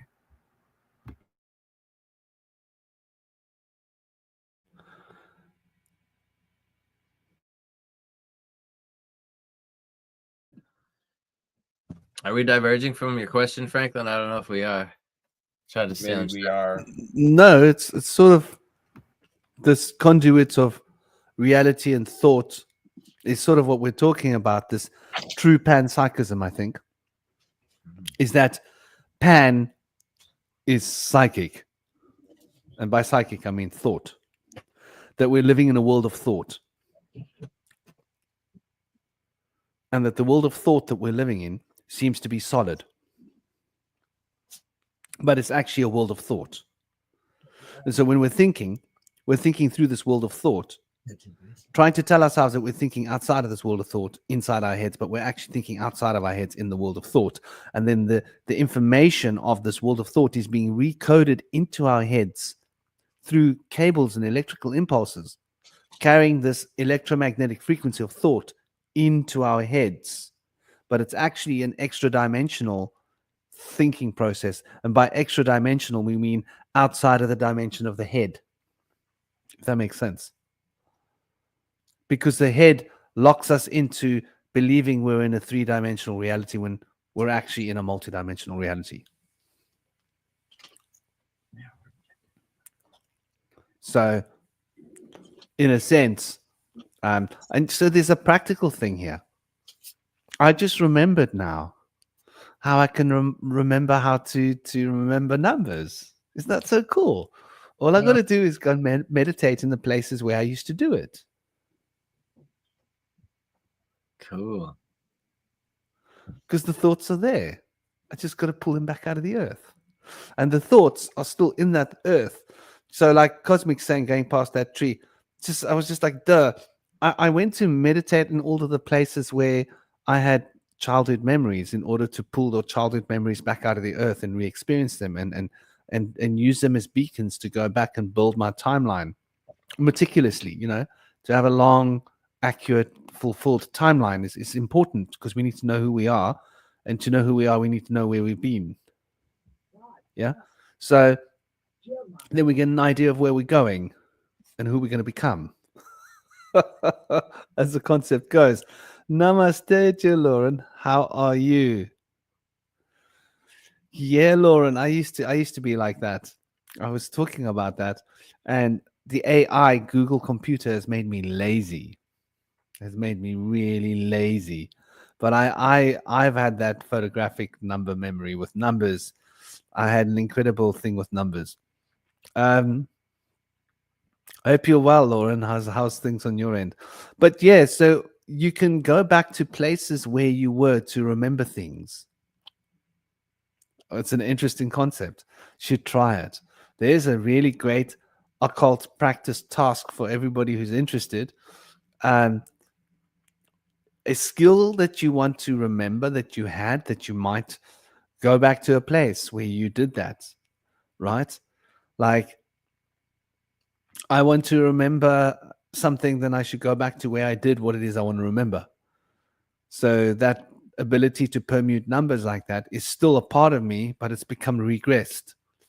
So that's an interesting point. If you want to remember everything that you learned when you were in school, go back to the physical location where you went to school and meditate on the ground.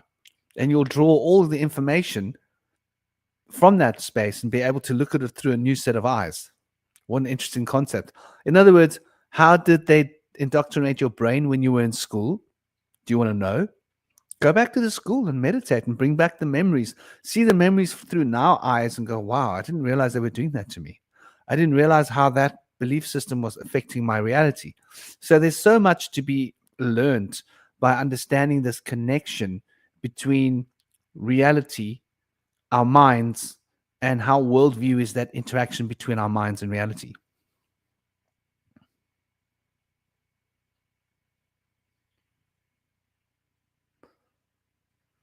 Ay.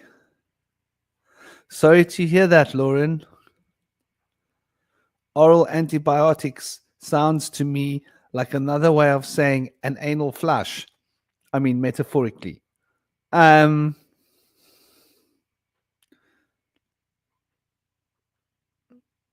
Well, I'm sorry that it must be really painful. That's all I can think. I hope you're gonna feel 150% soon. Sending you much love. Though, yeah, at the end of the day, the reality is, I suppose all of that pain will be quite a educational system for you. We tend to learn deeply from these things. Interesting.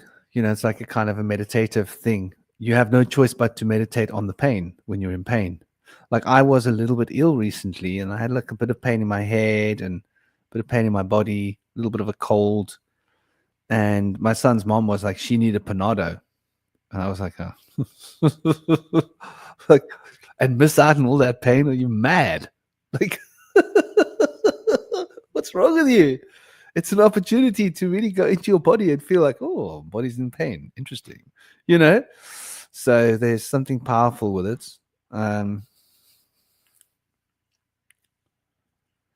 But I hope you feel better. I hope you not fun having teeth fiddled with. in an inner ouch way. But yeah, this whole perspective of reality and our minds and this continuity between our minds and reality, I think is such a powerful concept.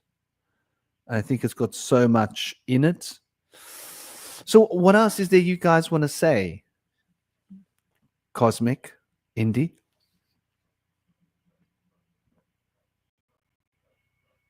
I just like to say that, like, as I mentioned earlier, you'll oftentimes look in the world around you to find the things you expect to see, and expect to see the unexpected. What I leave you with. And I guess when it comes to beliefs, it's almost like I look at it as just like a landscape. It's like I think about like that Imagination Land episode of South Park, where they just have like the good area, and they have like the place with all like the evil characters. And I think our world is kind of like that. It's like all the dimensional worlds kind of exist at once. And one of the nice things about like not being bound to one is you can explore others. It's kind of cool. And it's like the multiverse is other people, really. That's an interesting concept, and I think it's true because I noticed it when I've been on a powerful awakening curve. I pull cosmic information out of people. Like everybody becomes your cosmic. So John starts the sentence and picks up where John left off. So and so on the bus, some stranger fills in that gap of the sentence. Get to that point, that the train conductor is going to finish the sentence there, and then someone else is going to add to it when they're complaining about how they've lost their umbrella or something. But there's going to be, and when you add all those pieces of information together, there's a powerful message from like the inner self to the outer self, or from the outer self to the inner self, however we look at it. But there's this very interesting notion of how I've been in points where I'm pulling severely cosmic information out of people. And I'm thinking to myself, do they know what they just said? Are they listening to their words? Like these people are like going into some kind of a trance, channeling some intense cosmic stuff, and then carrying on with their day. And I'm like, did they hear what they just said? Like, are they listening? Like, it blows my mind because it's like a normal person going about their normal life, but they're giving you some intense occult secrets and lore that they don't even know that their mouths are saying. Does that make sense? Like, it's like, and it can be like really intense. You can be watching this all and going, wow, it's fascinating the way this is all unfolding, So the universe really is like a multidimensional paradigm of potentials. And even humans, for moments, can be possessed by higher spirits, right? And they don't know they're being possessed. So a spirit can be following you around and possessing all the right humans, and you could be getting led which human to go to where that spirit can speak to you again. Like if you think about sorcery for a moment, right? And so these spirits can be talking to you, teaching you things. What do you guys think about the idea of this? Turn everybody into your own personal medium. The spirit can do that, dude. Like the Holy Spirit. Yeah, powerful spirit. The Neshama. Yeah, I think so. I feel like that could be a big thing. I mean, even if you look at it figuratively, the way that they influence the way you think and act is strong influence too. The way they tell you to be, and they'll tell you like things like you have to be this way, otherwise you'll suffer for eternal damnation, torment. I think you got to be careful with that mindset, because I think sometimes if you're too open, people can take advantage of that and try to manipulate you and like sell you on some some fear stuff. If you get too open, you got to have like a kind of like an escape clause. And that's kind of like, I think with what I do, the whole idea of being able to jump from different universe to universe is kind of like important for that. And I think one of the things that I find interesting, I think I mentioned this today, But the idea is that, like that, the Userfax thing I mentioned earlier. The idea is that it's like, it's the Zerfax of our perceived subjective universe that we live in. One of the things that's interesting is that every time you go to sleep and wake up, it's a different universe every single day. Because if you think about it, when you go to a dream, you kind of make up a new dream world. It's just that in the physical reality, it's just that, it remembers the previous, the dream and the waking world that you had that day. It's like, oh, this is where you left off. In the same way, when you play like a World of Warcraft type game where it's like, on the internet, you turn off your browser and the game of the universe isn't on your computer, but it's stored on the cloud or the game server somewhere else. And well, one of the things I like to do as a ritual is there's another way to kind of do this universe shift that I try. It's called the ritual Jishos the Thadeo, which in Fey means spin to another space. And so what I do is like I go outside to an area that's like a field where I'm not gonna I have a lot of space around me, and I'm not likely to fall into anything, bump into anyone, or anything for that matter. And what I like to do is I close my eyes and I start walking in place in a circle clockwise. And I say like, just shows the Thadeo, just shows the Thadeo. And I kind of say that like I kind of say some Fey words and chants, right? And then what I do is that you'll walk clockwise with your eyes closed. I take a big step forward, stop, and then I'll start spinning in counterclockwise, stop, take a step forward, and then I'll do that like 4 times. And what happens is that when you do this, you kind of forget about the physical world that's around you. It's almost like you've basically taken the physical reality and you've kind of like emptied it out. And it's just kind of like there's like a blank space left for your mind to manifest ideas and concepts. And when you wake and when you open your eyes, it's like it's weird because you don't remember where you were standing before, and it's almost like waking up from a dream. And so that's kind of like one of the things I do if I want to like shift to a different universe. I do that ritual. It's just a way to kind of like clear my mind again to a different, because like when you shift to a different universe, the idea is that there's like this whole concept of the randomness ratio, which shuffles. So the idea is like, so it's kind of like Dungeons and Dragons, where it's like, you roll a 1 through a 4 and you hit the goblin. But if the sword is really accurate, it's like you roll 1 to a 5 and you have a higher probability. And so I forgot where I was going with this, but yeah, the universe can be shifted when you realize it's not just one universe. And I think some people, I think one of the big psyops that we've been told in culture is that whatever this reality is, it has to be one specific thing. It has to be one specific truth and one specific universe. But reality, it's kind of like a cluster of different universes kind of shared around a similar vision. Yeah, man, that dance you're talking about, it sounds like a shamanic dance to me. Well, yeah, You should try it.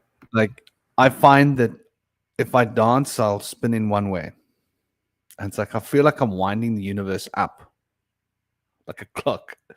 And then something happens and you're spinning the other way and you feel like you're unwinding like a clock, And you feel like a clock spinning one way, winding up, spinning the other way, winding. And what happens when you start to go around in circles like that is you become aware that there's this center that doesn't move, but everything else around the circle seems to move.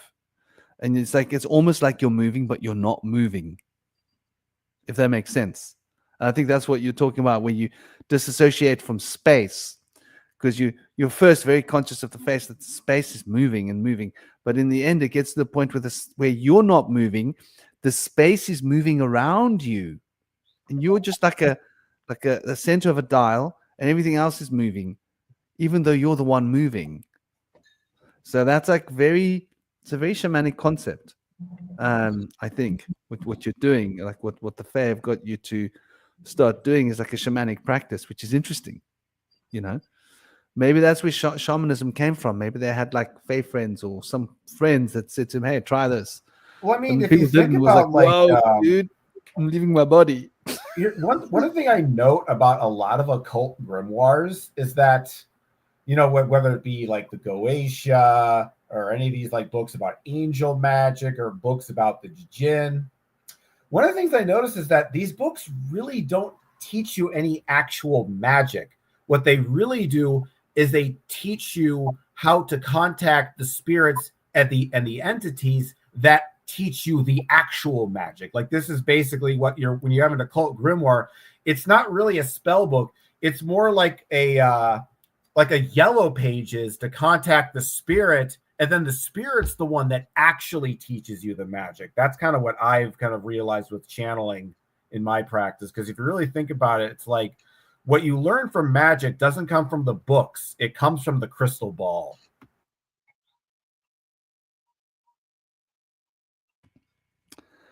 Yeah, it's very interesting because like this is what I think it comes down to. Like all the other nonsense that you hear, this paraphernalia, isn't really what magic is. That's just moving parts of our consciousness around and using our hands and our bodies to do it, and our mouths and our words. But really, it's just about shift of perspective. I think this is where this conversation comes to its fullness, completion, right? Like it's really just a shift of perspective, but a true shift of perspective. And that true shift of perspective means that the world changes. And if the world changes, then the perspective is shifting. And this is the relationship between perspective and the world. And the worldview is what I think sits between that perspective and the world, that are in this dynamic relationship of change and development. So yeah, I reckon it's getting time to roll down. Let's see, we've been going for 4 hours and 21 minutes. I think that's a really wonderful place to rest. Though I want you guys to, if there's last things that you guys haven't said, I want you guys to throw it on the table. We've got some few minutes. I think yeah. I just wanted to say one more like analogy. The way I think of it, it's like from moving from like 3D to 4D, because you talk about like the 3D of moving through physical space and the 4D of looking at that same 3D space from a new perspective, a new belief, a new outlook. I think of it as like kind of like, those globes that you can kind of like spin around. If you take your hand, the globe will sort of like spin. Well, I think the way I look at it, it's like a globe within a globe. Like you got like a 3D sphere, and then which is inside of a fourth dimensional sphere. And when you move forward physically, you're rolling that third dimensional sphere with your hand while the fourth dimensional sphere remains in place. Whereas when you have a perspective shift, you're taking a hand, you're moving that fourth dimensional sphere, and the third dimensional sphere is staying in place. I just wanted to bring that last image to the table today. Yeah, I wanted to mention the transcendentalism movement I might have mentioned briefly earlier was a powerful movement that's significantly influenced modern times when it goes from Henry David Thoreau and Ralph Waldo Emerson to Albert Einstein. It's influenced society significantly, and Henry David Thoreau started the conservation movement in America, so that's been a big thing. Awareness of environmental awareness and stuff of the natural environment has been moved forward thanks to that, and it's played a big part in quantum physics coming into play from Albert Einstein. The thinking is that in transcendentalism, they can go into the imagination, and with thought experiments alone, they can discover new understandings. And it ties back to Gnosticism and Gnosis, knowledge from within.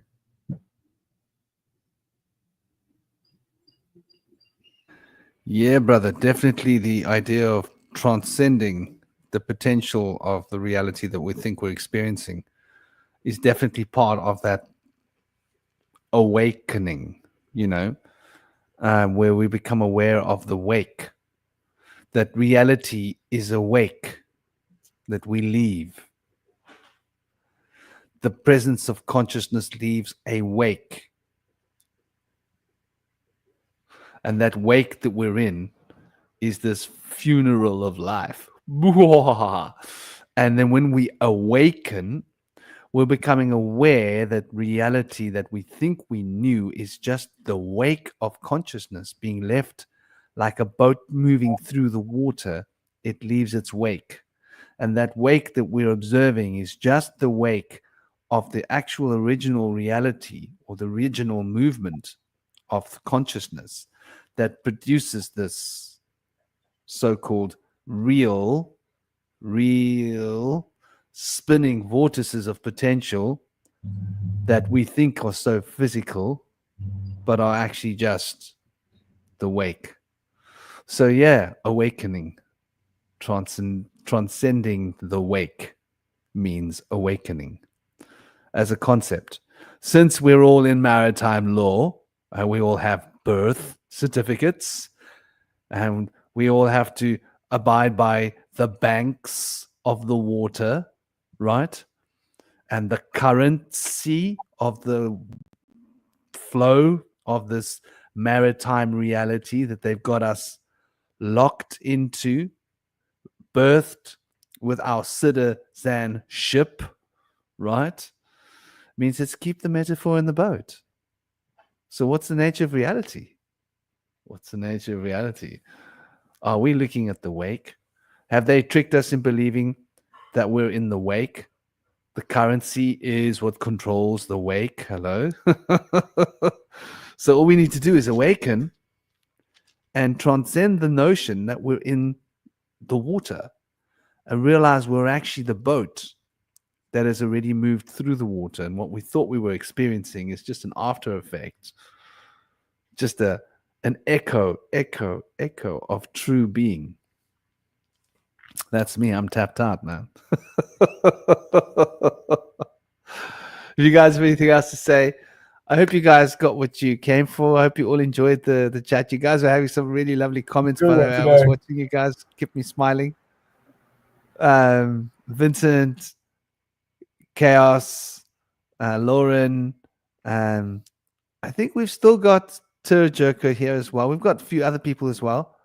I see there's still some of you in the space. Sending you all big love.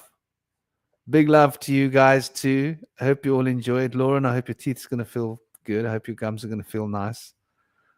Lauren, are you still with us? If you are, it's the best thing you can do. Buy yourself. Are you here, Lauren? Let me know. If not, I'll message you on Telegram. Aloha, namaste, Bam Shiva. I'll message Lauren on Telegram. But for those of you teeth, the best thing for your teeth, cloves. Cloves. You buy a bottle of clove oil. It's the best thing, man. And it's a natural painkiller. Clove. What a concept. So you put clove on your teeth, you put it numbs your gums. You feel like a cane cowboy. Hey, I'm a cane cowboy. You know? You feel like a cane cowboy when you got the clove in your mouth. You're like, got to remind yourself, I ain't no cane cowboy. But, it's powerful medicine, the old clove. So if any of you are ever having an issue with a tooth, try it. Yeah. I find the nicest clove is clove leaf oil, but any clove essential oil will work, and you can use it directly on its own, by the way. Just like if you got and it's a very powerful antiseptic as well. So you can put it into your cuts wherever you've got sore. So if you cut yourself and it's sore and you put clove oil in it, it antiseptically cleans the wound and numbs the nerves. Word. It's natural. I think that was a mic drop. practical piece of advice. Big love to you all. Namaste. You guys want to say the last words? Om Shanti. Peace out, y'all. Peace out. Om Shanti. Bom Shiva. Take it easy. Keep smiling. Keep fighting the good fight and enjoy the weekend. Hope you're all having a great time. Family, peace. And what exactly are we celebrating? We'll figure it out. Happy Easter to those that do Easter. Happy estrogen to those that do estrogen. Celebrate the way bunnies celebrate. If you got a girlfriend, you know what to be doing. And shalom, shanti, shanti, bom shiva. Take care.